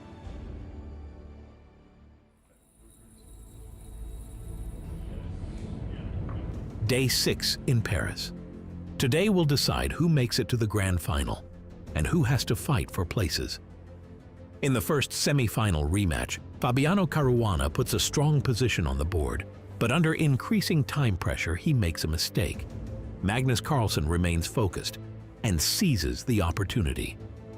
I was a little bit up on time, so I thought I'll try and pressure him, try and make something happen quickly. And yeah, fortunately for me, it worked better than I could have imagined.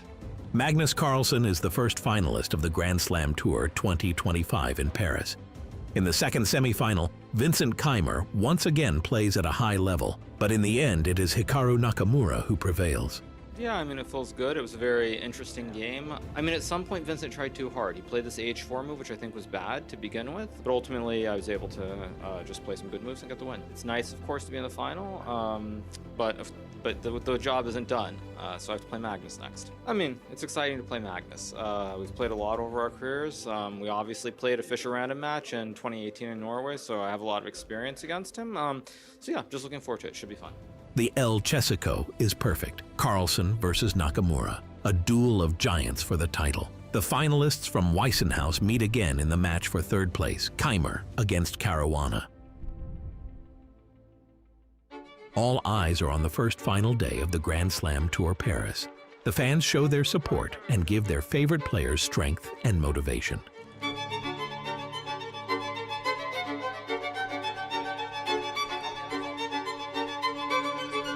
The El Chessico begins. Carlsen versus Nakamura, a showdown between the world's top grandmasters for the trophy. In the final, Magnus Carlsen opts for an uncompromising approach. He plays b4 on move 4, an aggressive advance that immediately leads to a dynamic position. Nakamura defends long and precisely until an inaccurate bishop maneuver tips the game. An opening! No! I said it at just the wrong moment! Oh my goodness! He moves his bishop away. It's very unclear the point of that move. Why would he not pick up that pawn? Hikaru realizing now, he shook his head. That was the moment. It was in his hands. There was no reason to move that bishop. It wasn't makes even no sense. This game, he literally... Oh my goodness. He was in such a tough spot the entire way. He held, he held, he held, he found his way back into it. He was right there. And he knows it, and Magnus knows it as well. Carlsen recognizes the opportunity and strikes.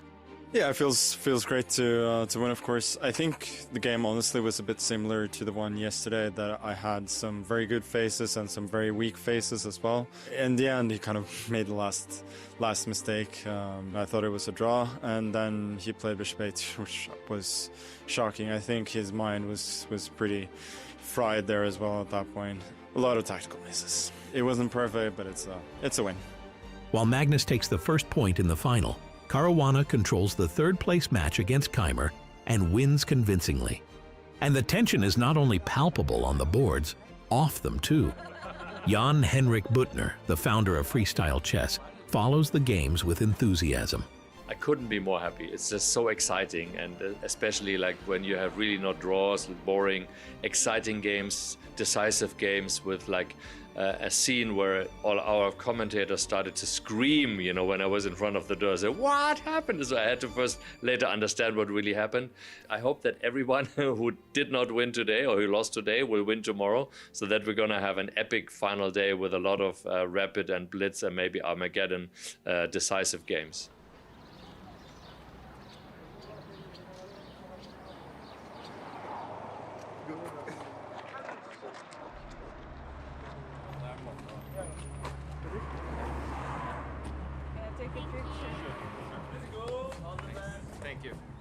Today is the moment of truth.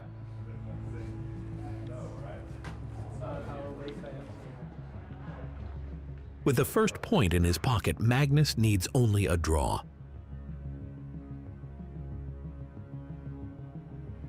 One more game stands between him and the title of Paris Freestyle Chess Grand Slam champion.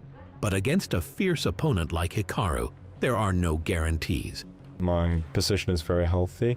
The one bishop that he will have left on h1 is not super effective at the moment, and because it's sort of being blocked by my pawns and the other bishop, I can maybe trade off for a knight at some point. So I think I'm doing well, very, very solid, and yeah, it's up to him to try and create something.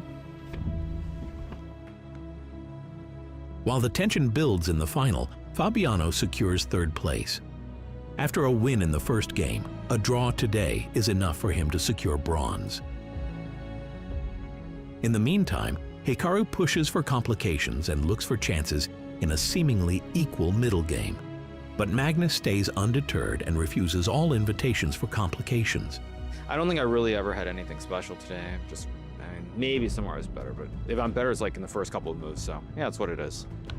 Move by move, Magnus guides the game toward a textbook draw. With that, he secures the match 1.5 to 1/2 points. We inch ever closer to our next champion here on the Freestyle Chess Grand Slam Tour. Drawford, Magnus about to win the Paris Slam, and there it is. He's championed the format, and now he crowns himself champion here in Paris, France. Your second champion on the 2025 Freestyle Chess Grand Slam Tour is none other than the world #1, Magnus Carlsen. I would like to welcome the coach, Magnus Carlsen, up on stage. He lifts the trophy and claims the $200,000 first prize. El Chessico has delivered on its promise. A glorious winner and a satisfied runner-up. Looking at all my results, honestly, I wouldn't have it any other way, mainly because freestyle finishing second is very acceptable. Before the tournament, if you told me I'd finish second, I'd be happy. I always try to look at things try to be positive, and I mean, it's good, so I'm happy. No, it feels great to win. I'm very, very satisfied with being able to seal the win today with, I think, a very clean performance. I was focused, played very sound chess, and just didn't give him any chances. So today I think I did everything as well as I could.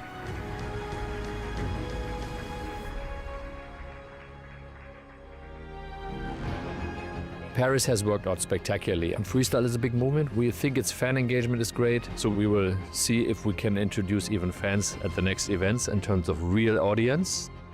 Thanks to its success, freestyle chess keeps evolving beyond its classical roots. And the next stop will be Las Vegas, bigger than ever, with more top players, special side events, and for the first time, a live audience in the stands. How will the new format evolve under the neon lights of Vegas?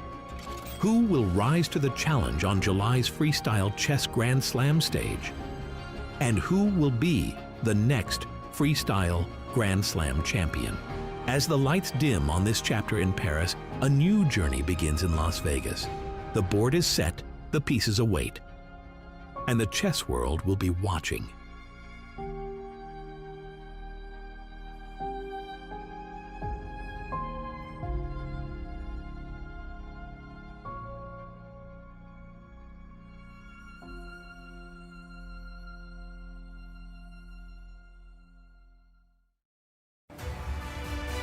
Levon Aronian and Hans Niemann are set for the All-American Grand Final in Las Vegas. The full-point victory here for Levon Aronian, up to 2-0 over Arjun Erigaisi. The magic continues here for Levon Aronian. And what a path he's had, right? Taking down the world #1 Magnus Carlsen, taking down the world #2 Hikaru Nakamura, and a win against the world #5, the Iceman of the chess world. And he didn't even need tie breaks. Gets the first win in a completely controlled performance in Game 2. Levon Aronian is our first finalist in Vegas. Intense days for Fabiano Caruana. Once again, the American Grandmaster was pushed to his limits. It was a mental and physical battle that left him drained. There was no rest, and once again, it went to the tie breaks. This time, his opponent was the ever unpredictable Hans Niemann. That's it. You hit the bishop. You're coming in with a checkmating idea, and Hans has seen it all the way through. And that's it, handshakes. There it is. Hans Niemann on his first time here live on the stage. He's been calling his shots the entire way through from the group stage, surprising so many. And then, of course, to fight through the upper bracket time and time again, he takes down top opponents. And Fabiano Caruana, as strong as he may be, could not take down the likes of Hans Niemann. Just incredible stuff. Hans Niemann beat the world #3 on the biggest stage of his life. He's bold, he's fearless, and he's through to the finals. Sets up an epic Vegas showdown. It's going to be Levon Aronian versus Hans Niemann. Meanwhile, the lower bracket brought its own share of high-stakes drama. Magnus Carlsen held firm against Sindarov. Wesley So survived 2 tense tie breaks to eliminate Abdusattorov. Vincent Keimer had to concede. Pragnananda moves on. And Hikaru Nakamura outplayed Dominguez in both classical games.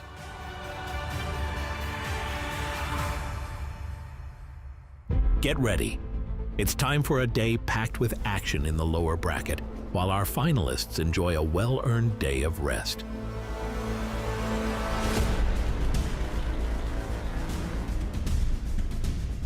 Levon Aronian and Hans Niemann can sit back and watch as the battle for third place heats up. The fight isn't over for the rest. The stage is set and the pressure is on. Pragnananda versus Magnus Carlsen and Wesley So versus Hikaru Nakamura. 4 players remain in the race for a shot at the third place match. Who will advance to face Fabiano Caruana and Arjun Erigaisi in the lower bracket semifinal? A brief moment to catch our breath before it all resumes on Sunday. The day of decisions is coming.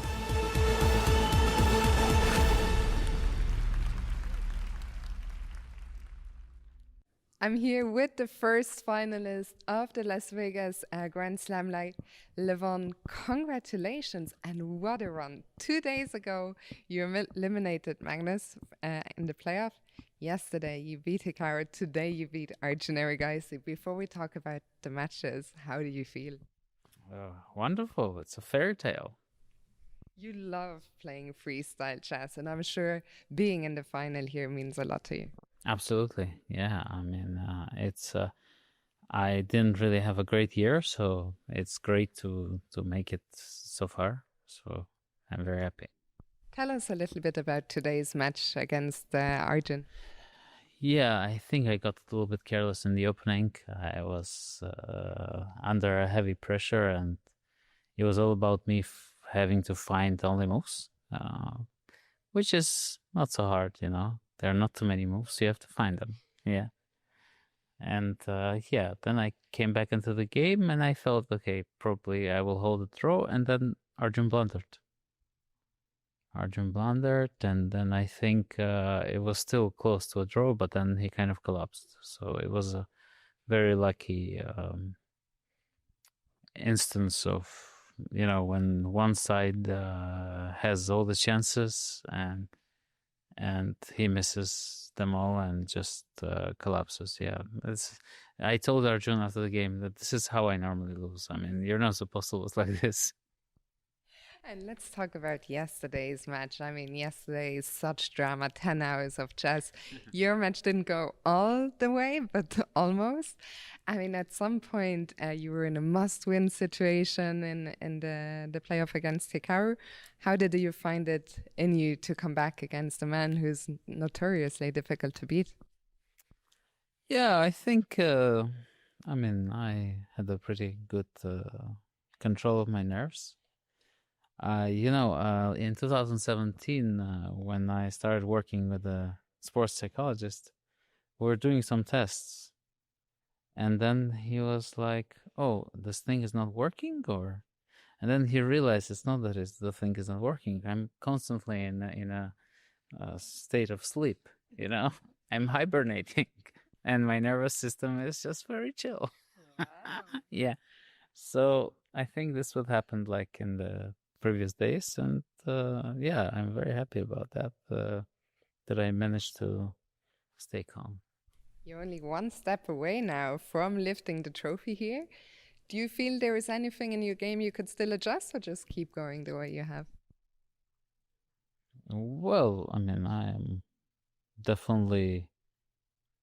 I need to pay attention to the opening ideas more. Yeah, I got outplayed completely in this first game. It was a bit embarrassing. During the game, I was feeling, oh my god, where do I put my pieces? My c6 move, second move, was a terrible mistake. And the final question, your opponent is about to be determined in a playoff. It's going to be an All-American final. Would you rather play Fabi or would you rather play Hans?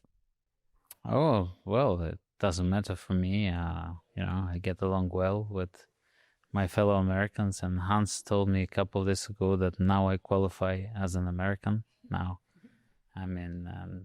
he accepts me as a fellow American. So, yeah, I'm happy that we are doing well in our home soil, let's say. So I will thank you very much for your time. Once again, hearty congratulations on making the final. Will you be going to watch the playoff? Probably not. Then enjoy the rest of your day, live on, and best of luck. Thank you very much. Hans, congratulations. You are through to the final.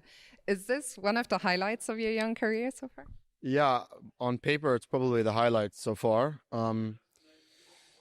It means, I could not have been scripted any better. Like, to come in for the qualifier, and then I was really on the ropes in this first game.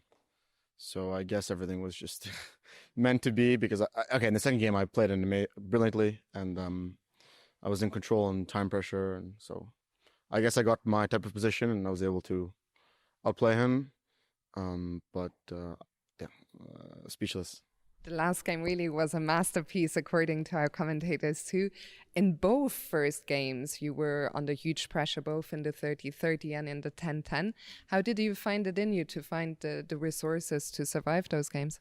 Yeah, well, I guess I was, let's say, maybe technically he had a big advantage, but the way to punish my play was quite complex. Like, I checked it after, and it wasn't that as easy as the engine illustrates.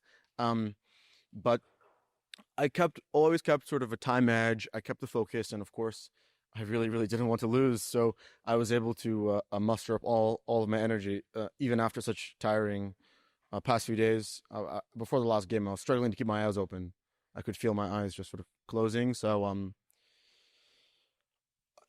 I guess I was getting quite bad positions with Black, and this second game he sort of went for this all this F4 stuff, and me and Wesley discussed it, and it was sort of pointless. So I got opening initiative, and then it became very technical. So I'm usually very good at playing technical chess quite quickly.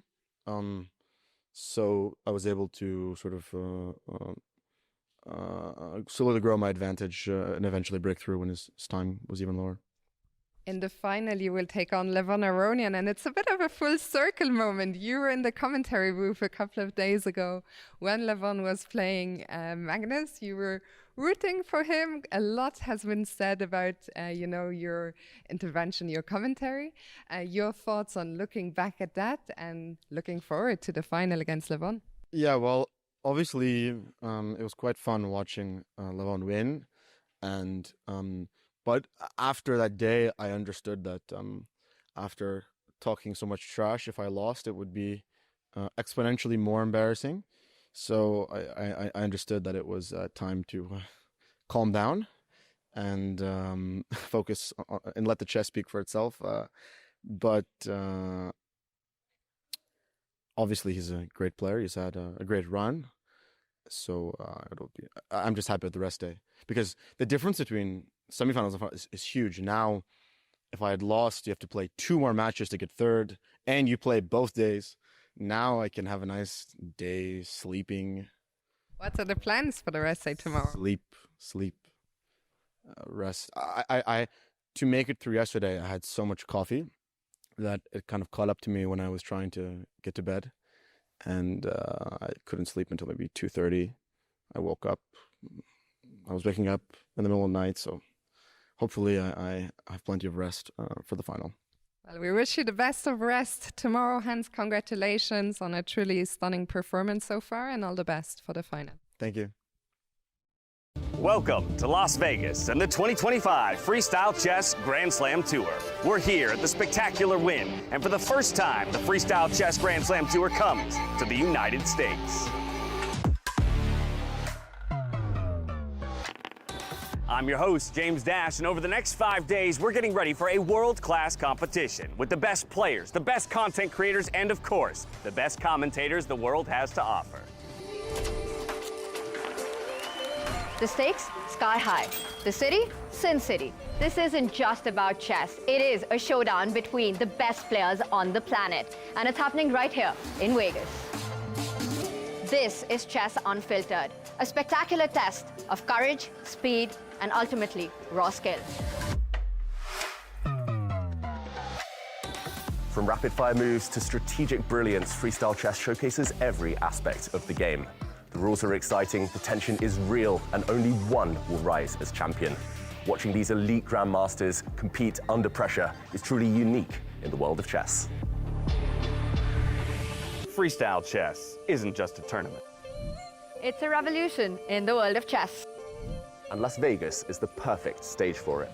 Ready for 5 days of drama, brilliance, and a prize pool of $750,000.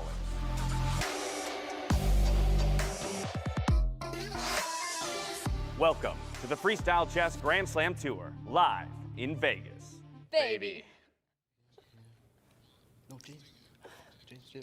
Welcome back to Las Vegas, where we're just getting back from our lunch break. The players have been on a break as well, getting ready for the second half of the day. And I'm being joined here by Dash and Tanya. But in the meantime, just to update everyone just tuning in, we had some matches earlier today. We had Magnus Carlsen defeating Pragnananda in some tie breaks. But we also had Hikaru Nakamura doing things very smoothly against Wesley So. And I'm not sure whether we're back yet. In the meantime, I'm going to be showing those of you who are just joining us one of the moves so far of the day, the move of the first half of the day, and that was in this position, the final move of the clash between Magnus Carlsen against Pragnananda. And it was all about this black king that's highlighted in red. It was a check here. Magnus Carlsen, he's already the exchange up. Most mere mortals would be very tempted to just improve a piece, maybe develop a bishop, but he had spotted a weakness in the enemy camp, that is a loose, undefended queen. And loose pieces drop off, LPDO, as they say in chess. Magnus ended the game with a double exclamation mark move, the move of the game. And this caused resignation. Simply, it's a fork hitting the king, hitting the rook, and if the knight is captured, bishop takes bishop, a check hitting the black queen as well in the process. The bishop captured, the black queen dropping off. This caused Praggnanandhaa to resign, and it was a roller coaster match. It was so up and down, and what a treat it was to everyone. I mean, Praggnanandhaa taking that early lead, David, with that first game win, and it almost felt like, is Magnus even interested in this tournament anymore? And then making the most of that comeback win that he had, did it in big fashion with just one inaccuracy by Pragg, and that's all it took. And the second tiebreaker, the 5+2, I think that was a Magnus Carlsen show. Yeah, Magnus Carlsen show. He dug deep, he had to, and it's going to be interesting to see how he gets on after a bit of a break. They've had some time to unwind, but staying in the zone is going to be difficult, Tanya. It's going to be awesome, but now Magnus gets to chill for just a bit, and we've got other exciting matches also coming up. You know, we've been talking about the build-up to the Magnus versus Hikaru, but a big matchup, a big challenge for Hikaru coming on next as he takes his countryman, his teammate, his big rival, Fabiano Caruana. Yeah, Fabi, Hikaru, two giants of the chess world. What are you predicting, Tanya? You know, I love the prediction games, but only when I put you on the spot. And I think for Fabi, you know, again, it's going to be such a big question of where his mind is at, where his endurance is at. I mean, this is a fight that I think really brings out the best in both these players. They sort of are the kind of rivals who push each other to their limits. It's sort of that all-American clash. And Hikaru Nakamura has been on top of this head-to-head of their battles, I think by a big margin of late. He always is the one on the winning side against Fabiano Caruana. At least that's the storyline that it seems in the recent past in all their battles. I think for Fabi, David, how much of a mental block has it become to face Hikaru? It's been bad, essentially, his results this last 12 months, this last couple of years, actually. Fabiano against Hikaru, he's lost in some big games, in Norway chess in the final round. Hikaru leapfrogging him there in the American Cup in plenty of matches. Fabi, especially with the black pieces, has been taking hit after hit after hit from Hikaru. But at some point, Tanya, you would have to think that their matchup, their kind of form turns around. Yeah, you know, you almost want to believe that it would be this game, it would be today, and how much it would mean to these players. Let's not forget, Fabiano Caruana second in the tour standings currently, right behind Magnus Carlsen. It's a big matchup, this All-American clash. So many of the US championships have come down to this. So many of the All-American Cups have come down to this, and this is an All-American face-off. But it's not the only one. As we've got James back with us, there's also Arjun Aragaisi facing world number one. Y'all caught me in a bit of time trouble. It just makes me respect even more so the ability of these players here on the freestyle chess stage as we test them in every single aspect of their gameplay. Arjun Aragaisi, I think for me, is the dark horse in this group of four players. What we saw from him in Paris immediately, for me, kind of ignited a fandom in him. He's been hot on the Freestyle Fridays a number of times, and so I think this is kind of the question mark around, okay, the three old guard and then the one new. Can he really make a mess of that picture? 4 players in that bracket, 4 players out in the arena, and these are the top 4 out of the top 5 in the world. You've got world number 1, number 2, number 3, and Arjun Aragaisi at world number 5. That is absolutely spectacular. Fighting for third place, guys. And it's fighting for third place, which is, again, just not something that I don't think anybody had on their bingo card before the event. Yep. It's crazy. And I think for Arjun, here we see their player cards. Shout out to Take. Shout out to David Howell. Yeah, for collaborating here.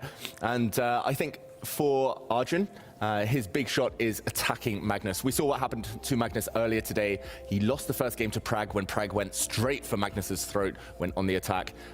Overall, Magnus, of course, he is the best player in the world across multiple formats. But Tanya, what strikes you here?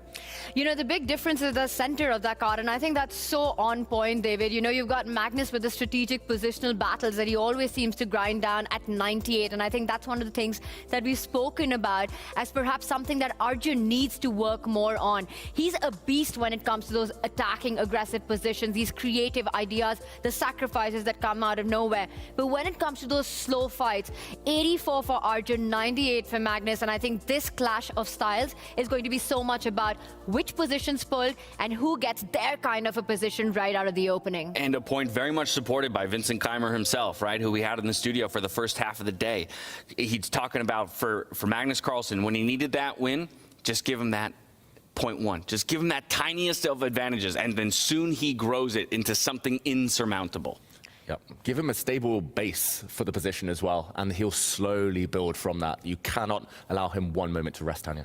You know, I think some great advice there by former world champion Mikhail Tal, as he said that, you know, sometimes you just got to pull your opponent into these forests of complications where 2 + 2 is equal to 5, and the path out is wide enough for just one. And that's exactly the kind of position that you want to get Magnus Carlsen in. You know, when you get into those strategic battles, I think your chance is close to 0 to fight that guy. But when it's about these messy, chaotic chess, which is where Arjun strikes, which is where he thrives, you know, that's your best shot against the world #1. And I think, David, for Arjun, it will be about those early chaos, that panic button. Push it as soon as you can. Yeah, the openings are going to be vital in this one. If Magnus gets stability, gets a nice opening, it's going to be tough for Arjun. We saw that in the last couple of games against Prague earlier today for Magnus. But if Arjun gets chaos, then it's anyone's game. So we think bloodier boards between Magnus and Arjun than, say, Fabi and Hikaru? Definitely. Or at least that's what Arjun wants. That's what Arjun wants, okay. I'd love to see your player cards on Hikaru and Fabi as well. Maybe we can get that up at some point, because I was really amazed at the numbers that you've given Magnus and Arjun, and I have to say, for the first time, very rarely, I agree with a lot of that, David. Love to take you on in those, and I think there we have it. Shout out to our production. Okay, 1 point differential in the overalls. So this speaks to an expected closer matchup. I think that's not going to surprise too many people, given their standing in the chess world. But then where do the actual differences lie? Most notably, calculation. Fabiano gets a small advantage. Intuition, though, there for Hikaru. I see at 92 over the 86 of Caruana. Yeah, I think it's the pair of intuition and time management for Hikaru. He's very rarely kind of caught embarrassed on the clock. He often has a bit of a bank there because he's so intuitive, because he's so fast. Calculation, Fabi needs a bit more time maybe to work that. Of course, Hikaru, great defender. Fabi, very good attacker. So it's going to be interesting to see the two collide. Well, there you have it. Fabiano and Arjun Erigaisi, they're kicking off their day midway through and just beyond lunch. For Hikaru and Carlsen, they're back on the stage to do battle in 2 more 10-10 matchups for a shot at 3rd place. We're back out to Fiona for that position draw. Welcome back to the afternoon session here, where we will see 2 big matchups that will determine who will play for places 3 and 4 and 5 and 6 tomorrow. So on my right-hand side, we'll have Hikaru Nakamura take on Fabiano Caruana, and then on my left-hand side, Magnus Carlsen against Arjun Erigaisi. It is now time to draw the next position, and I would like to welcome to the stage to help me give him a warm round of applause, our press officer, Till Behrendt.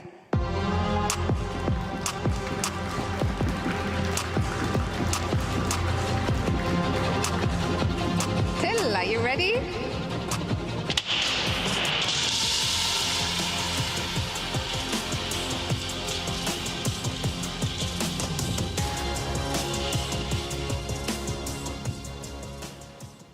It's number 122. Thank you so much, Till. Position 1, 2, 2. The players will have 10 minutes now to prepare. So to the players, best of luck. And to our wonderful audience, please have fun.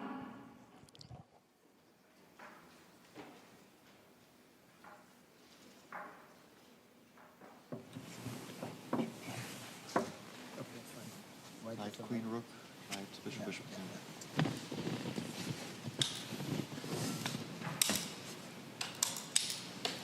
Yes, it was up.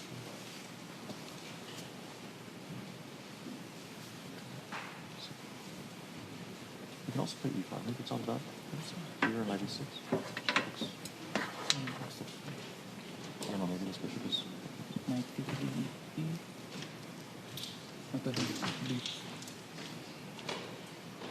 b4 immediately. Including I think maybe it makes sense for white. But we don't have to. Yeah, maybe we shouldn't do this. c5. Also, c6 is possible. Knight 15. No, it doesn't have c6.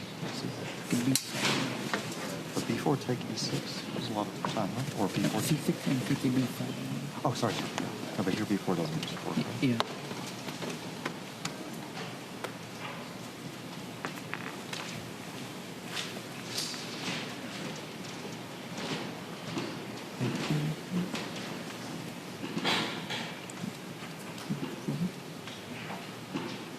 If you take knight c6, you knight b3.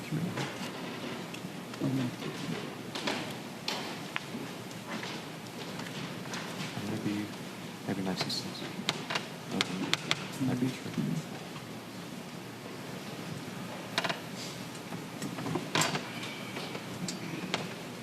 Yeah, so be careful.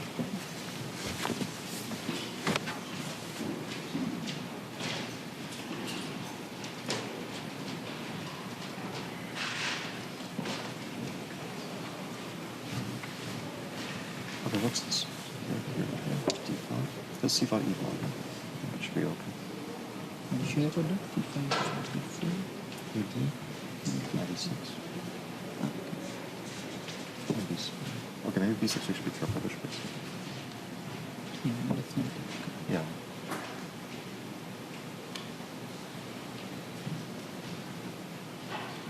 But do you want to play c5 here? Otherwise, that's fine. Yeah, we're totally fine. Although we can also start with knight c6. Because if we provoke knight b3, e5, it's probably a good version. Knight c2, e5, probably very happy. Knight c2, e5. e4 there. Knight d4, knight d4, e2. Or just e4, because b5 is not possible. And bishop c3, e5, d4. Yeah, like it's at least helps. Okay, this looks maybe some other first move.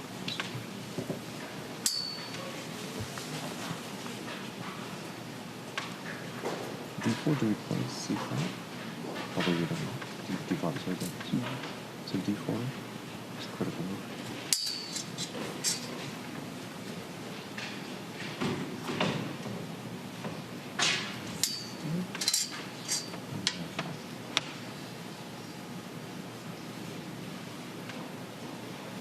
So, okay, that looks... D4 is coming. Maybe we should take.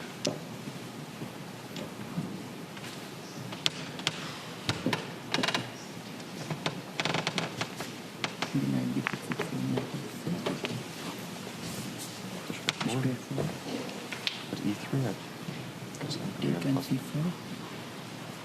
just a little worried. Maybe it's...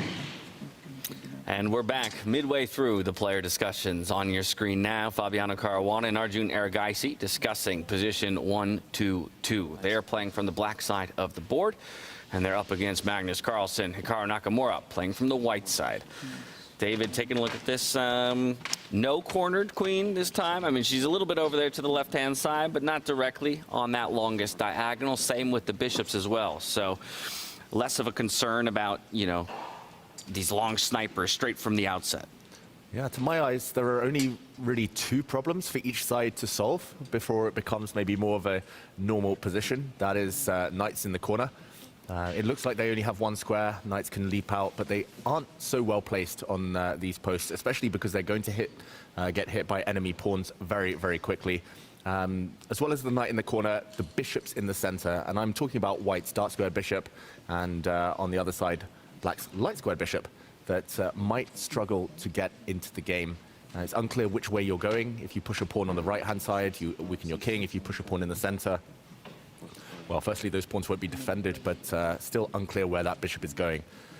So here we go. It's two of the top players in the world about to start discussing only a few minutes before the games actually begin. Yeah, quite interesting. And choosing to do it up on the stage, the two of them, but Magnus will sit down and off they go.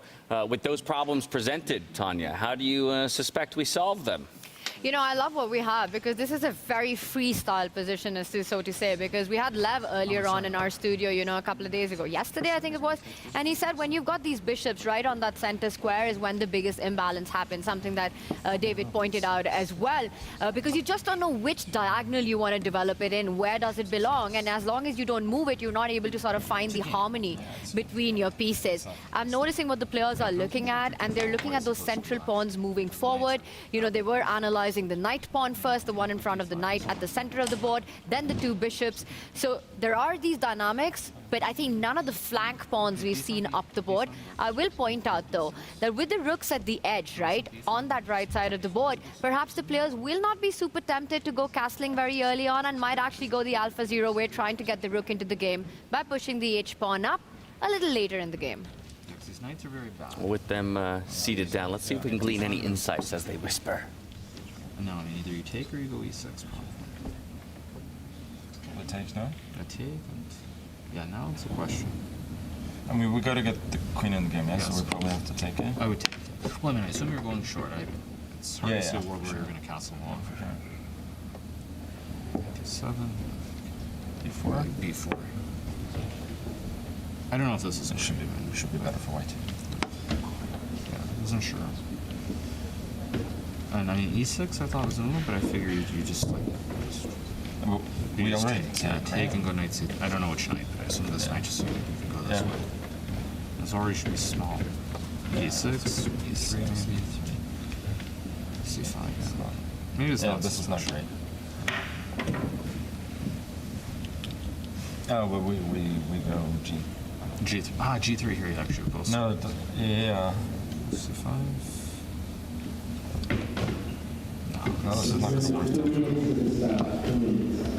But I still feel like there should be something here after c4, e6. It just feels. I mean, you can also play slow, like maybe just e3. Just e6 and. I wasn't sure about this. Is the structure good or not? I wasn't sure about this structure either. Because you can also do it right away. You can also do it right away, like e6, c5 also. But actually, there's still d6, b4, a5. No, a5's not a move. So d6, b4. Yeah. I wasn't sure. This could be very bad, actually. Yeah, I don't know. I mean, I was wondering about this structure. I'm not sure though, because I mean, here black can also just go like knight d7, bishop g7, b6, very quickly. Yeah, maybe. Yeah, I think this is. Yeah. Okay, you think it's good for white? Yeah, I think this is good. And c4, b6. Are we taking b4? Maybe? Yeah, just takes b4 and then both squares for the knight. Knight c6, no e3, just e3 and then knight c3. Yeah, it's just terrible for black. And b5, yeah, b5, a4 is good. So yeah, we assume c5, d5. Yeah, I just assume that these knights are just terrible here. Just b3 next move. Even if you get this, like the knights. This is yucky. Yeah. No, I think d5, c4 is basically forced. E6 or something. Yeah, e6, c5.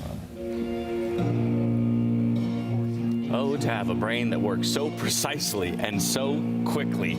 What a pleasure it is, though, to get those board side listen-ins to some of the world's best here on the freestyle stage. Just under 20 seconds to go before each of our four players dukes it out for a chance at a third-place matchup tomorrow. And that's not a sight you get to see every day in the chess world. The world number one, the world number two, the two biggest rivalries, the biggest rivalry of the chess world, of modern chess, Magnus Carlsen, Hikaru Nakamura, pretty much the faces of freestyle chess there, analyzing right before the start. And here we are, it's go time. Those are your matchups in the lower bracket semifinals. It's Magnus Carlsen up against Arjun Erigaisi, and Hikaru Nakamura taking on Fabiano Caruana. David Howell, as the arbiter, gives them the okay to sit down, start the clocks, and make their initial moves. What, if anything, did you glean from that board side discussion between Magnus and Hikaru? They were going through plenty of ideas. Plenty of ideas, super fast as well. There was plenty we didn't even see on the board that they were discussing at breakneck speed. And often they were stopping after just 2 or 3 moves and making assessments, and more often than not agreeing, which is nice to see. We sometimes see these top players analyze together. Normally it's after a game, but we never see them study openings together. And check this out. Magnus goes his own way. Most of the discussion there was centered around the pawn in front of the white knight in the center, moving 2 squares. I'll see if Hikaru has played that move. Hikaru still having a think, but Magnus, he basically just rendered all of that they discussed moot. Well, he renders it all moot, and you know what Hikaru says? Magnus, he's having a good day. Maybe I go that way as well. He will elect to push the same pawn forward in front of the rook. Granted, there is a different move to follow after that. Perhaps we can zoom out, take both boards side by side to track the early portions of these matchups. And maybe they just weren't super satisfied with the conclusion they came up with. It was still very unclear. Pushing the d-pawn forward was actually the computer's top choice that they were debating, but you had to find some accurate moves later to back it up, and this promises a slower game. Almost a mirror image on both boards, Tanya, but a few different pawns being pushed. But I do like the decision, and I'm sure you were pleased to see sort of the English appear on the board as well, David. You know, it's a multi-purpose move. We often talk about if you can find the first pawn move that opens up files and diagonals for your pieces to come out, more than one, then you should do that. That c-pawn moving 2 steps forward also opens up the rook, the diagonal of the queen, and invites the knight finally to enter into the end of the game, into the middle of the board. You mentioned it as one of the problem childs in the position, right? The knight at the edge of the board. So finding good squares for that. Not just that, minors behind pawns. That c3 point right behind the pawn which has been moved forward can be occupied by the bishop or the knight. I quite like the way the players have decided to start this. Some early pawn moves by Hikaru. I will tell you one thing though, I think Magnus is just very pleased with the way the day is for him, you know. He takes it as a challenge to play this younger generation. He enjoys it so much, he relishes it. Because he wants to show them that, you know, he's still the final boss in the game. He made good work of Pragnananda early on, and this is his opportunity against Arjun Aragaisi, and he's a man who loves challenges. To be the best, you got to beat the best, right? And for a young guy like Arjun Aragaisi, this is one of those opportunities that you get. So take the best shot you have. We asked the question, how would we get those knights out of that corner spot on the board? Hikaru Nakamura has at least answered Fabiano has at least answered that question by bringing it out to the c7 square. So stacking the knights there on the 3rd file in from the left. And Arjun doing Arjun things already, David, with that b-pawn moving up the board, early tension. Magnus with some questions to answer.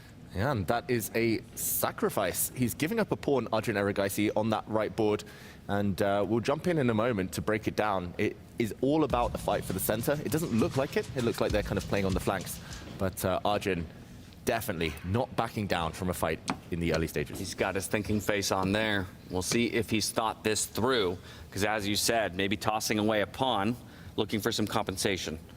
Yeah, and a quick action replay of the early moves. We're now at move 6, so we'll race through them, but this pawn was pushed. Just for everyone at home, Magnus and Hikaru were mostly debating what happened after the queen's pawns, so normally the queen's pawns here, the knight's pawns were pushed, and only then a strike in the center.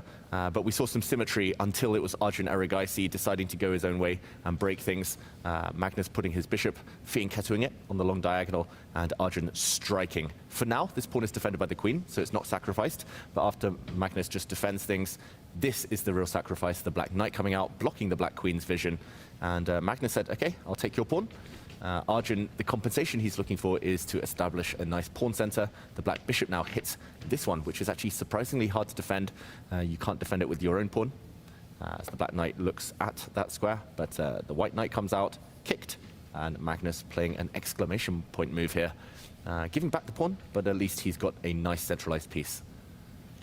This is what I was talking about, Mikhail Tal's forest of complications. Arjun's already invited and pulled Magnus into it. So many imbalances in the position. Who's better, who's not, what the eval bar says, it doesn't matter right now, because we're going to see it go up and down as it usually does in positions like these, where there's plenty of opportunities for both players to go wrong. But David, guts there by Arjun to go early on for these imbalances. Very bold, very brave, and I think totally justified. Like getting this center now that black has. It's pros and cons. You get a lot of space. You maybe lose some control over the light squares. But either way, yeah, you don't want to be timid against these top opposition. It's only about later whether Arjun's kind of unfettered aggression pays off. I will also point out that right now Magnus is queen in B1. You know, it needs some moves to come into the game. You can't let it stay on the corner for too long, while Arjun's eyeing some central posts for his knights as well. You pointed out E4 for Magnus. Arjun saying D5 for my knight, and the queen landing right next to it is sort of a central setup that might give black some chances to take over. Yeah, would you take black here, Tanya? I would, you know, I like the open B line. I like those central squares that we're talking about.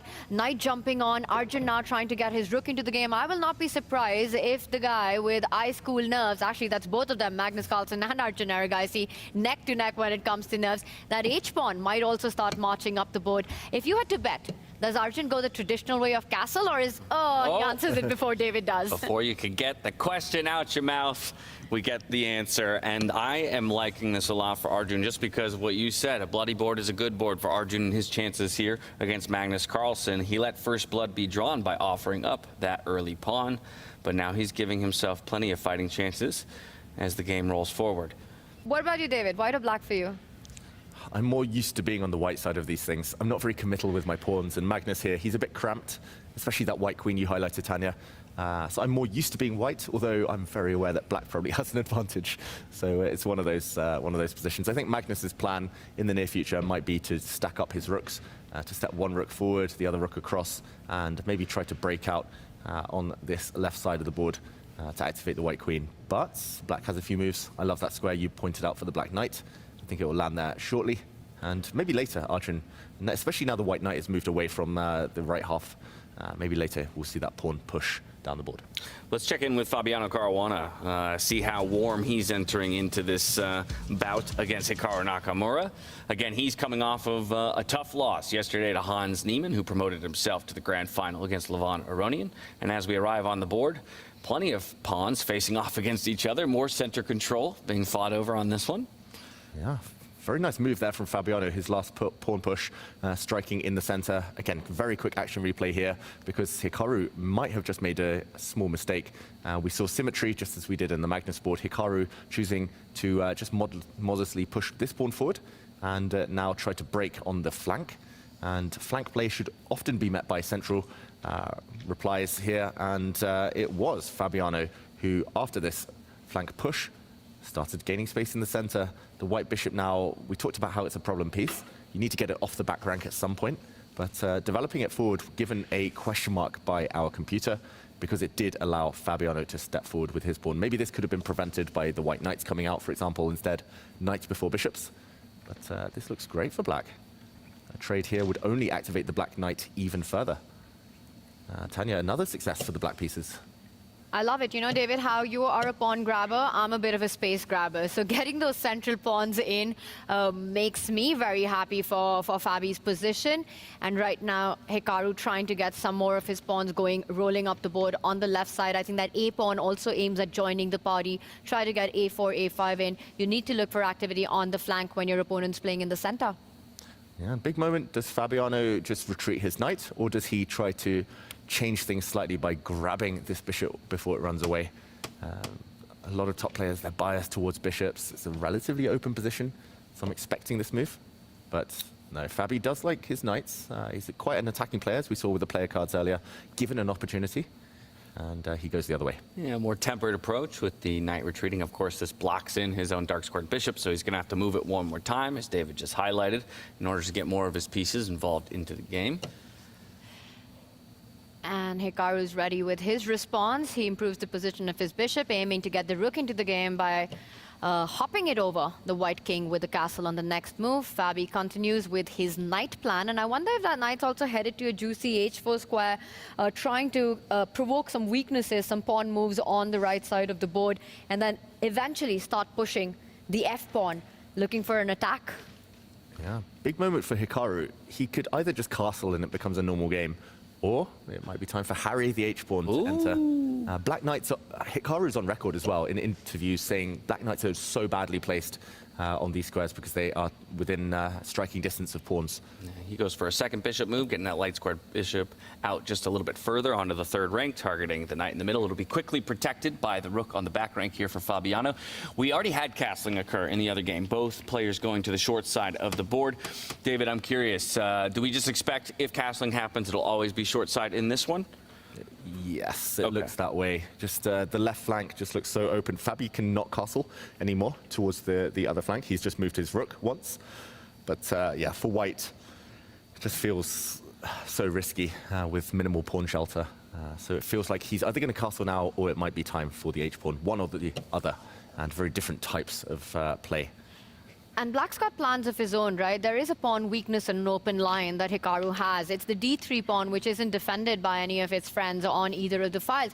And it's an easy route. You could put the queen in front of your own rook, double up and try to battery down on that file. But first, Fabi says, I'm really going to hold on to my knights, not allowing any trades on that square. Opens up the path to the rook, ready for the queen to jump in and play assist into that attack. And Hikaru is going to rotate those knights, as he likes to say. He's going to bring his knight forward. There we go, defend his pawn. And later, this is at least an outpost. He's kind of carved out this outpost, which can never be challenged by a black pawn. So, yeah, both sides have reasons to be happy. I think Fabiano, long-term, doing quite well. But, yeah, for short-term, looks like white's pieces are quite active, the white bishops especially. Very interesting position. Fabi up on the clock, though. I thought that might be a big factor that Hikaru tries to use as a weapon. So Fabi needs to stay up on time. We saw it be his downfall yesterday against Hans Niemann. Well, he's doing well then to keep pace with Hikaru or even move a little bit at a faster clip so far in this one. It's the onus on him to make a move here. Let's go back over to Magnus Carlsen, Arjun Erigaisi. This one's developed a little bit. I see rooks stacked on the C file here for Magnus, so it looks like that's going to be at least his focus for the time being, although he did just have a big retreating move by this dark squared bishop, and that's peculiar to me because he slides it all the way back to the first rank and behind a pawn. So that pawn has to move before he can even begin to reroute it. Where's the logic there? Yeah, I'll just recap the last couple of moves to try and figure out why Magnus went for this. Very interesting moment as well. I mentioned that Magnus would lift his rooks up. One black bishop was staring down at his rook on this diagonal, and now Arjun, notably with his bishop, kind of wasted a move. He put his bishop here to try and skewer the white rooks, inducing white to step forward with a pawn, the only way to block. And going back with his bishop. Now there's a big hole on this square, and that's why Magnus has kept his bishop on this diagonal, as we see in a moment. He kept it on this diagonal because he needs to protect a weak square on c3, but also he needs an escape square for his knight. The white knight might need to retreat if kicked back, and wow, we see some quick moves. The knight was kicked back and sacrificed by Magnus Carlsen. This black knight, too strong, removed from the board. And here, okay, he's going to win this pawn back.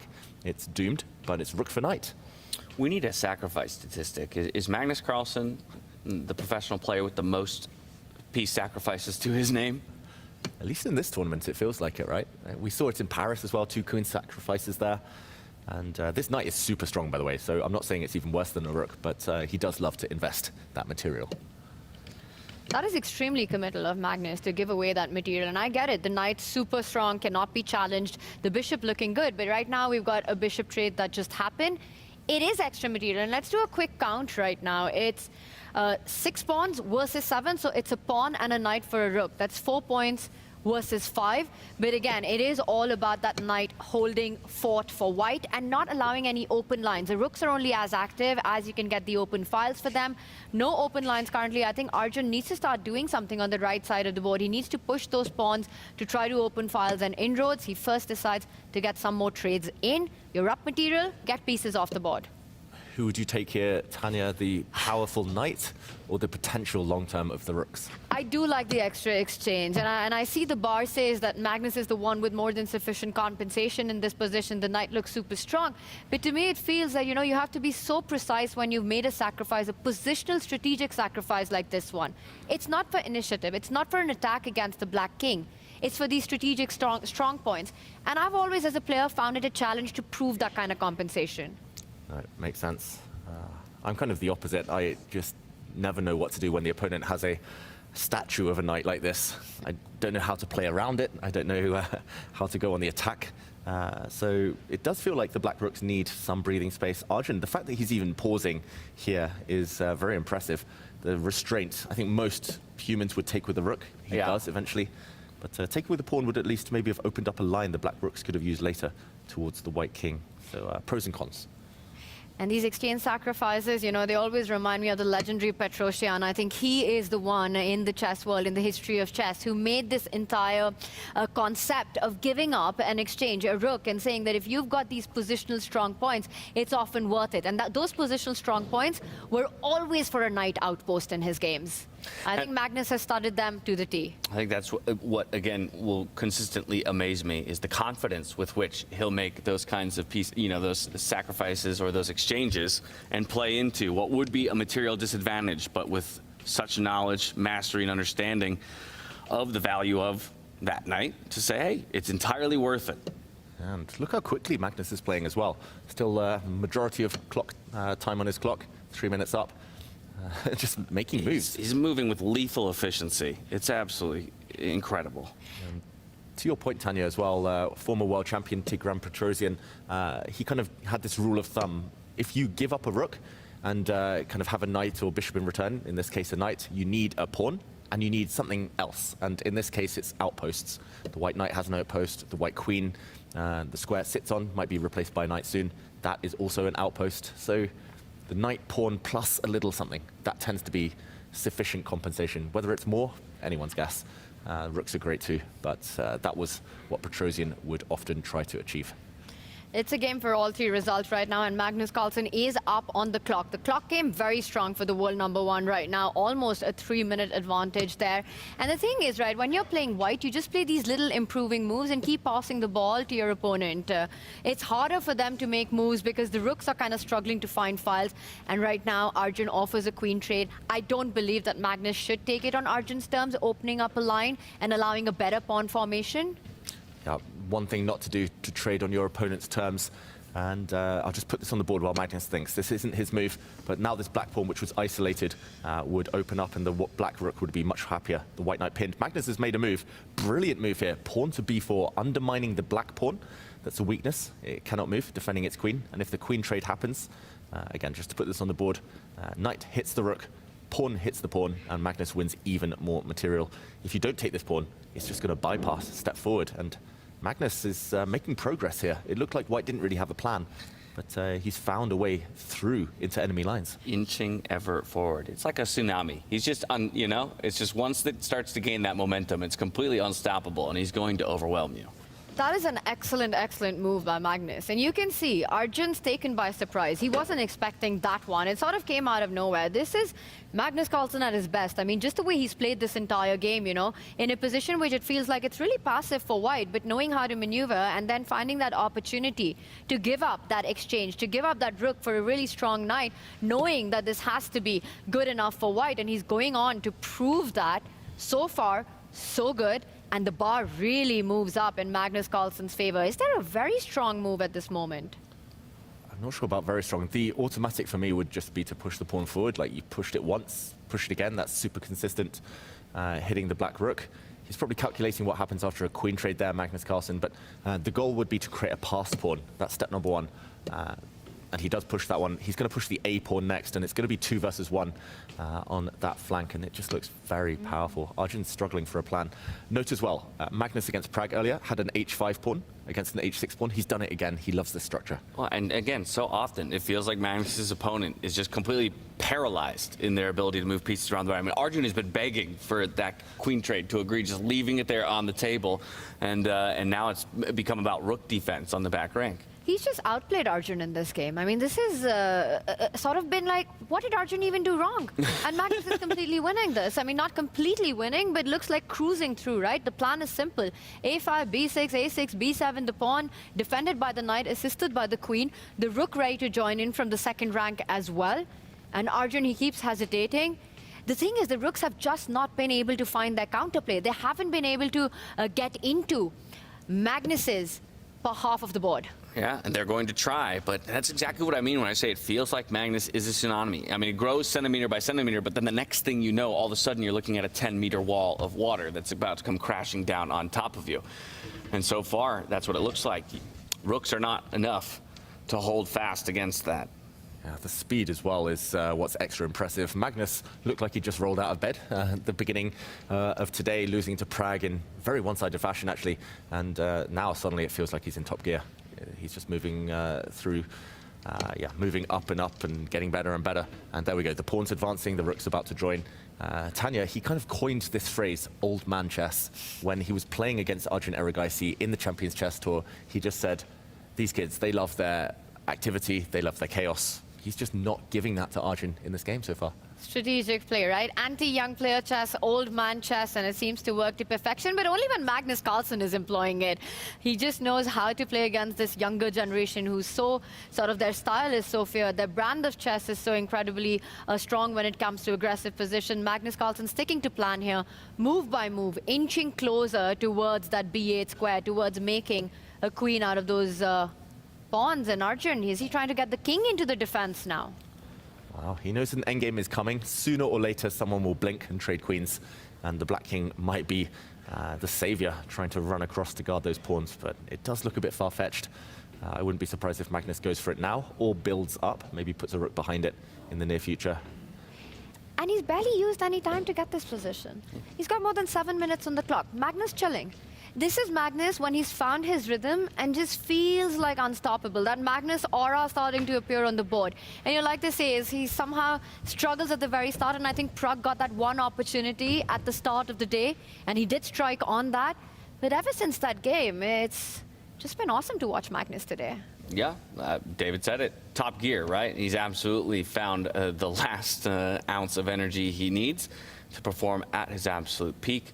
Arjun, he's a guy who throughout the tournament has normally been the one to find early advantages or early winning positions, and then it's been a story about whether or not he's been able to close. This time around, not afforded the same opportunity. Magnus, he's giving a good think here, trying to find a way to put the finishing touches on it, but it feels like the pieces are just going to keep marching forward. And I've noticed this about Magnus, you know, we touched upon this earlier. When he's playing this younger, this new generation that's taking over the chess world, it just feels like, David, he's extra motivated every single time. You know, the way he plays, how focused he is, how locked in he is. He knows how to play against their style of chess, and all of that he combines piece by piece to prove these kind of positions. Yeah, and he often talks about kind of strategic understanding, knowing where the pieces go, just keeping things simple.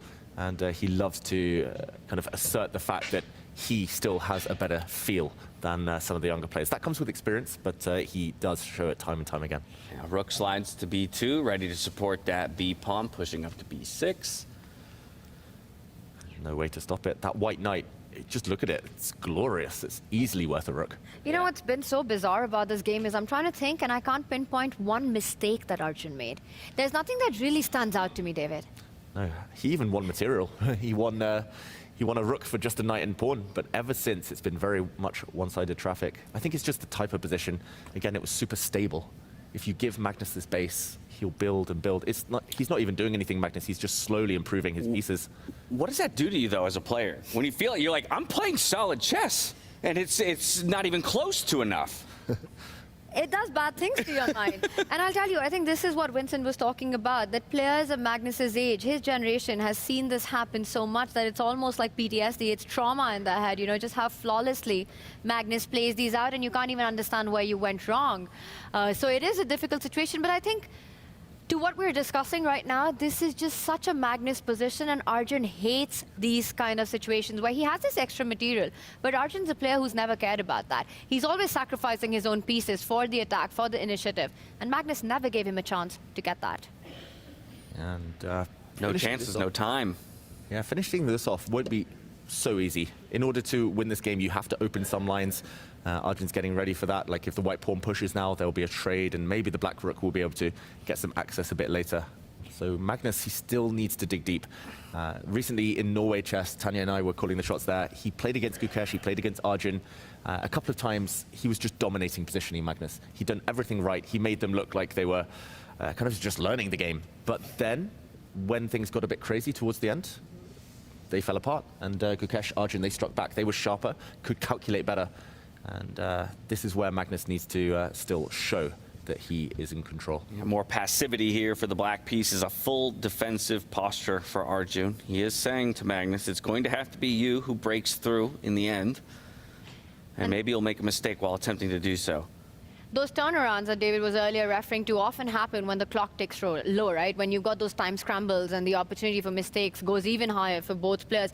But right now, Magnus doing a great job of keeping the advantage on the clock. He's trying to find that breakthrough, you know. He's done everything to perfection. He sort of maximized his position right now, and it's sort of decision time. Always the hardest for me, because I don't know which pawn to push. It's tempting to go with the A pawn, it's tempting to go with the B pawn. How do you make this decision? Luckily, it's not us making the decision. Sometimes you toss a coin. Sometimes you just have to calculate and hope. I mean, I think pushing the B pawn is a lot safer because those pawns will always be guarded by knights. Pushing the A pawn, maybe that pawn will be vulnerable later if you open things up. So Magnus, he might just be trying to bide his time. It's unclear how further to improve. He's kind of maxed out his pawn structure. He's got his knight on a beautiful square, rook on a nice square. It's what to do next. This is breakthrough time. Magnus, will he go for it now with 4 minutes on his clock, or will he wait until Arjun drops a bit lower? Sensing a crucial moment, and I've got good news for you all. We've brought in reinforcements to maybe help us understand the position a little bit better. Backed by popular demand, Vidya Gujarathy, welcome back to the studio, my friend. How are you? Thank you. It's my pleasure to be here, and such an interesting day it has been so far. Already an interesting day, and soon to get more interesting. Arjun Erigaisi right now feels like he's kind of up against the ropes. Magnus Carlsen looking for a way to craft, the finishing touches here in this first game. Eval Bar likes it, but can you find a way for him to get it over the finish line? This A6 move is really interesting. It was not an easy decision which pawn to push because both looked good, and it's quite instructive how Magnus is handling this. I think this is his forte, this is the expertise. So I'm just here to enjoy, how he's playing. Yeah. Break out the notepad. We were just talking about it, how this is one of the games where it's hard to even understand where Arjun went wrong. You know, there's not one move that stands out as the turning point in the game.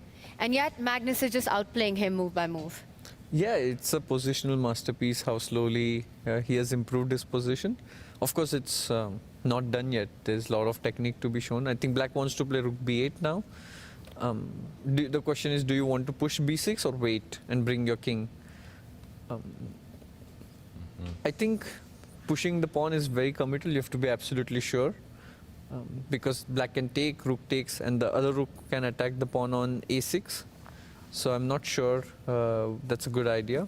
Maybe bringing in the king makes a lot of sense.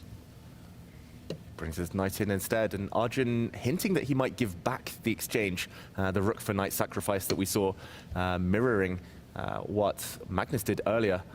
Rook takes knight now on the radar. I don't think it quite works yet. To put this on the board, if you take everything, white gives a check at the very end, the king moves, and you check again and win the black pawn by force. I think he'll move the king to e8, bring the king to the center. That's most logical. If Arjun's able to successfully give back the exchange on the c6 square right now, for concrete reasons it doesn't work, would he neutralize the pressure? Would that mean that Arjun gets closer to the draw? Yeah, so for example, if Magnus kind of takes his eye off the ball and, I don't know, makes a silly move with his rook, then it does feel like this would totally get Black out of danger, because he would tie Magnus down to this far advanced pawn. So Magnus has to make sure he doesn't allow Arjun to get some activity with his rooks here. I mean, if you get the king to, let's say, c4, it's almost winning, right? Like, you just capture the pawn. I think that's the plan. And the question is, will Black be able to generate some counterplay in the meantime? Like, white needs 3 moves. King f7 I don't like, because you allow knight to e5 with a check as well. Also, you can just move the king. I'm a bit puzzled by this king going to f7. It doesn't help, right, with that defensive resourceful plan that we were talking about giving up the rook. Do you think whether this is closer to an Arjun hold or a Magnus win? Oh, Magnus win for sure, because I don't see active play. Let's say I bring the king now, you still cannot capture on c6. Yeah, now just bring the king to c4. What does Black do?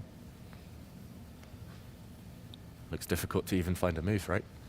Yeah, I think you want to play rook d8, d4, but that's also not a move.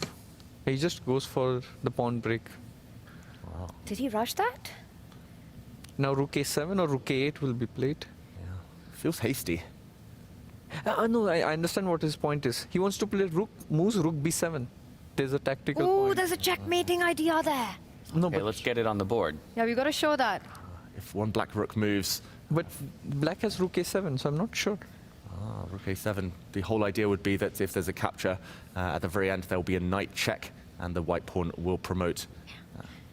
And David, also the other rook, right? If you go to a7, white anyway plants the rook on b7, and you can't pick up the pawn because there's a checkmate.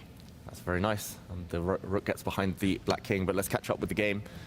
It looks like a move was played, and Magnus just brings his king forward. Yeah, because now when the rook goes, he goes rook b7. That's very beautiful. And black is just in zugzwang. Yeah, this is lost for sure. Yeah, it's a zugzwang. You've got no moves as black. That's domination there. Arjun Yeah, he goes king goes back. But now again there is no threat, so you bring in the king. And now it's too little too late. Wasted too much time bringing the king forward before bringing him. G4 also works. I like the king move more, but...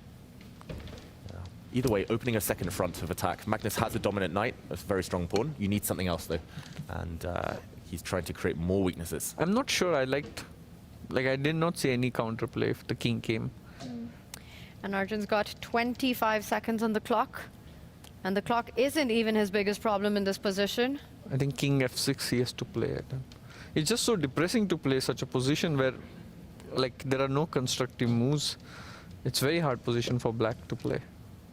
Yeah, and it's kind of felt like that for many moves now here for Arjun. We had Vincent in earlier. He kind of talked about how so many people have had the experience of slowly crumbling under the pressure of Magnus Carlsen. There becomes this kind of mythos around him as a person, but perhaps the younger generation at times not experiencing it as much, aren't as traumatized, and maybe more well suited to bouncing back against some crushing defeats. Do you agree?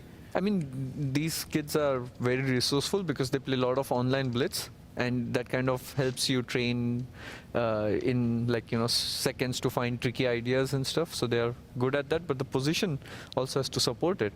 Also the opponent you're playing against. I mean, Magnus, online blitz, it's not like he lacks practice there as well, setting up tricks. Now the question is, how do you play with white? Do you push the pawn to e4 and ask, okay, what's next for you? Black is just waiting, right? Black's next few moves are going to be the king back, and then the king forth, and then king back. Yeah, like a yo-yo. But you also have to make a move with white. So at least you know you don't have to rush. Now the rook idea from earlier. What happens if rook a7? Probably the only move. He does it. It was the only way to go forward. If you would have traded, that would have lost on the spot because of tactics that we had discussed earlier with the white knight threatening some forks. I don't see. Probably you have to just come back, and he just bought some time. There it is. You have to come back, yeah. No, that's why I didn't like opening up the king side. Probably you bring back the king or push the pawn, yeah. Yeah. Your idea of e4. King goes back probably. And do you play f5? So that now you have complete control over the 6th rank. It's committal though. It is. It is. Opening lines for the black. You can maybe also bring back the king, but then you're not really improving the position. But what about that plan if you get it close to that a pawn at the edge of the board and then free up your rook? Yeah, but then you feel like, why did I open up the king side? But if you get all of that with it, can't you go with the rook forward and then the knight jumping in for the resource that you were talking about eventually, with the king defending the c6 square at the end of it? Are you saying rook moves now? No, just get the king, and he's doing it. I think we might see this entire thing being played out, and Arjun will have to find a resource.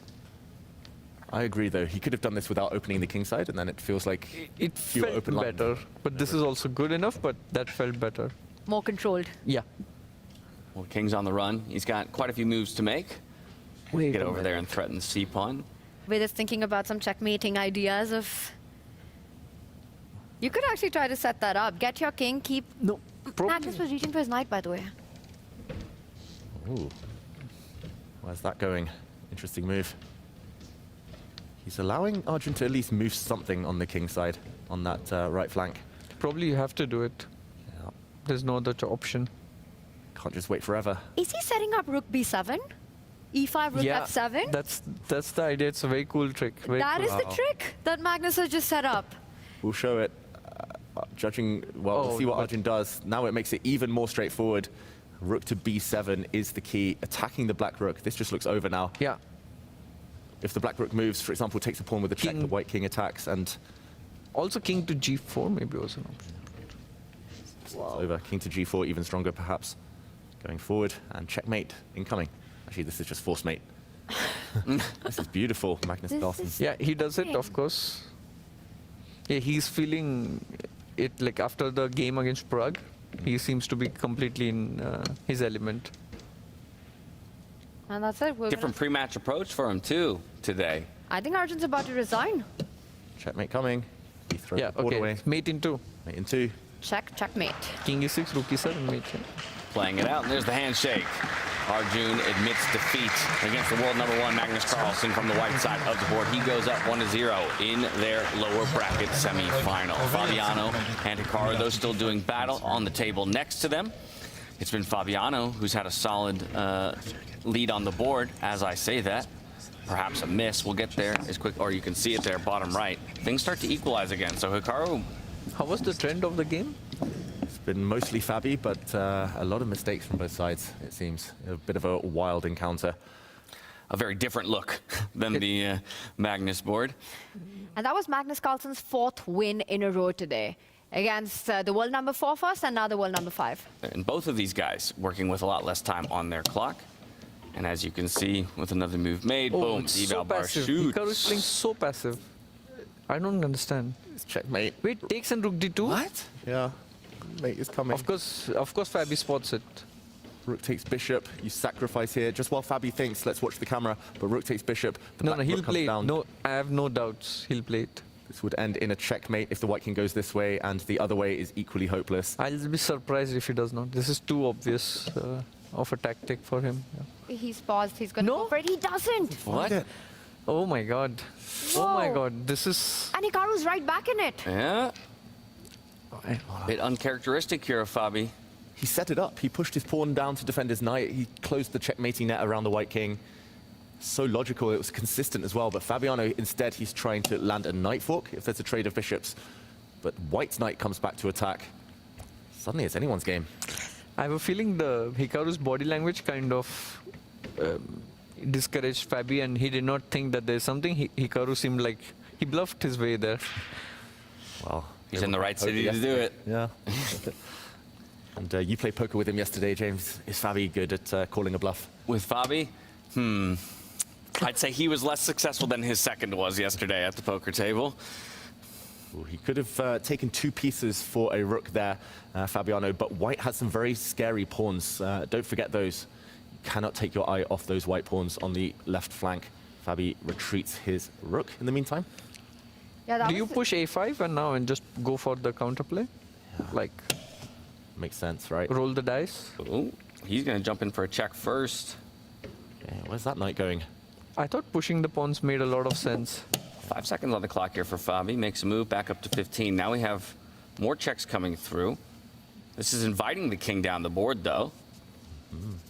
I'm not even sure if that helps White's position in any way to transfer the knight from where it was to where it's landed at the side of the board. I want to see the heart rate. They're going to be high, surely. More knight checks. Fabiano isn't going to repeat this position, though. He's advancing his king even further. Looks like Hikaru just helped Black's king improve his position. From the edge of the board, Hikaru did nothing, and Fabi's king is on a really nice spot right now. Yeah. I agree with Vidit. Like, White should have been pushing pawns, taking risks earlier. Now he's going back with his king. 95? And if that's the square you wanted your knight to land on for the trade anyway, you could have done it 3 or 4 moves ago. Well, it comes in now, finally.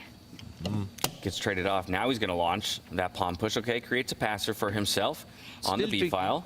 It's still tricky. It's not so easy for Black. Tricky. And someone tell the players they've got a minute on the clock. They're really rushing through this. Fabi gives the check. Rook G2, I suppose? No. Rook G2, that was rook takes B3. Oh. I mean, Tanya, you That's mentioned a the nice pace tactic. quickening. Who should be trying to push the pace here?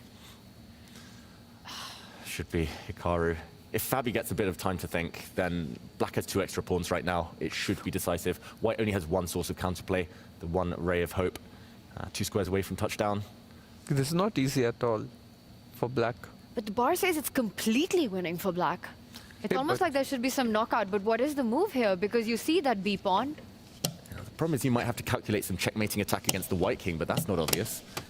Is he going to repeat? Quite likely. Oh my goodness. I think so. Because he doesn't find a way. But this would be so akin to his game against Hans Niemann, where he had a huge advantage, started to let it slip, and then just ultimately goes for the draw to get out of it clean. I think you should push the f pawn.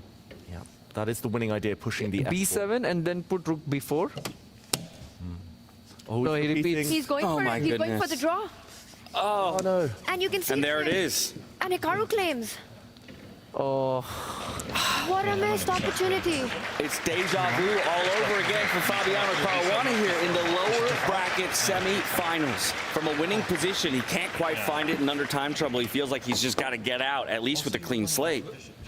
And the goddess of chess, Kaisa, is usually very unhappy with that. What happened against Hans Niemann, eventually Hans knocking down Fabiano Caruana. This time another golden opportunity, a winning position for Fabi, and eventually... No, you also bishop d1? Magnus getting involved in that conversation. Why didn't you start pushing after rook d4? Of course I should have, obviously.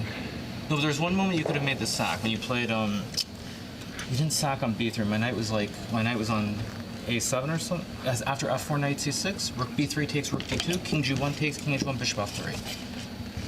Yeah, that moment felt winning, but it was... No, I mean, I have a feeling maybe I had some trick there to it, like from yeah, it was getting to the double edge. Yeah, it was getting massive. It's a bad opening. Yeah, you have no. You have to put your bishop on d5. Yeah. Doesn't matter what you put your bishop. Yeah. But f3. Yeah, you can't make another move, right? Bishop d5 first. No, bishop d5. Both players discussing, both players calling out. Position earlier felt winning for Fabi. And Hikaru saying there was somewhere in there a sacrifice able to be made, and that would have been your chance to blow the position open and take a win over me. But by the same token, Hikaru lucky to escape here with an even draw, half a point apiece as they go into the second round. Here we'll relive some of the moments from the position draw to the players strategizing with Fabiano and Arjun working together to craft a strategy up against Magnus Carlsen and Hikaru Nakamura. Magnus, though, just ever so steadily built his advantages incrementally and then overwhelmed Arjun in the end to get the victory for Hikaru. It came down to a time scramble, perhaps got lucky in a situation, and Fabi ended up having to bail out.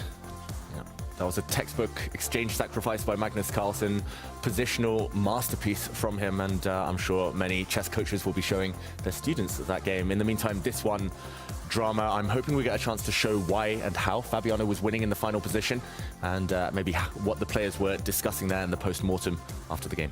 Come back to analyze that position in just a moment. First, let's take a quick look at the bracket. Again, lower bracket, still plenty to play for here. You've got Fabiano Caruana and Hikaru Nakamura tied at half a point apiece. They're fighting for a chance at that third place matchup tomorrow. Arjun, Aragaisi, Carlsen as well fighting for the same thing, but for Arjun, he needs a decisive victory next to force that tiebreak. Losers of these matches will fall down into the fifth place matchup, and of course, Pragnananda and Wesley So are already slated in a battle for 7th and 8th tomorrow alongside our grand final. Here's the position, or here's the board. David, let's walk it back.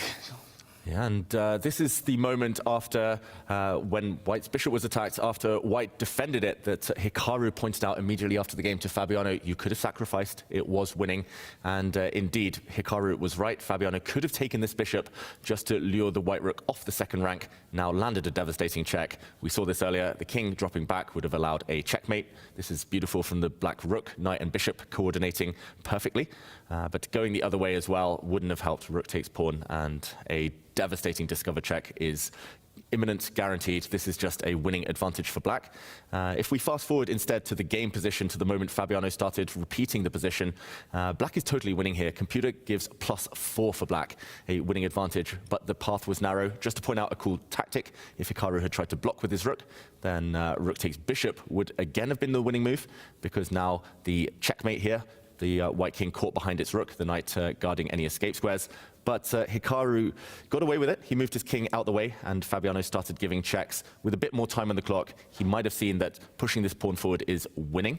And if White tries to make a new queen 1 square away from touchdown, this is what made him nervous. But as Vidit pointed out, the black rook now slides across to b4 from behind, guarding the pawn. And if the white bishop tries to move, for example, black has a winning attack in multiple ways. One very flashy one. I think rook g2 could have built. Ooh, rook g2 here? No, after bishop d5, can you do? d5. Rook g2. Yeah, one of many very nice wins. Because rook before knight f2. That's the point. Checkmate. Yeah, you could do it the other way around, apparently, too. Knight f2 check first. And the same idea, if the rook takes, then you drop your rook. And if the white king steps forward, again, another beautiful checkmate with the rook and knight combination. At that point, would have been spoiled for choice. Unfortunately for Fabiano, he didn't get that far.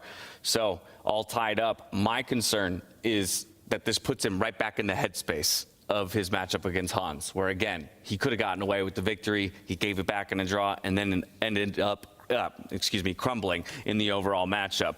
Is that a concern for you at all here, Vidit? Not for me, but for him, for sure, because... you don't have anything riding on this match. Yeah, because it's not just about one moment. He was better throughout the game. He had a lot of chances, and of course it's going to bother you, like you missed such good chance. And with Hikaru, it's not a given that you will get it in the next game as well. So of course it's going to bother him, and now it's not easy. We have to start over all again. Yeah, it's as a professional, you know how this hurts. Like, you know, you see the win immediately after the game, and you're like, why didn't I play it? And there's no answer to it.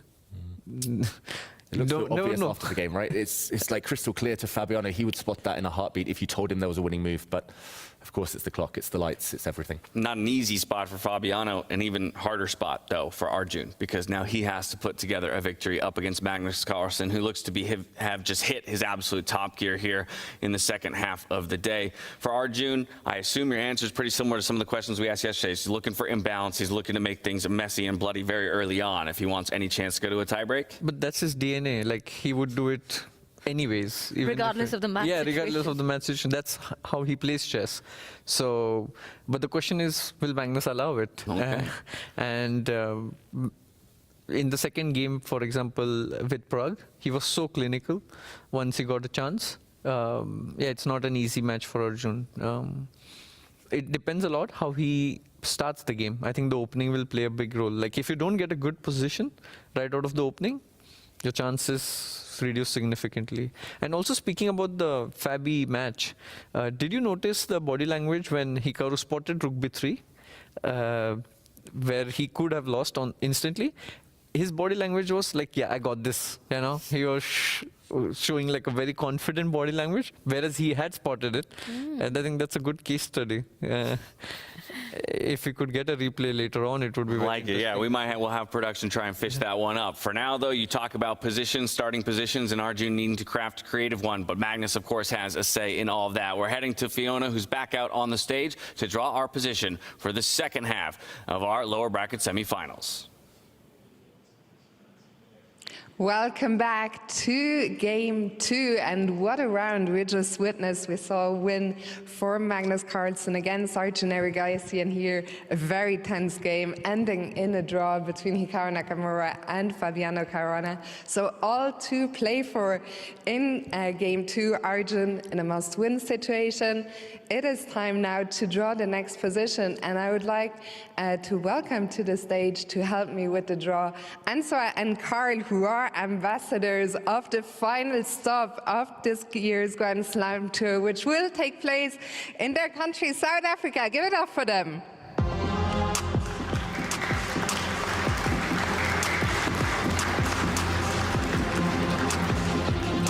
Carl, I'll invite you to stand behind the table. Ansar, perfect. And whenever you're ready.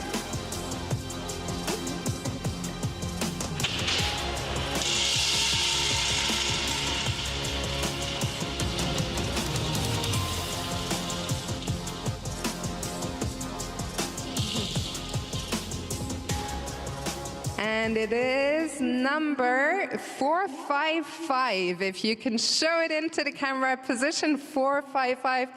Thank you so much to both of you. Cannot wait to see you in beautiful South Africa later this year. Enjoy the rest of your time here in Vegas. To the players, best of luck, and to our audience, have fun.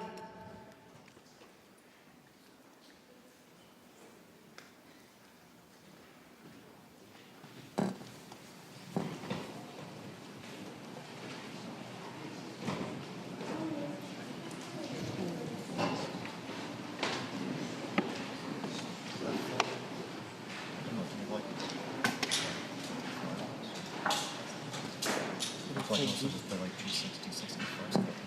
More of those. Like all pawn 3 trades in the center.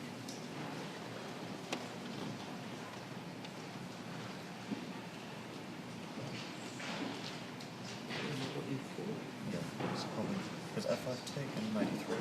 King F7, maybe it's pick.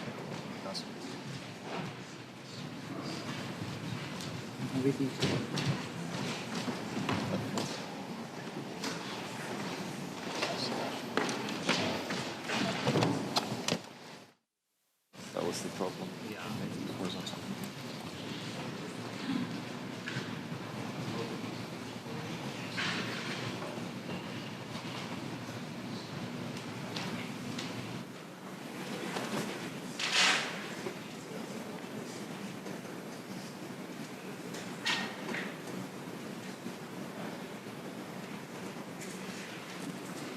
Try G4. G4, G4. D6.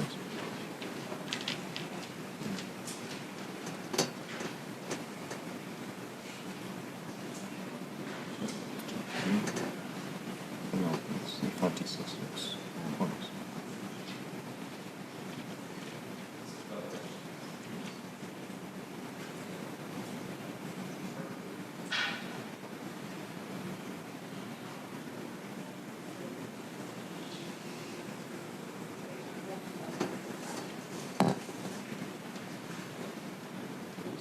First pick.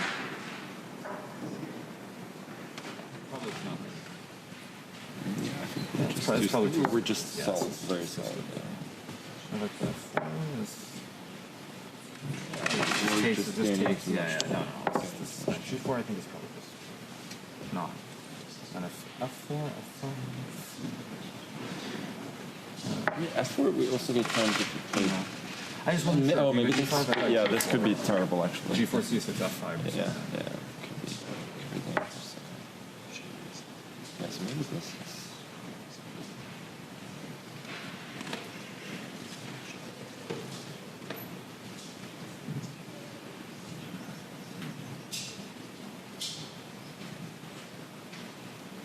Okay, let's try this, yeah? G4, yeah.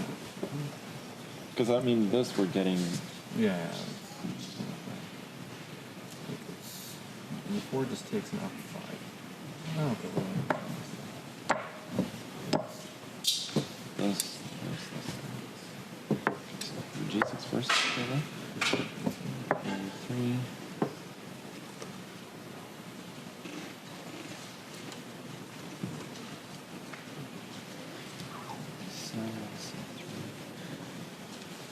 It's kind of a little bit ugly. Yeah. It's not into.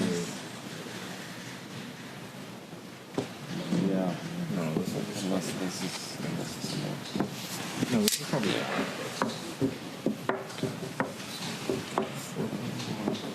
So this. Are we worried about G4? Yeah, I don't know. That's the question.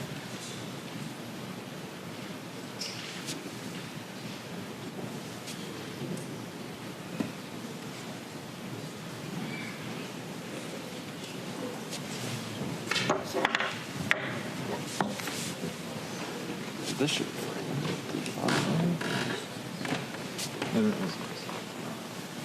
it's probably too much, but with H1. Yeah, but we can at least. Yeah, actually, yeah. Just go back. C6. E4 is probably not good here. Shouldn't be good this week. No, it should be fine.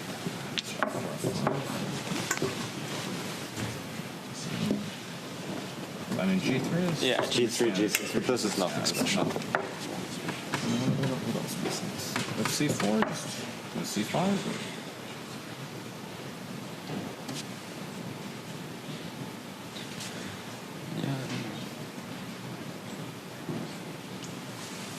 But actually, I feel a little bit careful.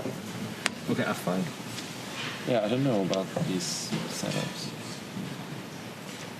Actually, I don't like the white queen is really bad. Right? Yeah. Yeah, no. You need to like tap. Yeah, that's true. E4. Yeah, I feel like it's E4, F4 really. Yeah. Yeah, okay, so E4, F5. I don't know, I don't know, D3? Need something? Try to do something. But even just G6, G6, right? Or I think we can. It's even this one. Yeah, but I think we can even take E5, F5. Yeah. This is too much. Takes two. D4 doesn't try to make sense. Yeah, I mean, I think this basically is there any other plan for white basically here.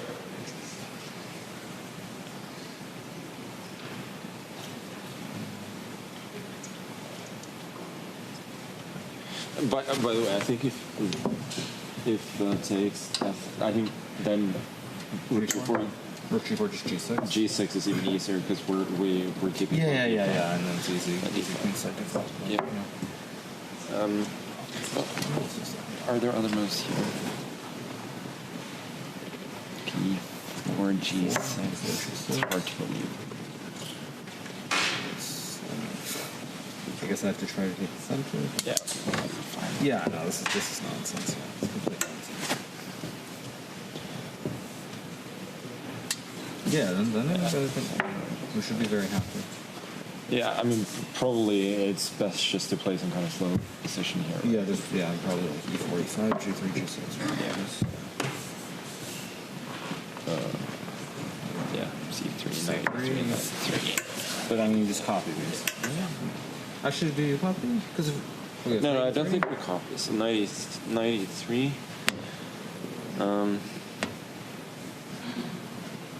Wait a sec. How do we do this?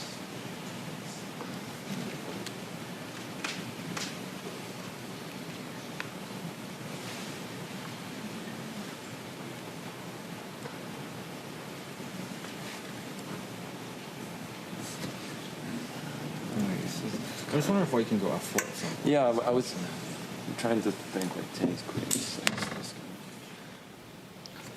Magnus and Hikaru agreeing that they want a slower approach to the game. In this one, we'll see if Arjun Erigaisi and Fabiano Caruana agree with that, though, or are willing to give it to them. But as we're back in the studio, it's time to play Tanya's favorite game. That's What Will the First Move Be? Opening predictions, but I will say one thing. This side, Magnus Carlsen, Hikaru Nakamura, chilling, sitting on the floor, analyzing opening is a Vegas memory I'm going to carry with me forever. And so was there anything, I'm going to give it to you first, Tanya, because you have been on fire today when it comes to calling out the first move. So, not sure if that's a good sign for the players. But look into that crystal ball, and what do you see? My prediction here is that Arjun with the white pieces in a must-win game will start with the G-pawn in front of the rook, moving 2 steps forward. I'm going for G4, throwing the ball to Vidit right now. Vidit, what's your first move here? G3 or E4? G3 is such a Vidit and a David Howell move to make. You took 2 as well. Because E4, I'm not sure, because black can play G6 and F5 or direct F5. And you don't want to damage your position. Also, when the players were analyzing, I just realized how beautiful this game of chess is. Oh. And because in normal chess, there's so much of theory and engines, the room for creativity is so low in the initial phase of the game. But here you can just actually freestyle and come up with interesting ideas. So. You just realized that now? Aptly named, huh? I mean, I realize it more and more, it sinks in further, so I like that. Fabi were looking at your choices, by the way. The position they had on their analysis board had both G3 and E4 on. Oh, I hope they're not listening to me. It's not a wise decision. And F4 was played at some point, but probably not on move 1 in those variations. But interesting, because that was a consideration of a first move there by Magnus and Hikaru. They would then follow that up in some cases with the G4, so maybe move order will come into play there a bit, but just under 15 seconds to go here for our lower bracket semifinals. Magnus Carlsen, he's got that 1-point advantage over Arjun Erigaisi, looking to book his ticket to the 3rd place match here and now. Hikaru Nakamura, Fabiano Caruana tied at half a point apiece. A decisive victory for either will buy them that same bid for a 3rd place finish. Any moment now, the games will be kicking off, and Magnus Carlsen, I would think his strategy may be slightly different from Hikaru. Hikaru want to keep tension, maybe prolong the game as long as possible. G3 on this board. Almost, Tanya, almost. Vidit gets this one. He knows his teammate better. So G3 played, not G4. Was hoping for that, David. Want more aggression. But right now, Arjun, are you surprised with this choice? Yes. Although maybe Fabiano Caruana had some influence, and at least this justifies your thinking, Tanya, because it's Magnus who plays g5. You know, again, one move, multi-purpose, open up the rook, open up the long-range pieces, bishop coming into the game, queen threatening to attack an undefended pawn on the edge of the board. Okay, space monsters going for a bit more control over the middle of the board. Yeah, this is a motif we've had a couple of times throughout the tournament. Again, it's the rook flanked by a bishop and a queen, choosing to push the pawn in front of that rook to open up all of those long sight lines. We can go to the 2-board, though, because it wasn't the same opening for I don't both like this of our move boards in play. c5, because now you can actually play knight c3 to d5 and like threaten a mate. A mate in 3. Because earlier I was hesitant because black could always push the pawn to c6 and stop all this thing. But yeah, now it's actually a serious threat. Yeah, and Magnus will have to deal with that threat. We'll break it down in a moment when we jump back to that game, but a comparison shows that the two positions are very different. They have gone their own way as early as move 3 or 4. I love it. I mean, look at Magnus Carlsen, who needs only a draw, has pushed his pawns 2 steps forward, leaving behind these weak squares. Meanwhile, Hikaru Nakamura has done the same, using those 2 pawns, but only moving them 1 step forward, so keeping more squares under control. Yeah, conservative play from Nakamura, but very brave play from Magnus. He very rarely plays for a draw, like super solid with black in freestyle. He just knows he has to play principled moves in the opening. Okay, and obviously in this case, yeah, a slower, more reserved start in that regard, less committal, as pawns can't move backwards. But Vidit, maybe I can turn to you. Really, what is the advantage of taking less space there as opposed to what Magnus did? Yeah, I really like White's position in both the games. It's not so much about just the space. It's about this concrete ideas. Like now the knight can go to d5 in Arjun's game. White has, yeah, black cannot play e6 to stop it at any point. Big threat of checkmate on that board. Let's jump into the Arjun against Magnus game. Do you think Magnus misses it? No, you can even prepare it. Like you can go with the other knight to c3 and that to d5. But this is our live board. He goes for it, yeah? He does. He defends it. And he wants to go other knight to b5. One-track mind. I like it. Full frontal assault. Just a quick action replay just to show the checkmate for everyone at home. Smothered mate here threatened. If you just forget your basics, then the black king is caught.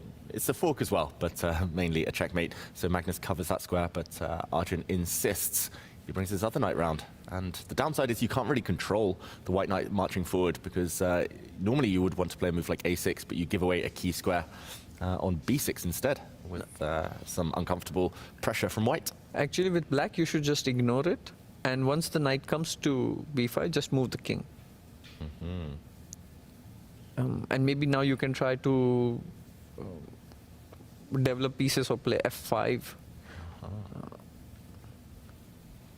Undermining that pawn in the center a bit. Yeah, go for counterplay. Or there's one more idea, to play f5, knight comes to b5, and then put your knight on d4. Oh, wow. Which one? This? Yeah. Yeah. And then you go for the symmetry, but you have some space on the other side. It's an idea. I don't know if it's a good one. Something like this, where both kings get forked. and who knows who has Oh, please. Now I'm just rooting for it.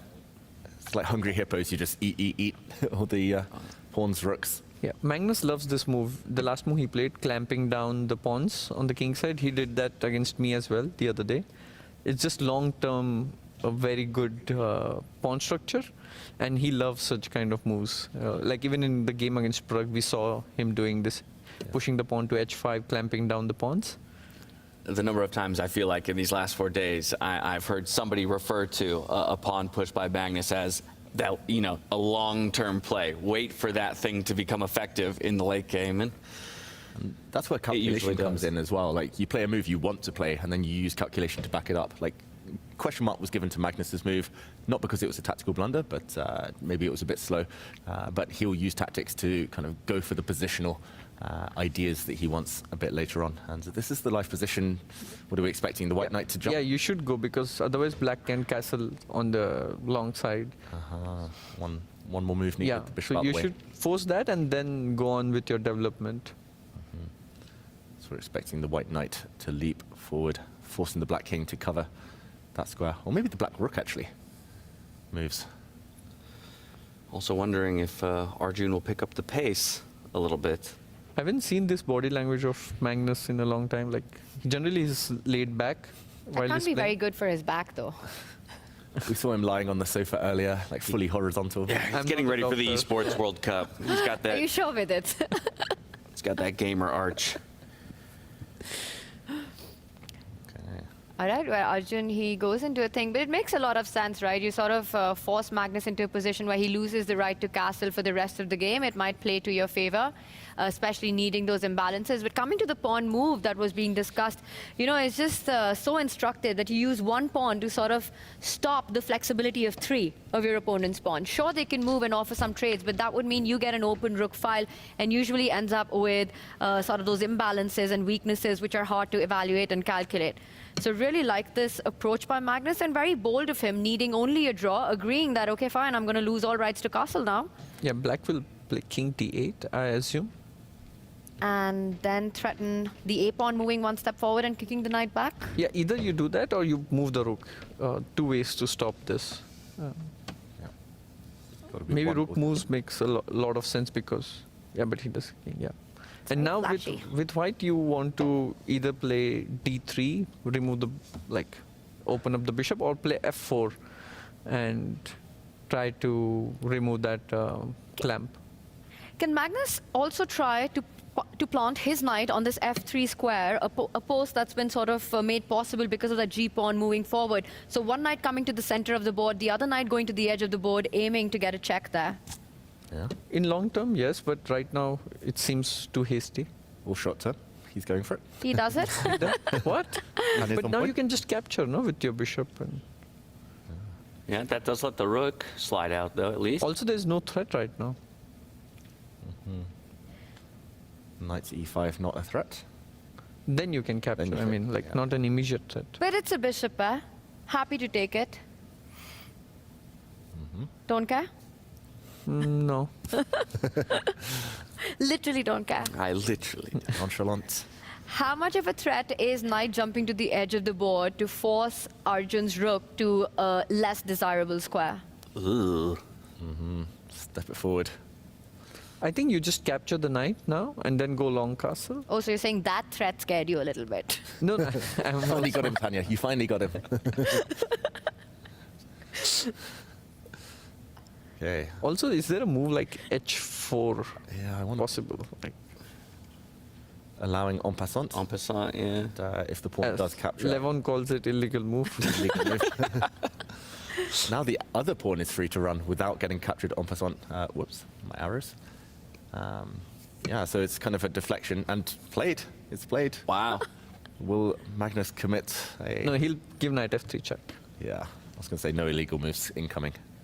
You need this black pawn to cover the central pawn. Yeah, you're not really sure you should put knight on h3 because in long term, you know, knight can get really blocked out of the game. So knight f3 makes a lot of sense. Forcing an exchange. Forcing a trade there. I don't like what that does for the white queen. If we put this on the board, a knight check, take. How's that white queen coming out now? True, she's got no spaces. Yeah, nowhere to go. You have to get the king out of the way first then. Yeah. Sliding it up to like d2 or long castles, and then she can move over. But it takes so long.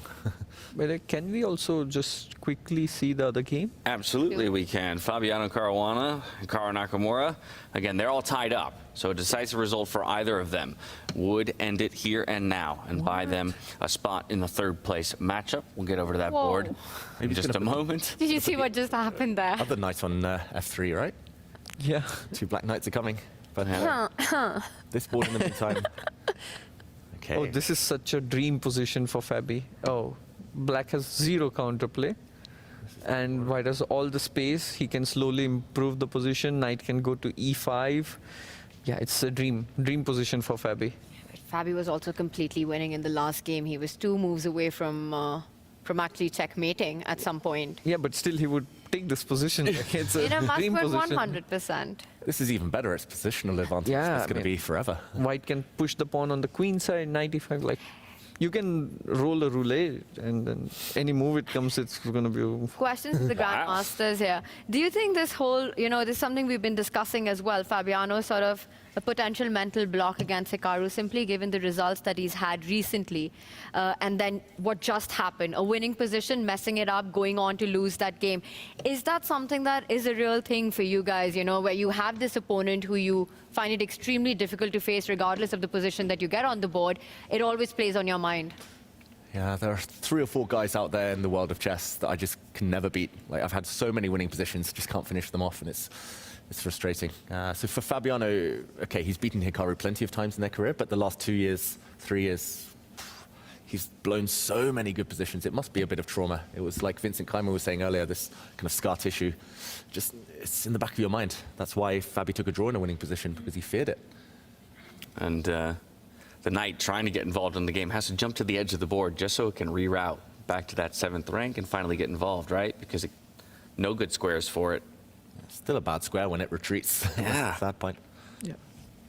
Yeah. White's bishop improving. White will double up rooks in the center a bit later on, and so many pawn breaks later. So many knight jumps. This is very reminiscent of the pawn structure between Levon Aronian and Arjun Erigaisi yesterday in a game that Levon went on to win. So expecting long-term advantages here for Fabiano Caruana. We'll see if he can convert, unlike his ability to do so in the previous game. Let's go back over to Magnus Carlsen versus Arjun Erigaisi to see how this one's developed, because right as we went, I saw some shock and awe on a number of the faces here in the studio. I mean, knight on h3 was a big shock for me. I didn't see this move coming at all. Oh. This is a lot of crazy things happening on the board, and this is getting good way for Arjun.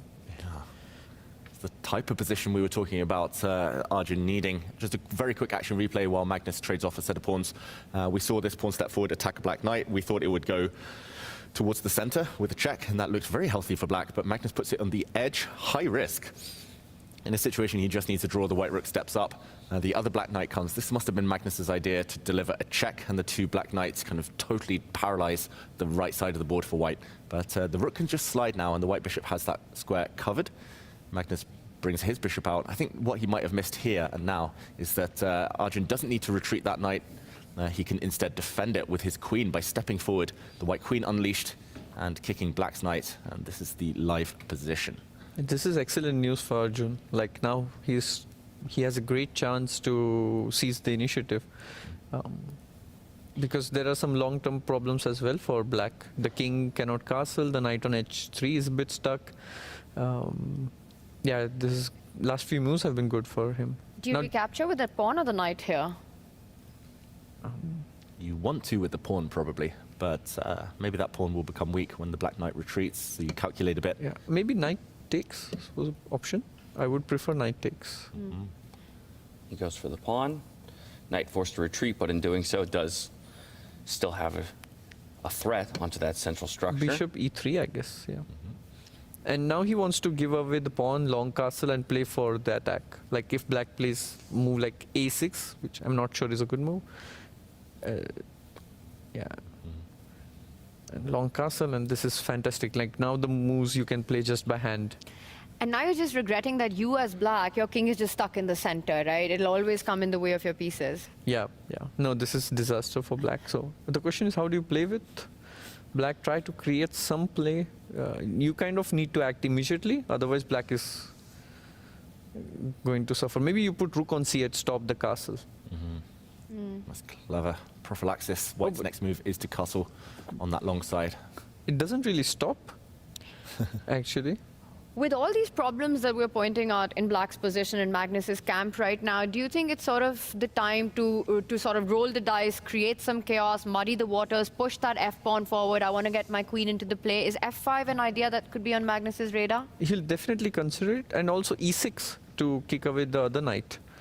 So that if the knight falls back, then you kick the knight on b5, so that they're fighting for the same squares. It's also a move that you would consider, but yeah, it's not an easy choice. I'm not just drawing a face there, that's actually the path the knights want to come back to.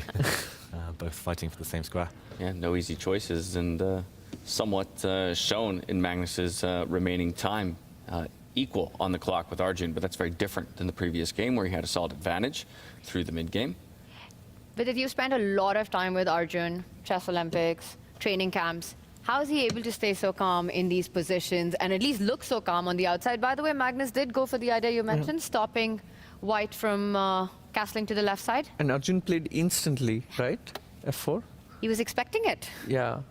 I was thinking you could eat long castle. You don't care.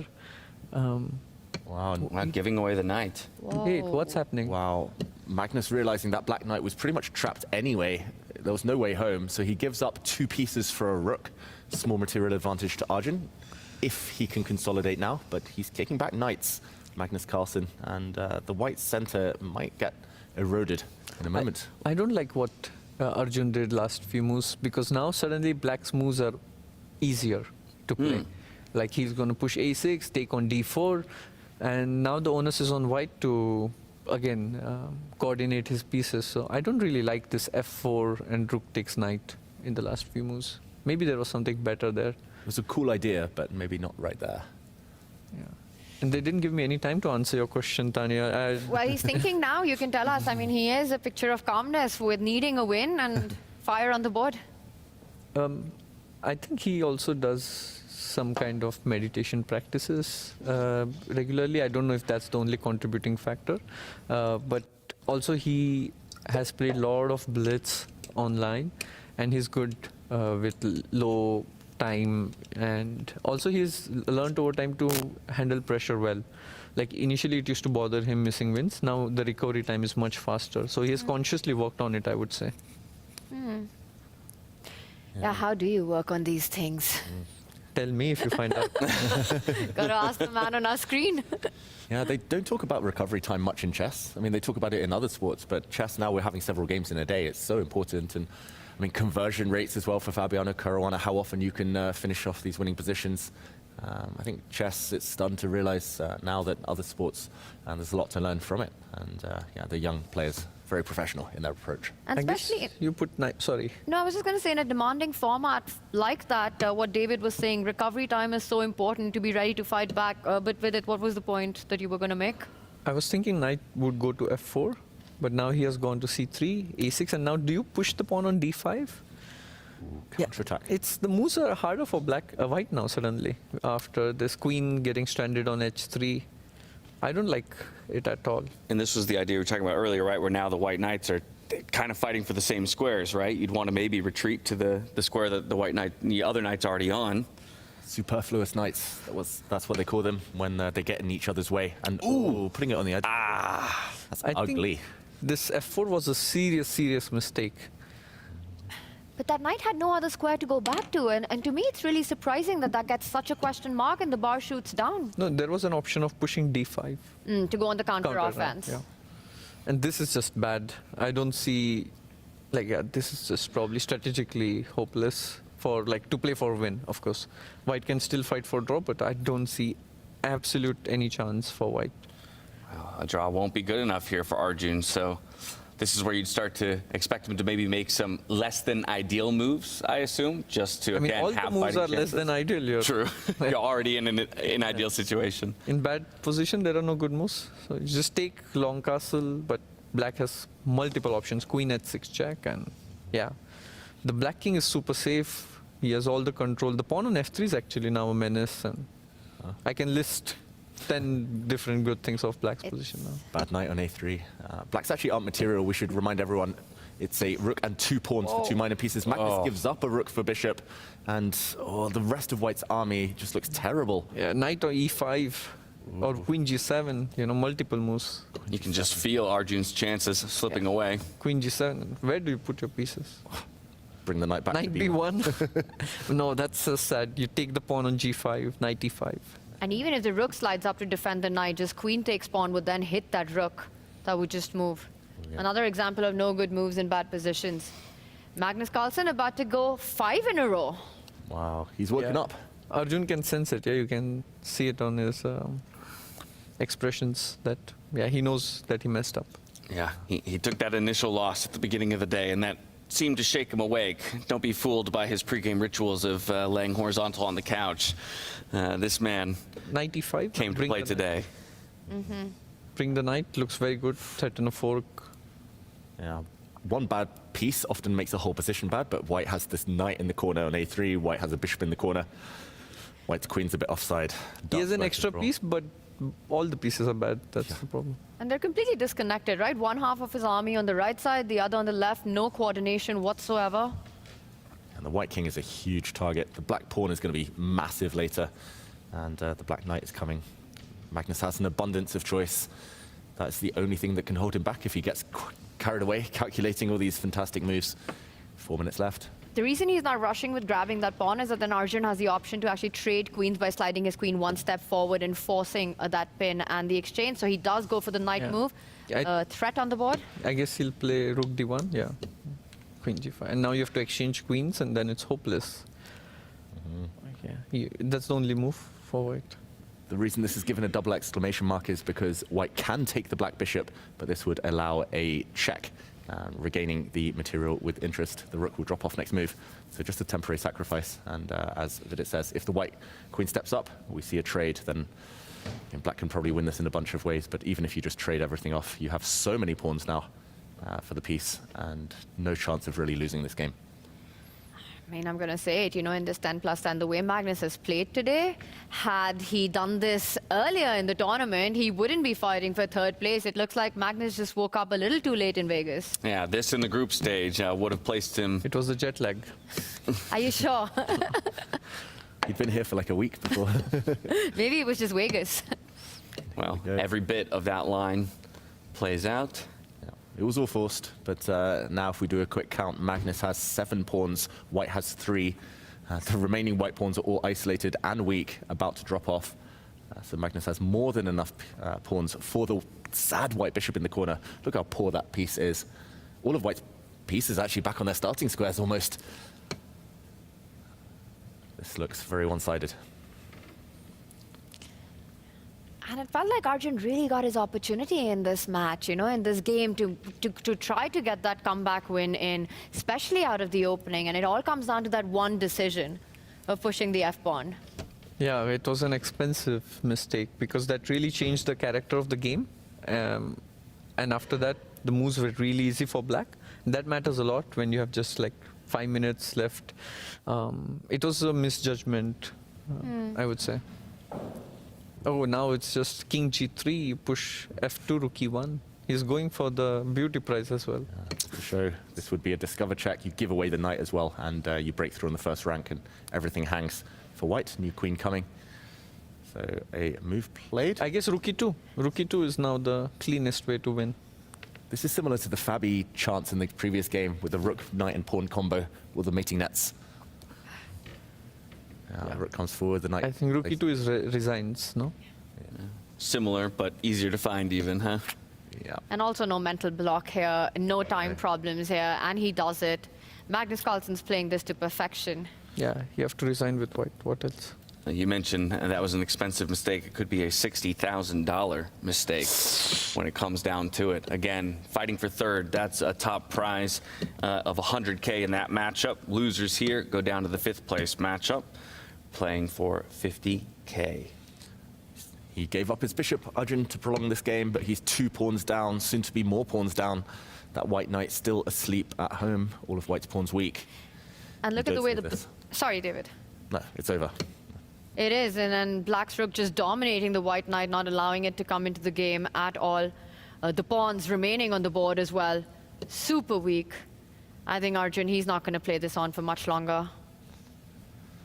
You know, you put that knight, you pick it up and sort of put it somewhere in black's camp, and you can still see maybe some tricks, hope for some miracles. But that knight on b1, it's just hard to even imagine any chances here.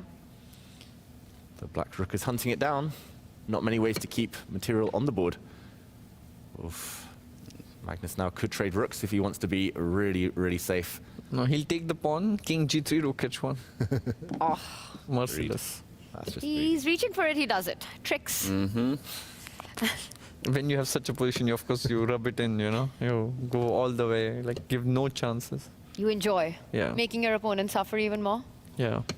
It's a bit sadistic, but yeah. It's the David Howe school of It's the materialism. cleanest way to win, of course. Love it. The accountancy chess.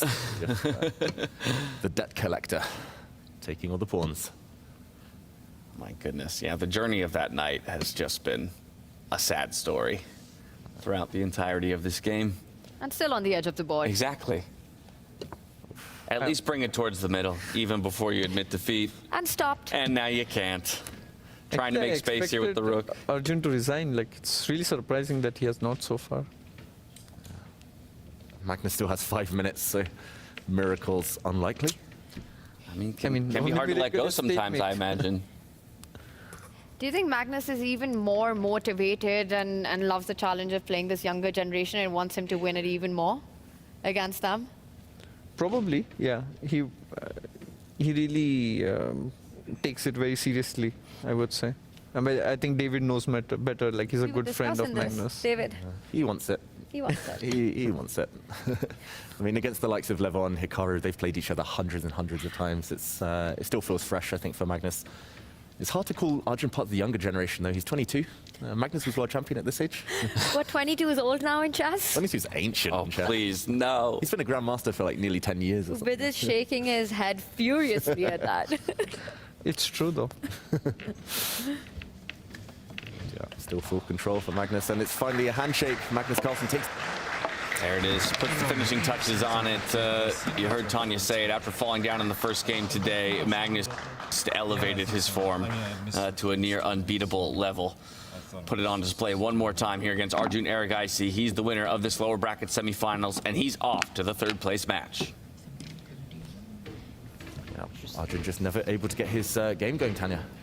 And it felt like he got that small window of opportunity in the opening, but one inaccuracy and Magnus giving no chances after that flawless play to get 5 in a row as Magnus Carlsen continues. And I'm telling you guys, it's written in the stars, it's destined in Vegas. It will be Magnus versus Hikaru, but Hikaru still has a Fabi waiting on the other side.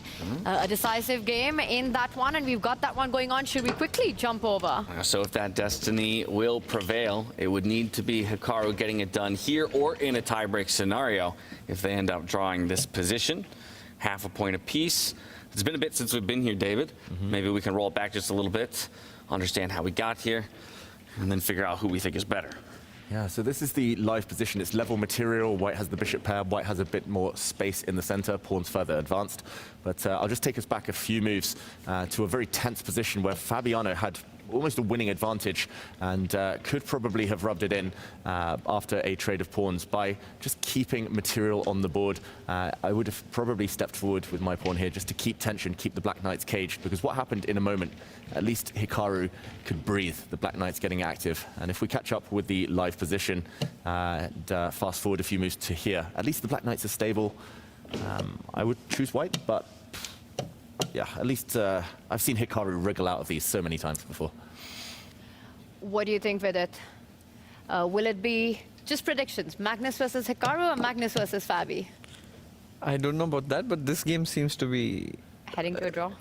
at least closer to that, because the position Hikaru had a couple of moves ago was just very poor, and now he has realistic chances of counterplay. Like, you can push the pawn on a4, probably he will do that, and the knights are completely blocking the king side, so it's not easy.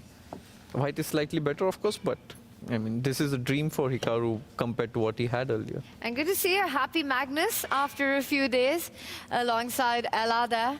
And that always makes him happy. There's a set of headphones right next to them. Surely they're going to tune in and listen into our commentary. Surely one of them will. I would hope so. Although he has just been wearing a headset for a majority of the day, so maybe he wants to give his ears a break as he takes in this matchup between what will be one of his opponents in that third place match.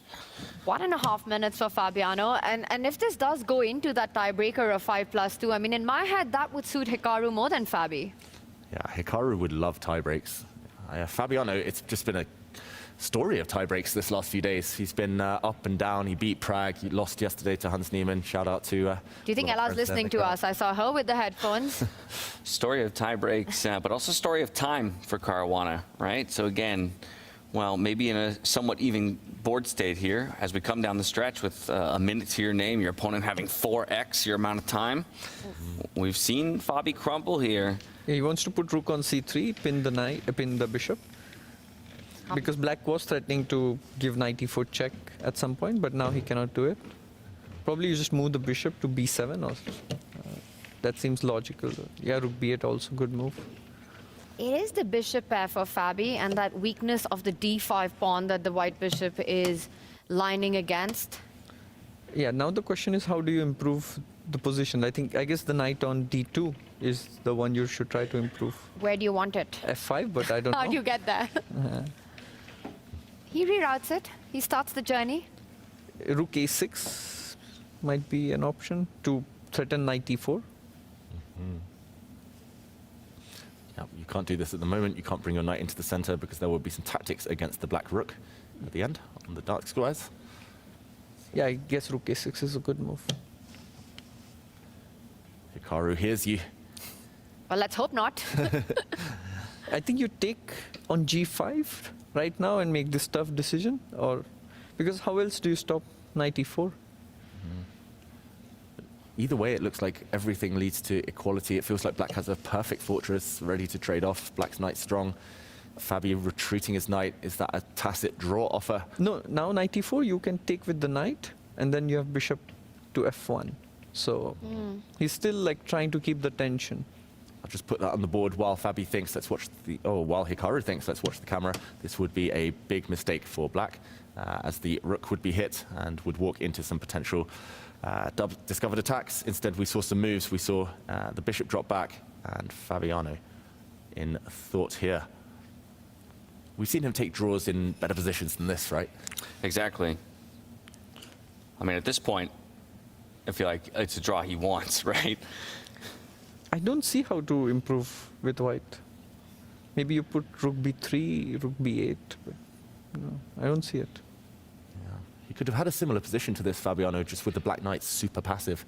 He could have blocked the whole kingside earlier, and the black knights would have struggled to get any outposts, but Hikaru, once you give him those beautiful ponies. Yeah, it's repeating. Well, here Might we be go. here now that this goes into a tiebreaker. A clash between the world number 2 and the world number 3. Going down to the wire. He repeats. It's happening. Moment of truth. If Hikaru brings his bishop back, that is a firm draw offer. Fabiano can choose to repeat. If Hikaru moves his bishop to any other square than bringing it back to that 6th line, the game might go on, although it's still equal. There it is.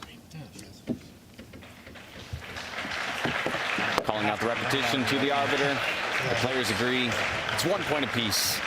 We've drawn, and we're going on to the next round of tie breaks. Yeah, probably slow play. So it goes to a 5+2, a best of 2 between these two players. You know, Fabiano with such a missed golden opportunity in that first game. That would have just changed the entire narrative.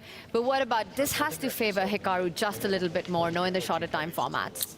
I would only imagine that it does, particularly, again, the maybe uncharacteristic throwaways of a couple games here by Fabiano when it comes down to the time trouble. Now you're just starting with less, and you get less in your bank with each move that you make, Vidit. Yeah, Hikaru is the favorite now. I would say slight favorite, of course. This reminds me of what I read in a book of Vishy Anand's best games. And he had played a match against Karpov back in 90s. And he said, I had 4 good positions and I managed to convert only 1. Whereas Karpov got 2 and he converted both of them. And that was the difference. So here I can see that Hikaru, if he gets a similar position, he will convert it more, because I think he's just playing much faster, he's sharper. Although strategically he has got really poor positions that have stopped him, but in time pressure I can see that he's playing better. Yeah, if you give Hikaru that second game, that positional advantage, the long-term advantage, he would win, I think, 80-90% of the time against Fabiano. But still, anything can happen in the Blitz games. Anything can happen, but one half of each of our final pairings has been decided there in the 3rd and 4th place matchups, as well as the 5th and 6th place matchup. It's Arjun Erigaisi who falls down to Magnus Carlsen there, as you can see, in our lower bracket semi-finals. So all focus turns to Fabiano Caruana and Hikaru Nakamura, the only two left to play here today. And as Tanya mentioned, it's a best of 2. 5-2 are the time controls. We'll have 2 more lotteries. We're starting to eat through the different starting positions, that's for sure. Is there any kind of a starting position you feel like we've not really experienced? 5-1-8. Yeah, fair enough. You know what? it? You're right. It was a terrible question. No, I don't miss it at all. Like, I don't want to play normal chess. It's like, I mean, see the Berlin, see the Marshall, and QGD, and what do? Yeah, you just are in frustration mode all the time. This is so much more fun. I'm glad you think so. It's a lot of fun for us as well, and I think for our chat to see these fresh positions and the players sort of have a thing from their move one. How many times we've seen within the first 10 moves the bar go up and down? Yeah, not just in the first 10 moves. I mean, it feels like it sets the tone, these crazy freestyle positions. And yeah, I don't miss studying openings either. It's the hardest thing as a chess professional.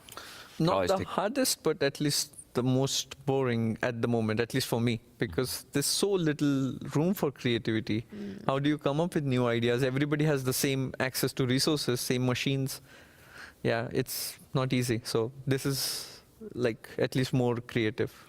With Vincent in the studio earlier, Tanya had asked his opinion, now having played freestyle chess through numerous different time control settings, everything from 45-45 in previous events, 30-30 down to Armageddon settings and whatnot. Do you have a preferred time control that you think is best suited to freestyle, either in allowing for that creativity, but not giving too much space and time? Where do you think the sweet spot is?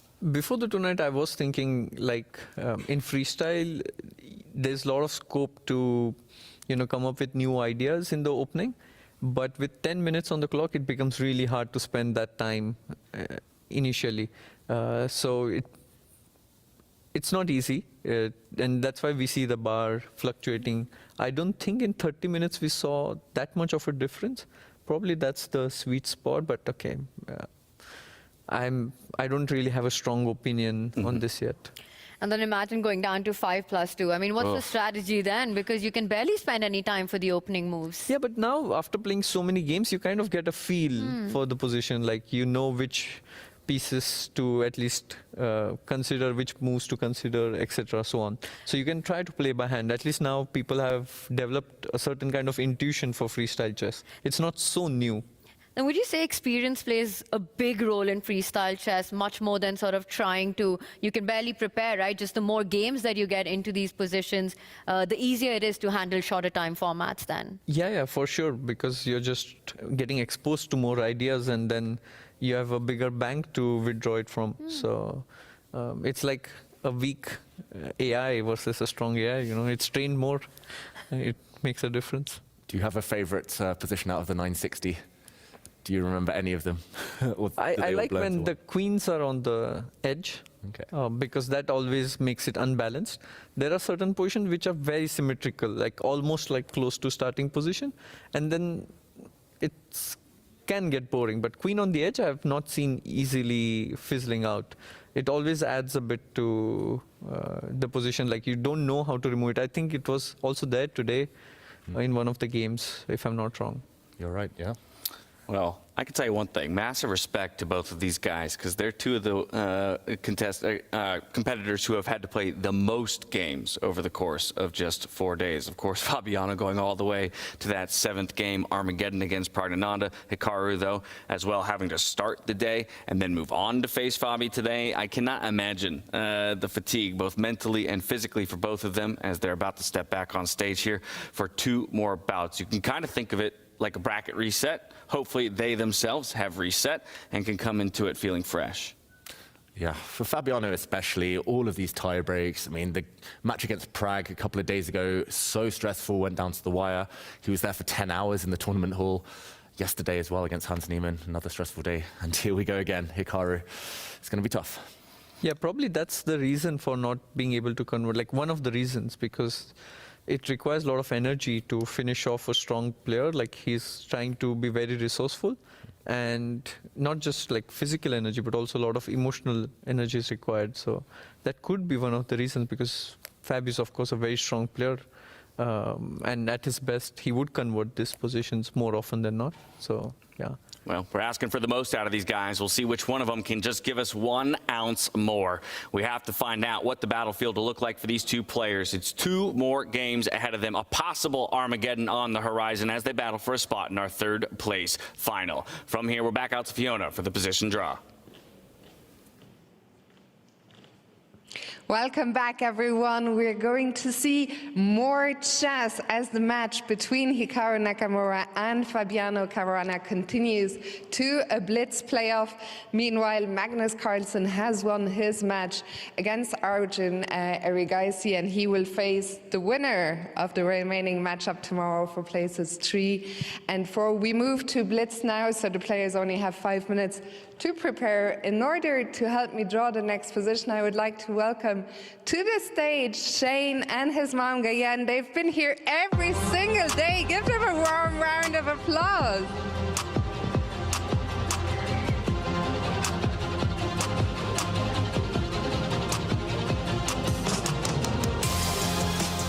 Whenever you're ready.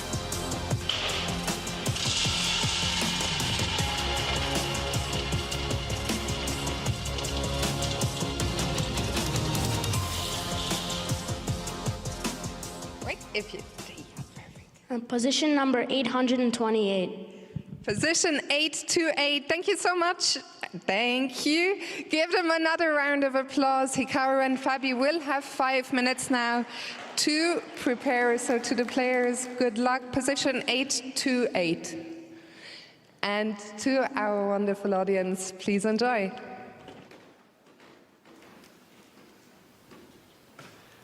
Well, thank you, Shane, for position 828. We had 414 earlier. Now he doubles it up. And hopefully we get double the excitement here in our 5-2 portion for Fabiano Caruana and Hikaru Nakamura. You can see there, left-hand side of your screen, the position is up. We didn't get the queens in the corner. Vidit's favorite position. But without the queens in the corner, what else can we maybe expect from this? So what you're seeing on your screen here is our heat map. This is data taken from all Chess.com games played in this freestyle position. So the darker the red, the darker the coloring, the more frequently the opening move is made to that square. Of course, in some cases, a square could be occupied by multiple pieces, and it doesn't necessarily differentiate between that. But from what I can tell here, or at least what this tells me, is there generally is no consensus, at least as to how to approach this specific opening. Yeah, that means that white normally pushes a pawn forward to either f4 or e4. Meanwhile, black either copies or goes for a Caro-Kann-like defense, pushing the black pawn in front of the black king in this scenario. We just see the pieces change. Oh! Change here? What's happened? Okay, maybe an update on the data. Shuffled up. Well, they're sitting by themselves, only 2 of them left in the playing arena. And let's zoom in. What is the first move that Hikaru is looking at? It was one of the moves on our heat map. You know, the pawn in front of the rook that was highlighted in red. That's the move that Hikaru has in mind. Again, it opens up scope for the knight, the bishop, the rook, and the queen. Makes a lot of sense to me, David. Oh, yeah, we've seen that pattern so many times this week. The queen, rook, bishop, all on one side. And you always want to push a pawn early that opens them all up. Pushing a pawn in the center as well, opening up the white queen makes a lot of sense. And the other moves we saw for black in the meantime were this one, pawn to c6, opening up the bishop on the longish diagonal here. Not the longest one, but a decent one too. I want to point out the undefended pawn in this position is g7 and g2, and it can come under threat very quickly with the white knight jumping forward, so always watch out for those tricks. It's not an easily defended pawn. You've got to be careful with that. Hikaru looks a bit restless. He wants this game to start. Yeah, he definitely does. Up to check the clock real quick, realizing he's got a couple more minutes to evaluate the position. He'll sit back down, put on his thinking cap. I think e4 might be played, or f4. Now let's get predictions in. So if you had to pick one move that Hikaru is going to start with, what do you think he chooses? I think e4 is the best move, but he'll play f4. What? So are you going with f4 then? Just stole my pick again. I mean, f4 was the move I said. Okay, fine. So f4, David, what about you? C3, just for fun. Pawn to C3. James? Oh, lordy. I'm taking a page out of your playbook from earlier. I'm going with a knight move, knight to G3. All right, so knight by G3. I'm going for the pawn in front of the queen. Let's have all of them on the board, marked by our arrows right here. And what is the top engine move in this position? Well, adhere to James here. The top engine move says pawn to E4 by quite a distance. By a bit. Just, you know, commentating with the best in the world here. Wow. Followed by pawn to F4 and then D4. Yeah, I did say e4 is the best, but he'll play f4. I said it's the best, but he'll play. You did. Okay, interesting. Of course, the first move alone won't tell us too much. Hikaru has had two pretty smelly openings in his games against Fabiano so far. I like that. What characterizes an opening as smelly?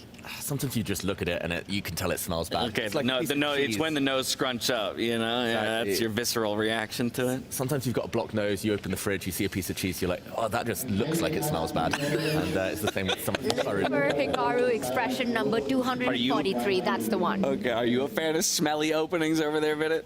No, but I think Hikaru has a very high tolerance for it. Like, even if he gets a bad position, he's like very persistent. Like, it doesn't bother him so much as it would bother other players.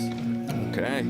Well, and as we know, freestyle is a format that can offer a lot of scary positions for players. So operating with some sort of composure is definitely a boon to your chances in this one. Just under 15 seconds to go. Fabiano Caruana has to step back into the arena with the world number 2 in Hikaru Nakamura. They're playing a best of 2. 5-2 is the time controls for a chance at third place. And here we go. Arbiter says go, and it's the pawn. It's with it for the win in this one. And this is a move that you suggested, David, on this a bit of a semi-win there for you. And James move. Look at that, all the ideas coming together. Gotta get e4 in now next. Come on. Your move next, Hikaru, Tanya. you have to do it. It takes 3 of us to equal 1 Hikaru Nakamura. G6. Oh, G6 is a bishop D4, but there's E5. Yeah. So already some immediate attacks. White's knight, White's bishop are teaming up, double teaming this black pawn, which could be defended, probably should be defended. As Vidit said, G6 looks like the most natural one. And then let's see it. Let's see your move, Tanya, E4. I want to see it happen. I'm feeling very left out of this party, you know. You've got F4 in, you've got the C pawn, the knight in. I need my move to appear. Yeah, how rude would it be of Hikaru not to include you? You know, there's a... Okay, now or never. Is it going to happen? Can I show a tactic? Yes. Like a simple one, but please. E4 takes knight E4, and if bishop F4, of course. Rook F4. I see. I mean, never gonna happen in a million years. But see, this is why E4 has to happen. And look at that. You take the knight, the queen X-ring, the black queen, queen takes queen. Thank you very much. Game over. Love it. In a dream world, this can happen. And unfortunately, it will remain a dream. Oh. As you can see, bottom right-hand corner of your screen, the live position, as we flip back to it, is the bishop that comes out instead. Do you play E5 or do you move the bishop yourself? That's the question. Yeah. And I think E5 has to be good. E5 before White can strike. Normally the first 2 strikes is doing quite well. Just to point out that the knight is hit, and you don't want to move that knight because there's a problem with your rook, which gets trapped. So there is an early pitfall here for Hikaru to try and set for Fabiano. E5 just looks so healthy though. No? 1 minute advantage, by the way, for Hikaru already. And that's a lot with this time format. The players start with only 5 minutes on the clock, and it's only a 2-second increment, which is barely any time to build on. Yeah, we always talk about how obviously starting with less time, it definitely can make things a bit more messy, but it's usually about the increment and the fact that you really don't have an option to build back a bank as we've seen in other time controls. Okay, bishop does come out. That was one of the 2 options that Vidit had laid out for us. I don't like it. I don't like it. Like, it's not principle. I think E5 felt more principle. Ooh, and now a second bishop move. Knight E3? Oh my gosh. Yeah, the move you wanted to play with White was pawn to E4, but it might have been a pawn sacrifice in some lines. So Hikaru choosing not to calculate, but now the white knights both in front of pawns looks ugly. What do you do now? Actually, knight d1 might be the best move. And he plays it. What? Oh, he realizes it, and a bit of a shake of his head there. Of course, knight d1. If I were Fabi, do I just offer the draw, bring the bishop back out at that point, and say I'm already down a minute on the clock, let's go to game 2? It does take a lot to admit that you've just made a mistake. I think Hikaru showing class that, he immediately realized that's not where he wants the knight and then comes back. Because sometimes it's a very difficult thing to do. Whoa, this is blowing up. Why did he play g5? Because the bishop on b1 was completely blocked. Yeah. And strategically, I don't like this at all. Now white's moves are easy. He'll play e4, g4, like many options. Yeah, but all the pieces have just moved back. It's like Hikaru setting up for the next freestyle game. Yeah, but no, this was a big mistake by Fabi, in my opinion. G5 is a serious positional error. All of the white pieces were stuck. That white knight was stuck. Now it looks beautiful. And you can never really trade it off, that white knight, because it just gets replaced by a very powerful pawn. Fabi getting a bit impatient. Serious mistake. David, can you do a slow or a quick action replay of what just happened there? Yeah, so this was the position. Fabiano is in great shape, very healthy. He could, for example, have, pushed a pawn in the center. He could have moved his dark squared bishop out, got castled. Instead, he blew things open, which is great news for this white knight on the right side, which is a bit blocked, a bit dead. As Vidit said, the white light squared bishop as well stuck. All of white's pieces are a bit tied up, but pawn to g5 is trying to land a fork. It wants to double attack this white bishop, white knight, this pawn, but instead it allows the white knight forward. We saw a trade of pawns, and although white is retreating a bishop, it looks like Hikaru now very active with one powerful knight, one very strong piece, and ready to occupy the center soon. Do you play knight to g5, hoping to capture the pawn on e4? Ooh, that's sneaky. It is the best move. Yeah, 2 knights can occupy that square, though. We'll go for it. He goes... He had both knights could have jumped there, right? So it was a decision as to which one he wanted to bring. Instead of g4, I like knight h4. That seemed nicer. But g4 is a bit... Now, you can play knight h3 and take the bishop as well. Taking inspiration from Magnus, knight h3. Actually, that might have been the best move. First, the pawns will fall, though. Okay, now knight h3, you move the bishop. So, of course, I don't like en passant. The illegal move is not a good move. There's been a lot of illegality in this specific matchup. I mean, it's also a streamer's favorite move, and you know who's playing right now.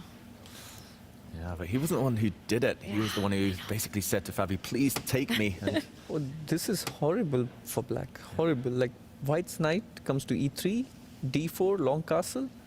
The clock as well. Every single positional advantage white has. Fabi was better with nearly level time. Now he's 2 minutes down and with a worse position. And that's in the space of 4 moves. I'm very surprised how Fabi has played. Maybe he'll play bishop h5, try to play knight f3, stop castling. What is this rook move? I don't know. Is he trying to line up the queen on that file, just trying to... Maybe he wants to move the knight pressure? And play e6. Yeah, but the 2 knights are super strong now for white. I guess he'll move the knight now on e6.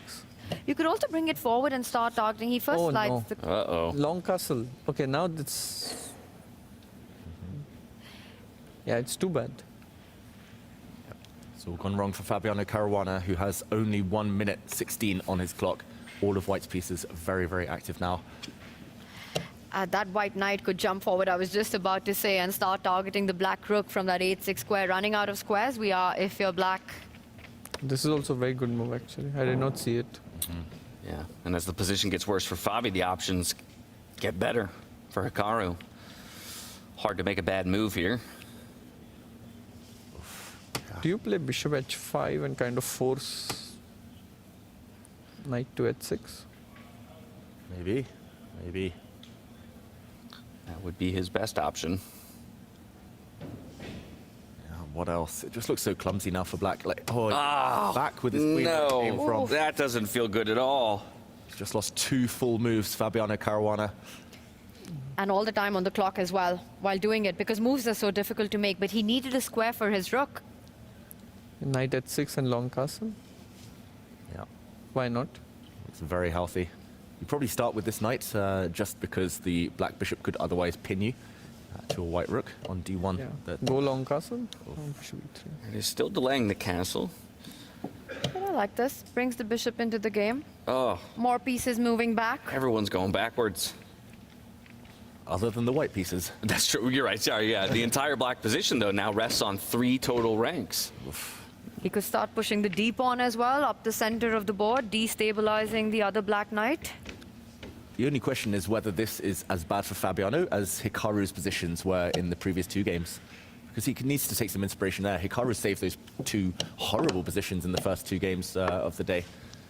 I think this is equally bad, if not more.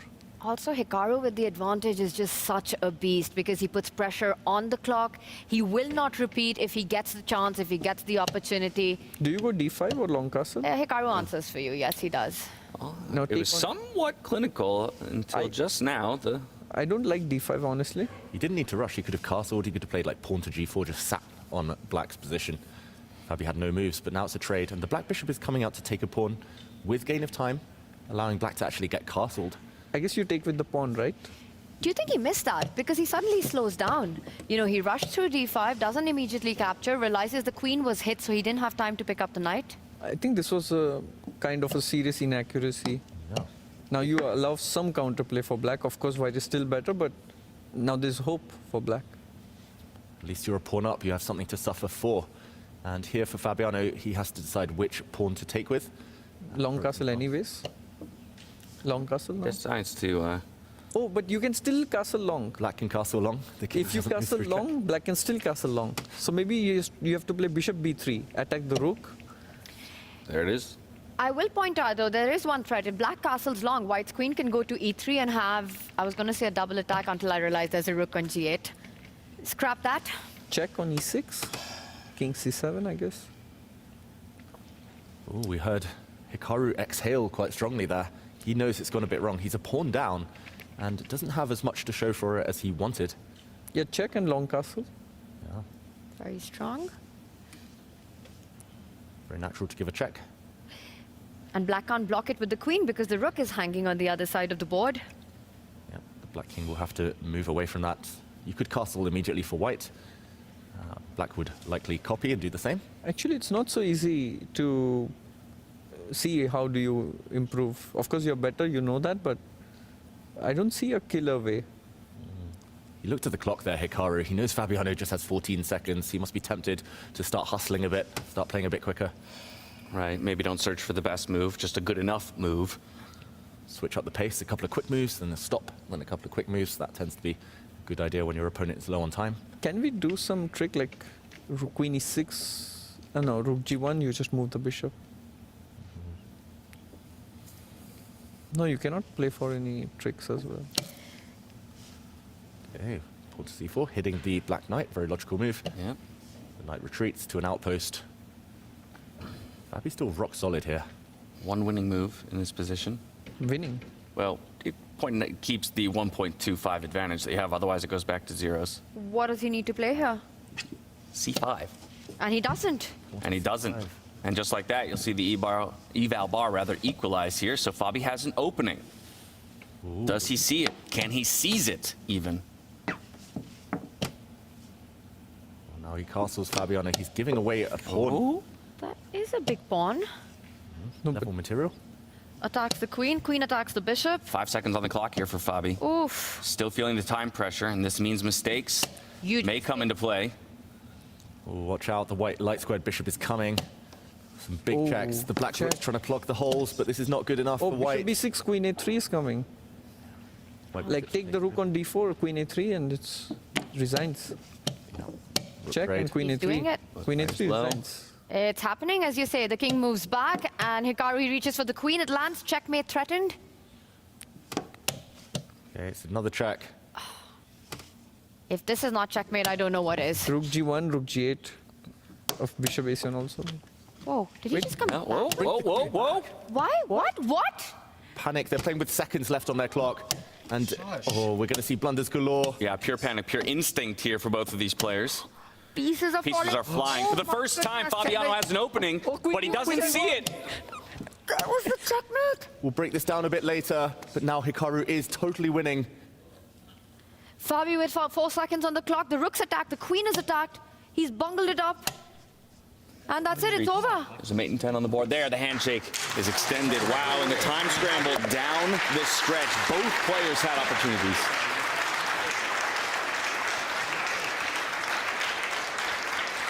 There was something that Hikaru was not happy about, and I wonder if there were some audience reactions involved, because the bar was going up and down, and there was so much commotion there, on the board and off the board.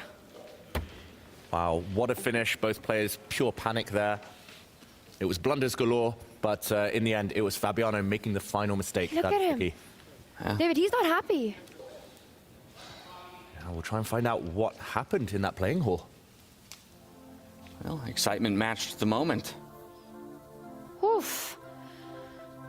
And this is how it all began here. As you can see, a much more tempered start, but soon fireworks on display on this board. Even still, Hikaru Nakamura does get away with it. He goes into the second game here with an advantage. 1 point over Fabiano Caruana. Can he get it done? Prevent himself going to an Armageddon scenario. That was hectic. That was an absolute thriller at the end. We'll need a full breakdown by David, but something definitely happened in that playing hall at some moment. Hikaru, despite the win, was not pleased, and now he needs only a draw to wrap up this match. Crazy stuff, and it can't be anything sound related because he was wearing headphones, Hikaru Nakamura, sound cancelling headphones.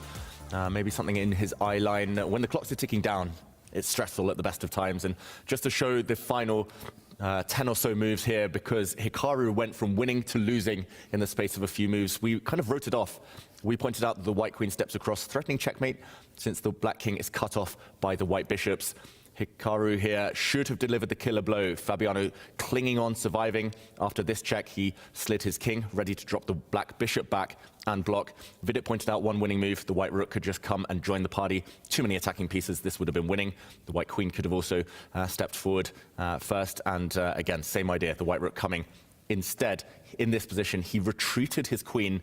A bit of a bizarre move, it's got to be said, maybe forgetting he could use his rook. Now the black queen had time to enter, and this is where we saw the bar starting to slide left, right, center. The queen came across, double question mark. Bishop f4.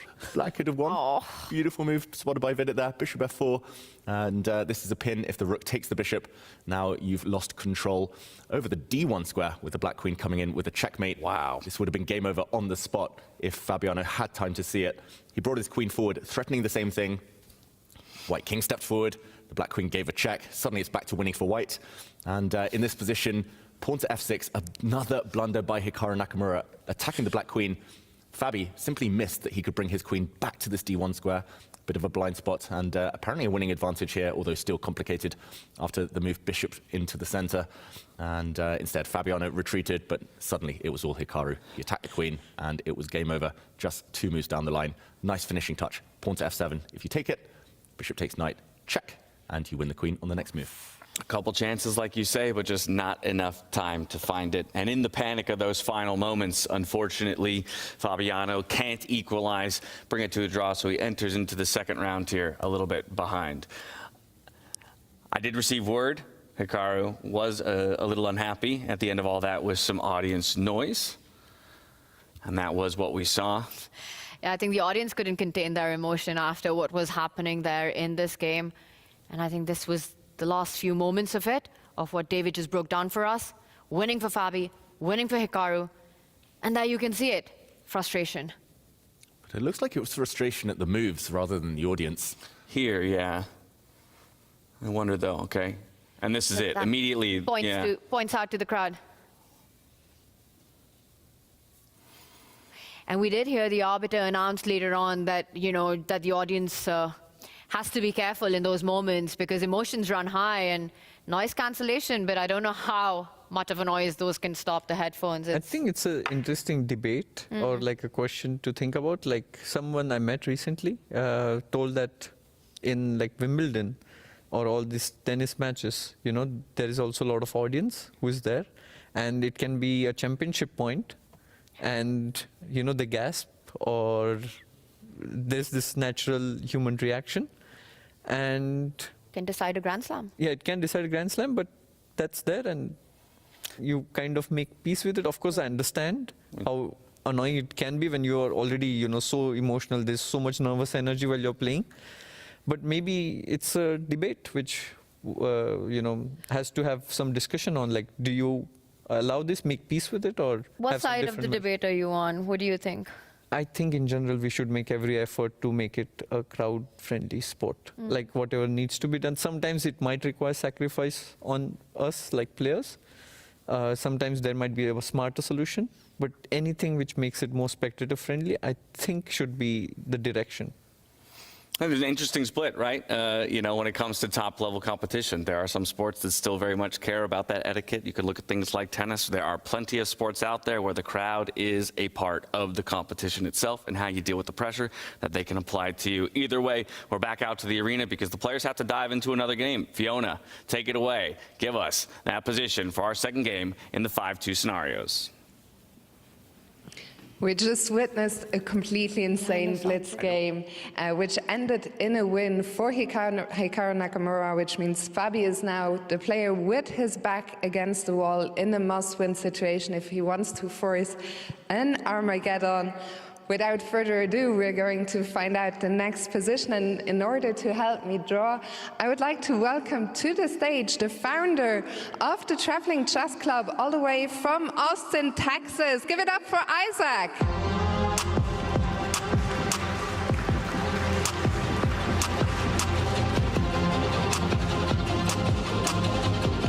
Isaac, are you ready?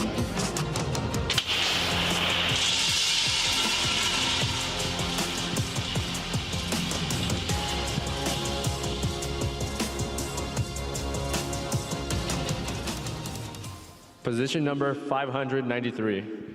Position 593. Isaac, thank you so very much. Hope you're having a great time here in Vegas. Thank you very much for visiting. Thank you. The players will get 5 minutes to prepare. We'll find out shortly if this is the last game or whether we'll see an Armageddon. So for now, to the players, best of luck, and to all of you, have fun.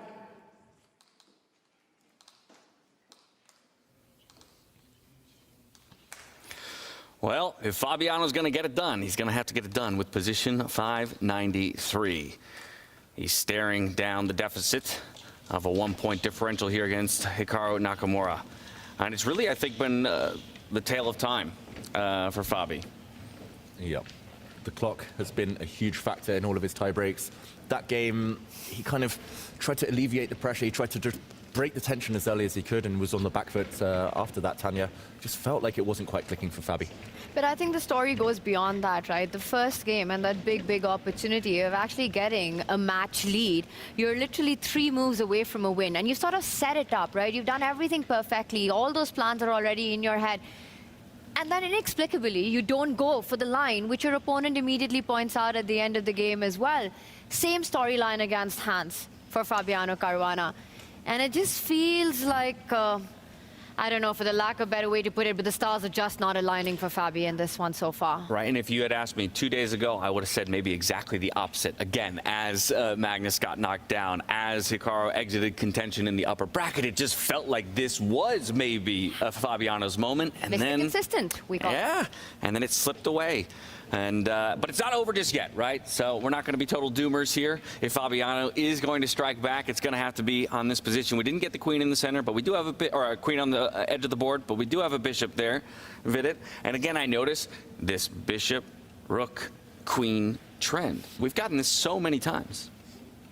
Yeah, it looks more symmetrical than a funky opening. Like, I don't know how else, how to exactly take advantage of the first move. Like, if you play something like d4, then black can push b5, clamp down, and the bishop is open, then seems like a good way to play for black. If you play e4, it's very close to normal chess. Let's say you imagine knight going to f3, short castle, knight g3. I'm thinking between e4, like, can be a good move, or d4. I'm not sure yet. Would you consider castling on the very first move? Actually, yes. I'm not used to castling on the first move, so it did not cross my mind, but it definitely makes a lot of sense. I can guarantee you that f4 won't be played. Or, anything can happen. No g4, no h4. Always in for a surprise. Well, explain to me, though, what would be the logic behind castling so early? Because it's committal, right? You're immediately telling your opponent, look, I'm petting a target on this side of the board. This is where you attack. No, I mean, both the sides are going to castle on the... Regardless. Yeah, because to castle on the longer side, you need to remove the knight, bishop, queen, rook, and it's a lot of effort. Not the rook, but yeah, it's a lot of effort to do that. And one move castling just makes more sense. Okay. Gotta get those first move predictions in, David. Yeah, also just to mention, castling, it protects the only undefended pawn in the position, the h pawns for both sides, so you kind of defend it in one go. I'll say b4, b3, b4. You gotta pick b4, one. b4. It's gonna be my pick.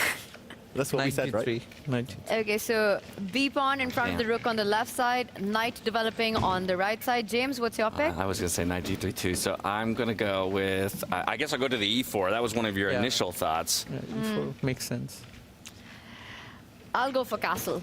I'm just going to keep all the options open. For the glory. You're going for castle for the glory. Get style points here. And look at Hikaru playing with the headphones there as he gets ready for his game. He was like swinging them around, twirling them, and good to go. He looked restless. He wants this match to be over here and now. And Fabi has to look for the imbalances, right, in a must-win game to force into an Armageddon. So he's going to try to find that first move, which gives him the most opportunity to do that. I don't like knight g3, by the way. The more I think of it, the more I suggested. Black can just push d5. So might not be a good move to go knight g3. Who suggested knight g3? Me. Oh, you can't take it back anymore. Sorry, you're locked in. Final answer. This could very well be our final countdown of the day here. It's Fabiano Caruana back against the wall. It's been a tough day for him, but he can turn things around right here, right now against Hikaru Nakamura. He gets the win. He pushes it to an Armageddon and buys himself new life in this lower bracket.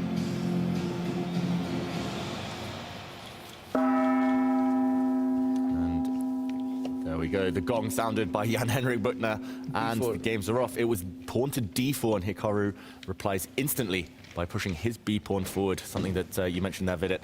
You said you weren't so keen on this for white? Yeah, I thought b5 and this, like, black has a very harmonious piece development, like knight f6, knight g6. I did not see why white should be better here. Maybe do you go f3 or not, is the question. Now, of course, not. But knight f6, knight g6, castle, I think it's fantastic for black. Trade of pawns. Yeah, I don't like the opening for white. It's also that pawn comes in the way of your bishop, right? Like what we're talking about, the bishop that's in the corner of the board, which potentially could have given some attacking ideas if either of the sides were to castle on that right side. Eventually, Vidit's move does land on the board. Do you think Hikaru is pleased to see Fabi's choice as well? Yeah, I mean, h5, a very nice move. Definitely pleased. If you get h5 on the board, Hikaru's feeling it. This is really bad for white. Opening has gone wrong for white, yeah. Black's pieces are just better placed. They're working together more efficiently. And yeah, now how do you answer h4 threat? So, not easy. This white knight has no escape squares other than back to the corner if this pawn steps further. h5 is a great move, by the way, like very strong move. Yeah, it feels like everything in the white position is moving up and to the left, the opposite direction of the king in a way, whereas on the flip side, you've got everything pointed down and to the right here for the black position. Yeah, beautiful move from Hikaru. It feels like Fabiano, he misses Arjun as a teammate to discuss those opening positions. Previous opening, this one, they haven't gone quite right. And Hikaru, the speed. The body language, it's just, you can feel the aura here. A bit locked in, although Fabi is doing better on the time front. He's still down, but he's keeping it closer. You take b3, sorry. No, go on. I was just predicting what would happen. Takes and b3 makes sense. And I was about to say that, we've all read and heard the stories about Garry Kasparov when he would sit on the board, just his intimidating, powerful presence that he had. And when I think of modern chess, there's one guy who comes to my mind, who has that similar effect when you see him play, and I think that's Hikaru Nakamura. Yeah, the aura is strong in that one. But Fabi suddenly slowing down. I think he just needs to take this pawn first of all. You need to hope that you can activate your dark squared bishop long term. So no reason not to take and isolate black's pawn. But you know, I saw this movie F1, the movie, and they say hope is not a good strategy. I need to check that out. Brad Pitt. Oh, such a good movie. By the way, rook c1, can queen b7 be a very annoying move after rook c1? That's a threat to watch out. Would Levon Aronian be the Brad Pitt from F1 in this tournament so far? I don't know what you're indicating with that. As coming in as the eldest player here. Oh, is he the eldest? Oh, Yeah, okay. in the field, yes. 42, I believe. Wait, there's a blunder on the board? That is a blunder. Ooh. Apparently a big mistake here. Knight into e5. He needed to actually play the move rook to c1 and walk into your idea there, Vidit, on the long diagonal. But that was hard to spot, hard to calculate after some complications with pawn stepping forward to e4. Hikaru's reaching out. He takes that knight. But why move. was it a blunder? Apparently black should have played this move first. Bishop to c7, hitting the white knight, forcing a trade and opening up some lines. But that was difficult. And Hikaru plays it safe. He doesn't need to win this game. You know why black is significantly better? Because white can never castle short. He has moved the rook. And that's an important point, because you cannot castle on the queen side, not on the king side, and black just has to keep the position. He needs a draw, and it's very easy. You castle short, g6, like black is slightly better in a risk-free position. And so white's position feeling a little stuck, going to be hard to get the H rook involved, connected to its counterpart, or even rook lifted. That just takes so much time. This is really bad. Like, you can take on b3, castle short, and the king on f1. It's just a bad piece. Easiest way to play, probably. Hikaru likes his simple positions where he has full control. He does trade off pawns. Yeah, it's the most human way to play this, although it might say that it's a mistake, but black just needs a draw. Yeah. There Play were more g6. ambitious ways, but... Play g6 and short castle. Yeah, he does that. You cannot castle. Where do you go? I mean, you just got to make a two-step journey over to h2 or something like that? Knight on g3 is hanging with f3. But later he needs to play f3, but it'll take a while. You'd love to blunt that bishop at some point, but you might just not get enough time to do that. Fabiano Caruana in big trouble already, and needs a win. Maybe bishop f3 is the chance to try to ease the pressure off, but... And look at the clocks as well. Almost twice the amount of time for Hikaru. King g1, yeah. He's trying to get James' plan into the game. Well, I don't know if that's advised. But there's a5 rook before also, so... Oh, the h-pawn. Yeah. You just castle, play a5 rook before. That is grim for white. This just looks like a normal chess position now, except, yeah, you need to win, and it's totally symmetrical almost, and white is behind in development. Behind in development, behind in time. Hikaru reached for a piece. King g7. Not castling. Yeah. The king's very strong there anyway, very well placed. Bishop c6. Or queen f4. Oof. Are these last-ditch efforts here for Fabi? Is that what it feels like to you? It does. If he doesn't create anything here, Fabi, then then it's just over. It feels like the type of position, if you play well, you draw with white. Look at the white bishop, it's just so sad as well. If you play really well, you make a draw. Plays really well. And he can't afford that result. So now he's got to play a little wild. Actually, just bishop e6 also. Like, keep the pressure. Also seems good.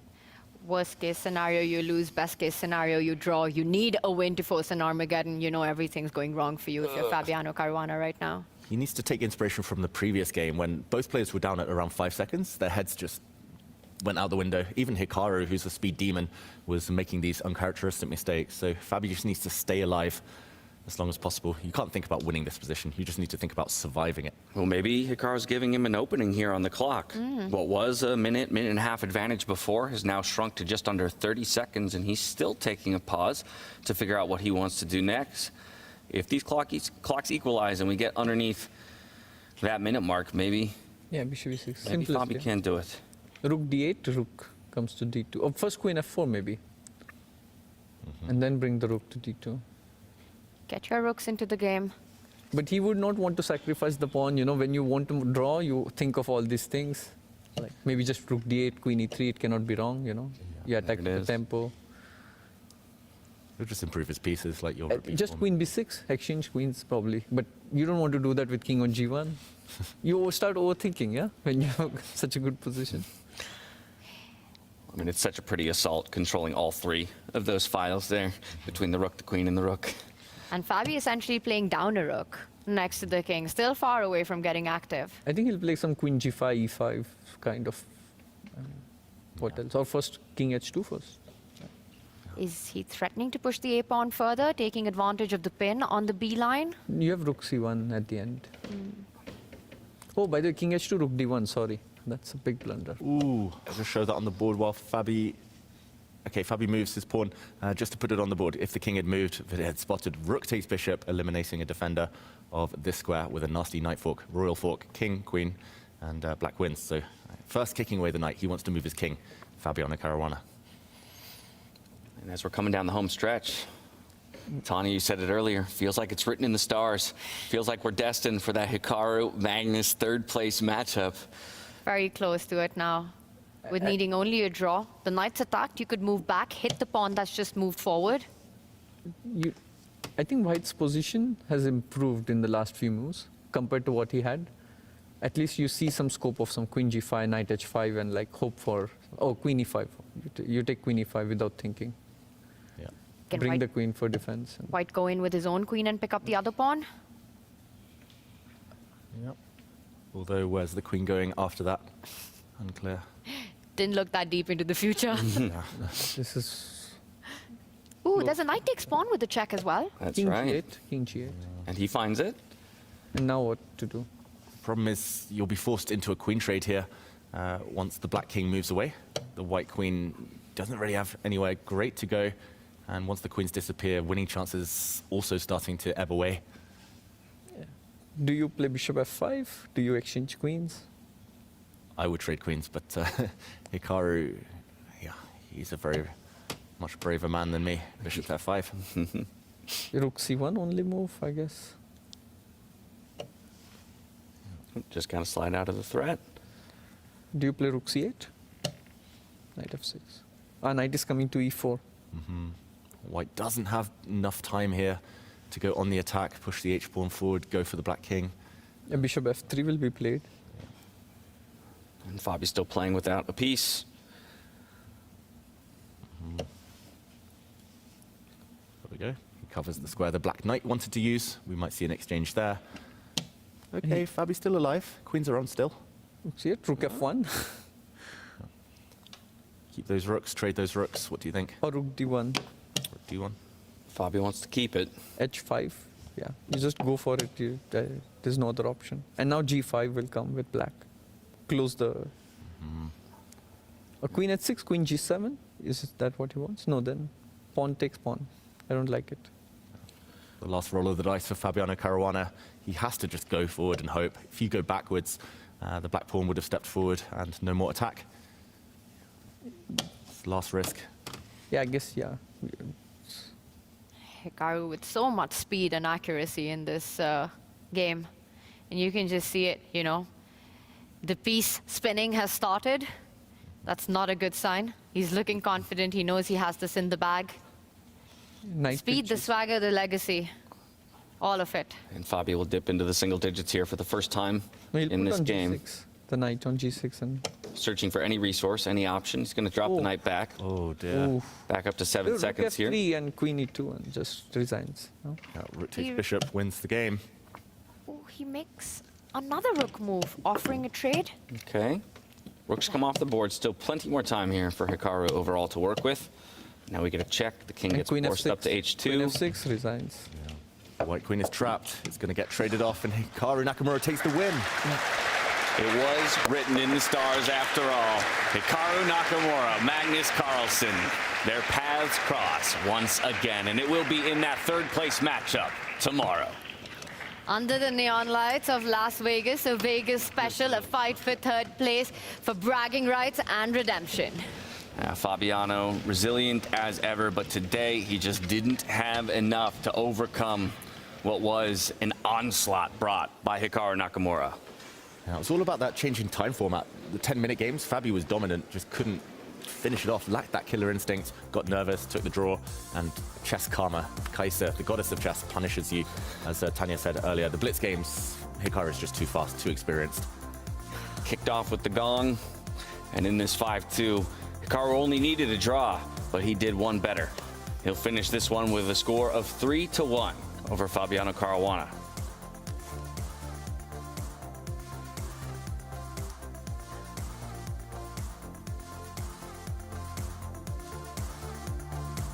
As it came down the stretch, two guys so familiar with each other.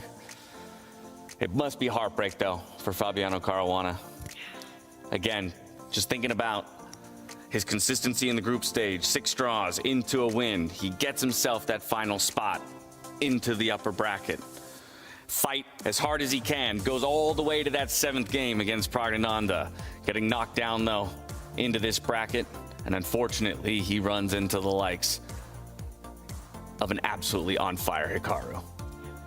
It's unbelievable. And I think for Fabiano, the story goes even beyond that, right? Starting with Weissenhaus, going into those finals, but finishing only runner-up, losing to Vincent Keimer. Going into Paris, finishing 3rd over there. We called him Mr. Consistent. He's done it over and over again, so close yet so far, and that's the storyline that continues in the Freestyle Grand Slam Tour for the world number 3. The matchups are set for tomorrow. We have everything from 1st down to 7th figured out. David, though, let's pull this back up. Let's see how Hikaru was able to put the finishing touches on today. Yeah, and I just want to highlight this last few moves. Very professional from Hikaru Nakamura. He'd done the hard work. He was better the whole game, but he kept control. That's the key in these situations where you only need a draw to progress. Fabiano tried the last roll of the dice by pushing his h-pawn forward. If the white rook gets into the action, there are some potential attacks on the h-file, but Hikaru shut the door here by retreating his knight, a great move. The white queen doesn't have many great squares to go to. If you step her back, the pawn steps forward, and we'll see a queen trade. So Fabiano had to bring her forward, but look what happens next. Hikaru just clears the board. He steps his pawn forward. Fabiano retreats, not a great move necessarily, but rotates bishop here would have ended things with the knight dropping. Instead, Hikaru just trades everything off. Again, super professional. The rooks disappear. The white knight has to move. Another set of rooks disappear. And just to explain the resignation in this position, the queens are traded. White's queen has nowhere to go. But once the queens disappear, it's all about Annie the A-pawn, I'm going to call her, promoting here in the corner. Yeah, well on her way to becoming a queen. But now it's time for you at home to make your voices heard. We do an MVP vote at the end of every day. We had 6 competitors step on stage today. Hikaru up against Wesley. That was our first matchup, as well as Prague versus Carlsen. Hikaru and Magnus Carlsen move on to face Fabi and Arjun. And so I have to imagine it's one of our 2 winners that promoted to the 3rd place match. But who were you more impressed by today? I was really impressed by Magnus's comeback after the first loss. I think it was a very tough position to be in. And after the opening also, he did not get any significant advantage against Prague. And after that, he just showed pure class to outplay Prague. I think that game was very impressive in my opinion. 5 in a row. I mean, Magnus Carlsen has to be the MVP. What a performance by him. He lost that first game and then just unstoppable, undeniable Magnus Carlsen. I mean, it was just yesterday, right, with Levon in here as well, but we were talking about Magnus and how the best time to beat him is the beginning of a tournament, because once he starts generating steam, there just seems to be about no stopping him. Yeah, next time the tournaments can start at 8 a.m. It's better. That's tough. You just want to get in early, right, against him? Yeah. That's going to be what everyone's vying for in the future. I mean, Hikaru, though, even if the vote's for Magnus Carlsen, we'll see, because it's the audience who gets to choose, not us. Hikaru, though, I mean, again, still showing an incredible display of chess. Really just one blip on the radar that landed him in the lower bracket, it feels like. Yeah, just against Levon Aronian when he was so close, just not getting the job done. And yeah, he's been playing that American Cup pretty much within this tournament. He played Levon the other day, played Wesley, played Fabiano today, and he proved he's still the guy to beat. Well, I just heard that it is going to be the hometown favorite. Maybe a little bit of hometown favoritism here. Hikaru does get the nod for MVP from our chat at home. I mean, again, he had a little bit longer of a day. He definitely had to fight just a little bit harder. And there you can see a smile on his face. I'm sure he's sporting a similar smile backstage to, at the very least, be fighting for 3rd place and $100,000. He's happy with those votes coming in. He says, thank you, chat. You guys got me. But what a final day we guys have set ourselves up for. Can I just say that? A grand final in Vegas. You know, the entertainment capital of the world will have max entertainment over the chessboard. For appetizers, we've got Magnus versus Hikaru. For main course, we've got Levon versus Hans. It's going to be awesome. I heard we were already sold out today before anyone knew that Magnus would play Hikaru tomorrow. So that's going to be incredible. The audience here is going to be buzzing, the atmosphere. Prediction, if you had to say, is it going to be Hans? Is it going to be Levon? That's a tough one. That's a really tough one. No diplomacy allowed. Can you tell the format once again? So the grand final will be playing, they start at 30-30, like the previous rounds. And then from there it would go tie-break, 10-10, 5-2. Yes, best of two, 30-30 for the grand final. And both the games begin at the same time, like Magnus, Hikaru, and we don't know that. Let me get official word on that. Sure. Because I can tell you that yes, they will be starting at the same time. I wanted to double check because some of the lower bracket bouts, they will be starting in 10-10, so as to desync them a little bit. But I did just get confirmation, everything will start at the same time, and then from there you'll start to see things separate a little bit. But that plays into your decision here? Yeah, because it's 30-30, I think I'll pick Levon. Okay. Over Hans. I think as the time goes shorter, I think Hans's chances might increase, but yeah, I mean, I just have to pick one. I'll go with Levon. Gotcha. And in the other match, I'll pick Magnus. I think he's just... And let me just make it a little bit more clear for everybody at home. It's not just first place matchup that gets 30-30 to start. It is the third place matchup as well. So Hikaru and Magnus will also be starting at 30-30. That does mean, too, that when it comes to the strategizing, there will be pairs evaluating each of the starting positions. I don't know if that as well plays into it at all. Hans and Magnus in one side? I'm sold. That would be mighty interesting, would it not be? Here you can see the picture of our grand final and the road that it took for each of our guys to get there. It's Hans Niemann up against Levon Aronian. And then, of course, a picture of the lower bracket. Hikaru Nakamura and Carlsen set in the stars, third and fourth place. That's what they're playing for. Fabiano Caruana, he falls down to face Arjun, who lost to Carlsen today. And then Pragnananda and Wesley So fighting it out for 7th and 8th place, all to take place tomorrow. Same time, same place. I can't wait. What can I say? Today it felt like a nice appetizer, warm-up. Our shortest day of the event so far, but tomorrow is going to be incredible. Well, today was a nice appetizer. Why don't you leave us with a bit of dessert?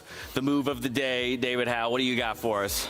Yeah, it was a tough pick. Normally, I'm more inclined towards flashy tactics, towards kind of forks, one-move traps, double attacks, but this one I'm going to go for something very positional, very strategic, and it was a masterpiece of strategy of positional play by Magnus Carlsen. This was against Arjun Erigaisi in the match earlier today. This position, he's already sacrificed a rook for knight. White's knight, super strong, but you need a bit more than that in order to get an advantage. And taking advantage of Arjun's last move, Magnus now played my move of the day, pawn to b4. Creating a passed pawn here by force. You cannot take this pawn, as you would lose your queen. And likewise, you cannot take the white queen either, as the white knight would recapture and a pawn would drop on the next move. And over the next few turns, Magnus created some passed pawns and never looked back.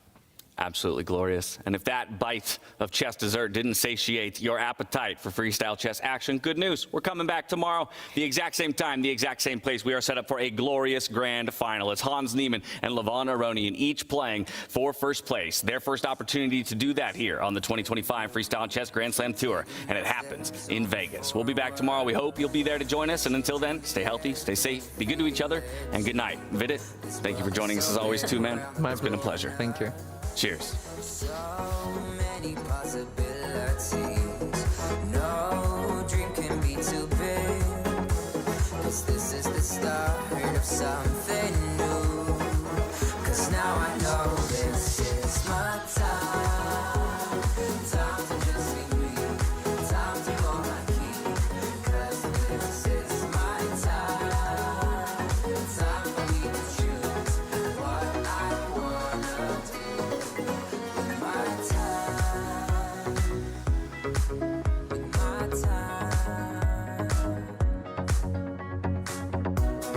Life is a blessing, such a gift, and I am so lucky to be here. Live to the fullest, don't resist. No time to waste, so have no fear. So many possibilities. No dream can be too big. 'cause this is the start of something new. 'Cause now I know this is my time. Time to just be me. Time to hold my key. 'Cause this is my time. Time for me to choose what I wanna do. My time.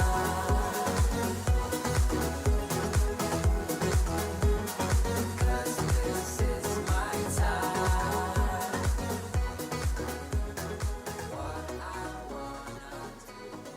Are you curious to play freestyle chess but don't know how to? No opening theory, no memorized moves, just pure strategic creativity. But how do you navigate 960 possible starting positions with confidence? That's exactly what I'll teach you in my Freestyle Chess Masterclass. You'll learn how to develop your pieces effectively, recognize key positional patterns, and avoid early disasters. I'll break down some of the best freestyle chess games ever played, featuring Magnus, Alireza Firouzja, and Fabiano Caruana. Freestyle chess is still in its early days. This is your chance to get ahead of the competition. Sign up now and let's take your freestyle game to the next level. Join my Freestyle Chess Masterclass today and save 20% only during the Grand Slam.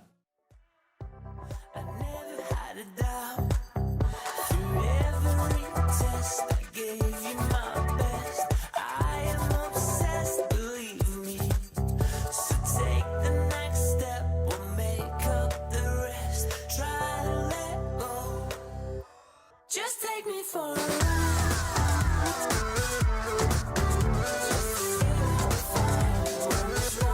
Just take me for a ride.